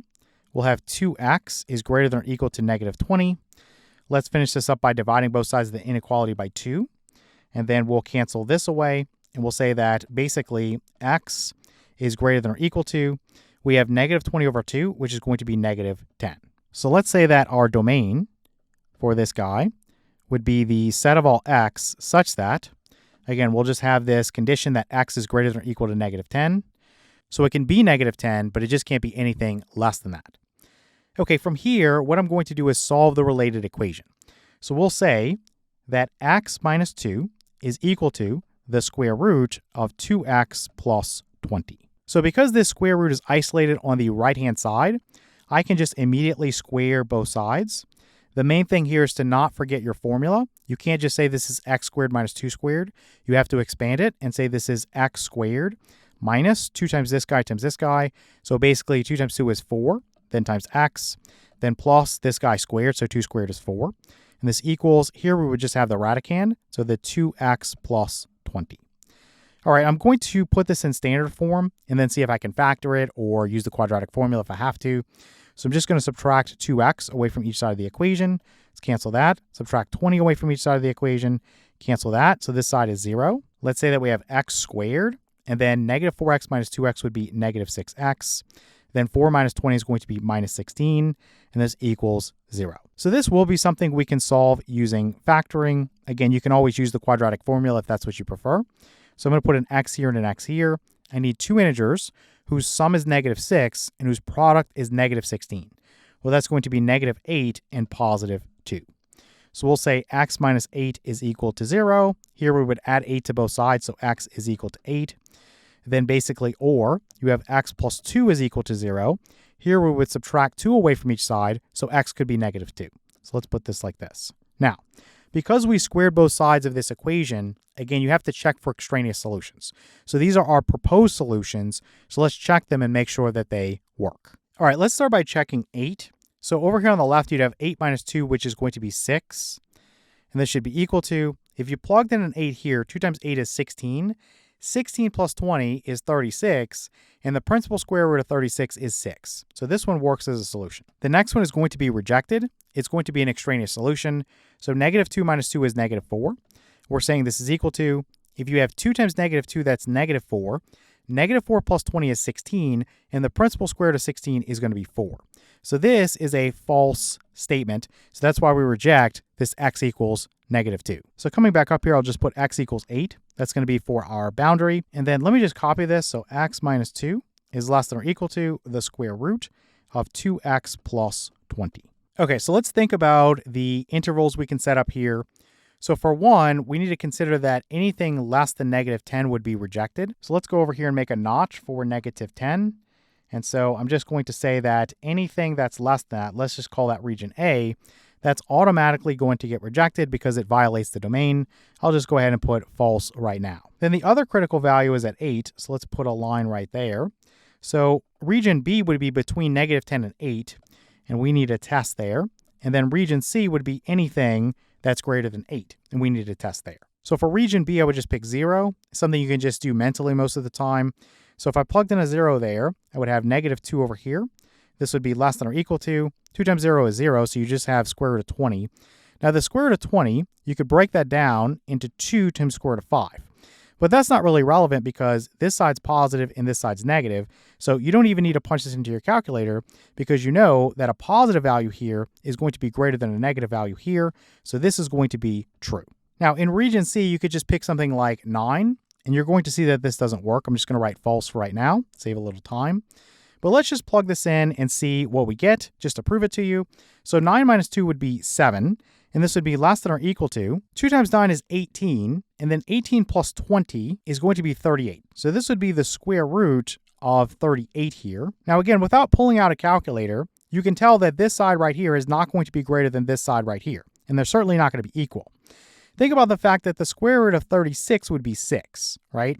This is a little bit more than that, but it's not going to quite be 7 because the square root of 49 would be 7, right? So this is obviously going to be smaller than 7. Again, you can use your calculator if you need to. If you punch that in, you get about 6.16. But again, without using it, you can immediately tell that this is going to be a false statement. So what we can conclude is that things in region B are going to work. So I would say that x is going to be greater than this negative 10 and less than this positive 8. Now, we think about negative 10 and 8 separately. Now, anything in region B, meaning less than 8, works. Again, this is going to go down to and include this negative 10 because that's in our domain, right? We just can't go less than negative 10. So this would be a less than or equal to. Negative 10 would be included. Then in terms of 8, it solves the related equation. So this side would be equal to this side. And here we have a non-strict inequality. We have that or equal to part. So this would be included as well. So x here would be greater than or equal to negative 10 and less than or equal to 8. All right, so let's put this in interval notation. I'll just put a bracket next to negative 10, then a comma, then I'll put 8, and then I'll put a bracket. And so coming to the number line, again, I can just put a little notch here for negative 10. And we're going to just basically use a bracket in each case. So I'll put a bracket there, and then over at 8, I'll put a bracket there. And again, you can use a filled in circle if that's what you prefer. And then I'm just going to shade everything in between. So x here can be negative 10, and then any value going up to and including positive 8. All right, let's look at problem number 3 now. So we have the square root of 10 minus x is greater than x minus 8. And again, I'm going to figure out what is my domain. So I'm going to say that 10 minus x, which is my radicand here, needs to be non-negative, so it needs to be greater than or equal to 0. For this one, you could just add x to both sides of the inequality and basically say that 10 is greater than or equal to x, or you could flip that around and say x is less than or equal to 10. So let's write out our domain, just so we have it. We'll say that the domain is going to be the set of all x such that x is less than or equal to 10. Close that down. And now let's think about solving the related equation. So we're going to have the square root of 10 minus x. This would be equal to x minus 8. Okay, so just like in the last problem, we can immediately square both sides. This square root is isolated on the left. So I can just square this side, and then I can square this side. So on the left, I just get the radicand. So I'm just going to get this 10 minus x. Then this equals. Over here, make sure to use your formula. So this is x squared. Then minus 2 times this guy times this guy. So 2 times 8 is 16. And then times x. And then plus this last guy, which is 8 being squared. So that's 64. Okay, so a simple quadratic to solve. Something, again, you're going to be able to factor. So I'm going to add x to both sides of the equation. Let's cancel this away. Let's subtract 10 away from each side of the equation. Let's cancel this away. So this side is 0. So we'll basically say I'm going to flip this around because I like my variable on the left. So I'll say this is x squared, and then negative 16 plus 1 basically would be negative 15. So this is minus 15x. And then 64 minus 10 would be 54. So plus 54. And this equals 0. Okay, so the left side, very easy to factor this. We'll go ahead and say that this is x and this is x. I need two integers that sum to negative 15 and give me a product of positive 54. So that's going to be negative 6 and negative 9. So negative 6 and then negative 9. So here, again, you can solve x minus 6 is equal to 0 or x minus 9 is equal to 0. In this case, you would add 6 to both sides. So you would say this is x is equal to 6. Here, you would add 9 to both sides. So you would say x is equal to 9. So again, these are proposed solutions, so we do need to check them. Okay, so let's start by checking 6. So you can see that it doesn't work. You're going to eyeball that and see 6 minus 8 is negative 2. So this is, you can reject that immediately, or you can go through the whole thing. So 10 minus 6 is 4. The square root of 4 is 2. Is this equal to 6 minus 8 is negative 2? No, this is false. So that's why 6 got rejected. For 9, you can see that's going to work, right? 10 minus 9 is 1. Take the square root of 1, you get 1. And this is equal to 9 minus 8 is 1. So this 9 is good to go. So coming back up, I'll just say x is equal to 9. And let's just rewrite this real quick. So we have the square root of 10 minus x. And this is going to be greater than x minus 8. So coming to the number line, you're going to have two critical values. You have 9 and then you have 10. So let's put a little border here at 9. And then for 10, we really don't have a notch. So let's just put that right there and just say that's 10. Doesn't have to be perfect. So we'll just go ahead and put a vertical line there. So this is going to be a little bit tight, but basically region A is going to be anything that's less than 9. So this is my region A. Then region B, that's our tight window. That is between 9 and 10. And then for region C, this is going to be an automatic reject for us because, again, it violates the domain. X here needs to be less than or equal to 10. So it can be 10, but it cannot be larger. So let me put false here. This is automatically going to be rejected. So then let's test something in A and see if it works. You could pick anything you want. I think I would pick 0 because it's nice to work with. So 10 minus 0 would be 10. So this would be the square root of 10. Is this greater than, if you plugged in a 0 here, 0 minus 8 would be negative 8. Well, yeah, the square root of 10 is positive. We don't need a calculator for that. And that's going to be greater than this negative 8, right? Positive is always greater than a negative. So for region A, we'll say this is true. Now for region B, let's just pick something like, let's say 9.5. Again, this is going to be a really tight window. So we'll pick something like that. So we'll say the square root of 10 minus 9.5 is 0.5. And then is this greater than 9.5 minus 8? That's going to be 1.5. Now, I think that most of you know without pulling out your calculator that this side over here is not going to be greater than this side over here. But again, if you want to punch it in, you're going to get about 0.71. Okay, so 0.71 is not greater than 1.5. So this is going to be false. Okay, so thinking about our solution, we know that anything less than 9 is going to work. So x is less than 9. Now, will 9 itself work? No, because that solves a related equation. And if you think about it, this is a strict inequality, right? So this is a strictly greater than here. So 9 itself will not work. And of course, 10 will not work because it's on the other side, right? So we're not even going to consider that here. So in this case, we could just say x is less than 9 and we're good to go. So in interval notation, I'll put negative infinity here next to a parenthesis, and then comma, I'll put a 9 here next to a parenthesis because again, it's not included. And then graphically, I'm going to find 9 on the number line. Let's put a parenthesis there facing to the left. Again, if you want to use an open circle, that's up to you. And then I will shade everything here going to the left like this. So that's my solution graphically. All right, let's take a look at problem number 4. So here we have the square root of x squared minus 8x minus 33. This is less than or equal to x plus 10. So I'll just tell you in advance, this one's extremely tedious. So let's just go through it. Just like we've been talking about in the real number system, if you have a square root, well then your radicand needs to be non-negative. So here we have a quadratic as the radicand. So this is what makes this problem a little bit more tedious. So we have x squared minus 8x minus 33. that is greater than or equal to 0. So this is something we're going to solve as a quadratic inequality. So again, to do this, you would first replace this inequality symbol with equals. So you would say x squared minus 8x minus 33 is equal to 0. You're going to find your critical values, and then you're going to test. So let's go ahead and factor this left-hand side here. So we know that this is x and this is x. And then for two integers that sum to -8 and give me a product of -33, well, that's going to be -11 and +3. So -11 and +3. So basically we know that here you would have x minus 11 is equal to 0, then or x plus 3 is equal to 0. So x is going to be, we add 11 to both sides here, so you would get x equals 11.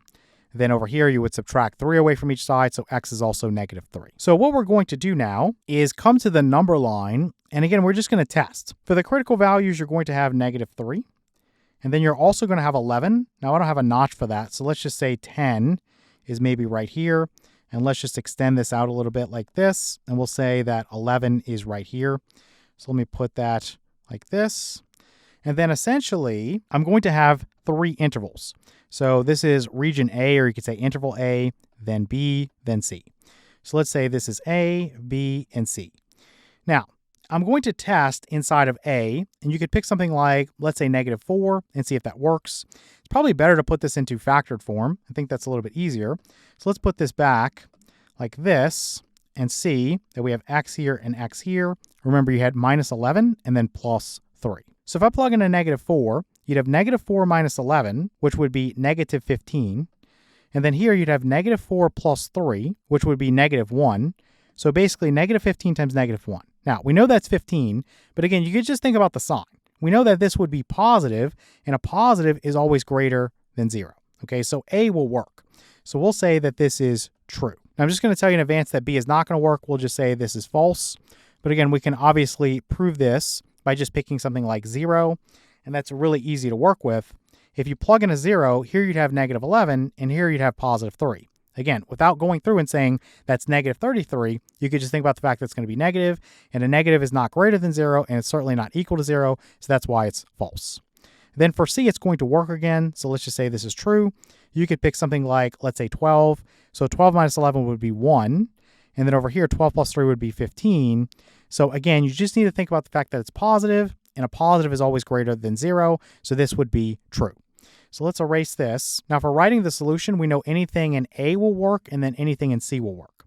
So x is going to be less than -3, then or x is going to be greater than 11, and then because we have this non-strict inequality, this or equal to part here, then both of those guys are going to work. So the -3 would work, and so would the 11. So let's adjust our answer and say x is less than or equal to -3, or x is greater than or equal to 11. So coming back up here, let's just write out our domain. So we'll say that it's the set of all x such that, and then we're just going to drag this up here.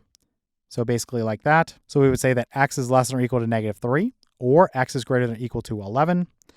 And then from here, all we have to do is go in and solve the resulting equation. And again, we're going to set up our intervals and then just test.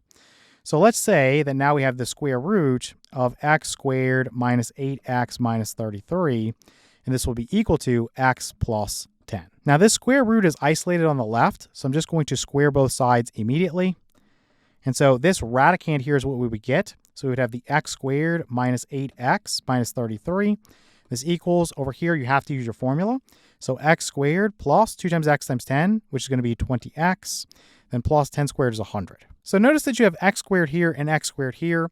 You could subtract x squared away from each side of the equation, and those would go away.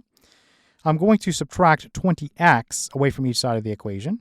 Let's cancel that. Let's add 33 to both sides of the equation. Let's cancel that.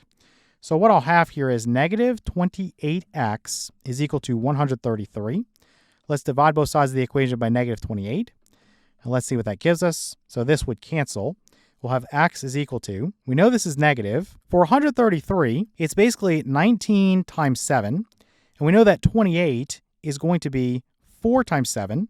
So let's cancel this common factor of 7, and we'll say that x is going to be equal to -19 over 4. All right, so let's check this. I'm going to convert this into a decimal. so that I don't have to get all these fractions. It's going to take forever. So it's negative 4.75. So over here, if I plugged in a negative 4.75 and I added that to 10, I would get 5.25. So over here, let's take the square root of negative 4.75 squared is 22.5625. And then negative 8 times negative 4.75, that's going to be 38. So you would have 22.5625 plus 38, and that's going to give you 60.5625. Then subtract away 33. You're going to get 27.5625. So let me write that here. So the square root of 27.5625. And then I'm going to hit the square root key, and you're going to get this 5.25. So 5.25 is equal to 5.25. So this is a valid solution. So x equals negative 19 over 4. Let's write this out. So x equals negative 19 over 4. Or again, you could write negative 4.75 if that's easier for you. So let's copy this. We have the square root of x squared minus 8x minus 33. And this is less than or equal to your x plus 10. All right, so coming to the number line, you're going to have 4 intervals. Let's start with negative 19 over 4, which again is negative 4.75. Let's just say that's about right there. So this is negative 19 over 4. And make that 9 a little bit better there. And then the next one is negative 3. So let's put that right there. Then you're also going to have 11. So let's just say this is 10 right here. And let's just extend this out like this. And let's just say this is 11 right here. So I'll just put my line down here like this. So let's just say this is A. That's going to be anything less than negative 19 fourths. This is B. That's going to be between negative 19 fourths and negative 3. And then you're going to have C, which is between negative 3 and 11. And then D is going to be greater than 11. Now, we said for the domain that x needs to be less than or equal to negative 3, or x could be greater than or equal to 11. So that tells me that region C is an automatic reject zone. So we're going to go A, B, and I'll probably have to put this over here. So C and D. Let's put this as false. This is going to be automatically rejected. Okay, so let's test inside of A, B, and D and see what works. So for A, you could pick something like, let's say, negative 5. So plugging in a negative 5, you would have negative 5 squared. Then you'd have negative 8 times negative 5, and then minus 33. We know this is 25, and then we know this is 40. So basically, you would have 25 plus 40, which is 65, and then minus 33. That's going to be 32. So this is the square root of 32. Now, 32 is 16 times 2. So the square root of 16 is 4. So this is 4 times square root of 2. So this is 4 times square root of 2. So this is less than or equal to, over here, negative 5 plus 10 is going to be 5. So is this a true statement or is this a false statement? Well, 4 times square root of 2, if you did that on your calculator, is about 5.66. And that is not less than 5, and it's certainly not equal to 5. So this is false. So things in region A are not going to work. So let's say that this is false. Now, let's check something in B. This is a tight window, so I'm just going to pick negative 4 just to make it easy. So let's say the square root of negative 4 being squared. Then you have your negative 8 times negative 4, then minus 33. And then over here, this is less than or equal to, negative 4 plus 10 is going to be positive 6. So negative 4 squared is 16, so we know that. And then basically negative 8 times negative 4 is plus 32. So we know that 32 minus 33, that's going to be negative 1. So this would be minus 1, and 16 minus 1 would be 15. So this is the square root of 15. Now you can punch that into your calculator. It's going to be about 3.87. But you could just eyeball that and see that this is going to be less because, again, the square root of 36 would be 6, right? So that would be the point where they're equal. This is the square root of 15, so obviously it's going to be less. So this is a true statement. So for B, we'll say this is true. And then what about D? So D is anything that's greater than 11. So let's check 12. So here, let's go the square root of, you'd have 12 squared, which is 144. And then basically negative 8 times 12, that's negative 96. So let's go minus 96 and then minus 33. Let's punch this into the calculator. 144 minus 96 is 48. And then 48 minus 33, that's going to be 15. So this is the square root of 15 again. And this is less than or equal to, here if you plug in a 12, 12 plus 10 is going to be 22. So obviously the square root of 15, which again is about 3.87, is going to be less than 22. So we'll come back up here and just say that this is true. Now let's carefully think about our solution. This one's a little bit hard. So basically we want B and we want D. So B is basically where x is greater than negative 19 fourths and less than negative 3. Then we're going to put or here. We want D, so that's x is greater than 11. Now, we need to consider all these boundaries or critical values or endpoints or whatever you want to call them. So would negative 19 fourths be included? Yes, because remember, this solves the related equation. Okay, so this is going to be included because this is a non-strict inequality here. We have less than or equal to. Now let's think about negative 3 and 11. Remember, if I plug in a negative 3 or an 11, this radicand here is going to be 0, right? So this side right here would be 0. And again, you could just think about this over here. If I had a negative 3, well, obviously this would be positive. So this 0 is going to be less than this positive. So this does work. Then the other one is 11. Again, you can just think about this. This is going to be 0. If you put an 11 here, that's positive. So 0 is going to be less than this positive. So this would work as well.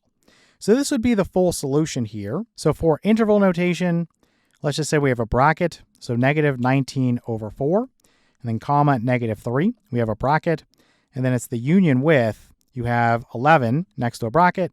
And this goes out to positive infinity. Again, you always use a parenthesis with infinity.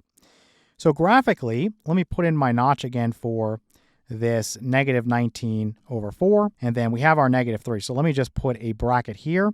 And let's put a bracket here. We'll shade everything in between. Again, if you want to use a filled in circle in each case there, that's up to you. And then for 11, again, we don't have it. So let's just say this is 10. Let me just extend this out a little bit and say this is 11. And then basically, I'm just going to put a bracket here at 11, or again, a filled in circle, and then just shade everything to the right, including that arrow. So basically, x here can be any value that's including negative 19 fourths, going up to and including negative 3. Then, or it could also be starting at 11 and including 11, going out to positive infinity. All right, let's take a look at problem number 5 now. So we have the cube root of 3x plus 2 is greater than or equal to 3x minus 4. And so with this guy, you have this cube root, right? So it's an odd index here. And so you can take the cube root of a negative number in the real number system.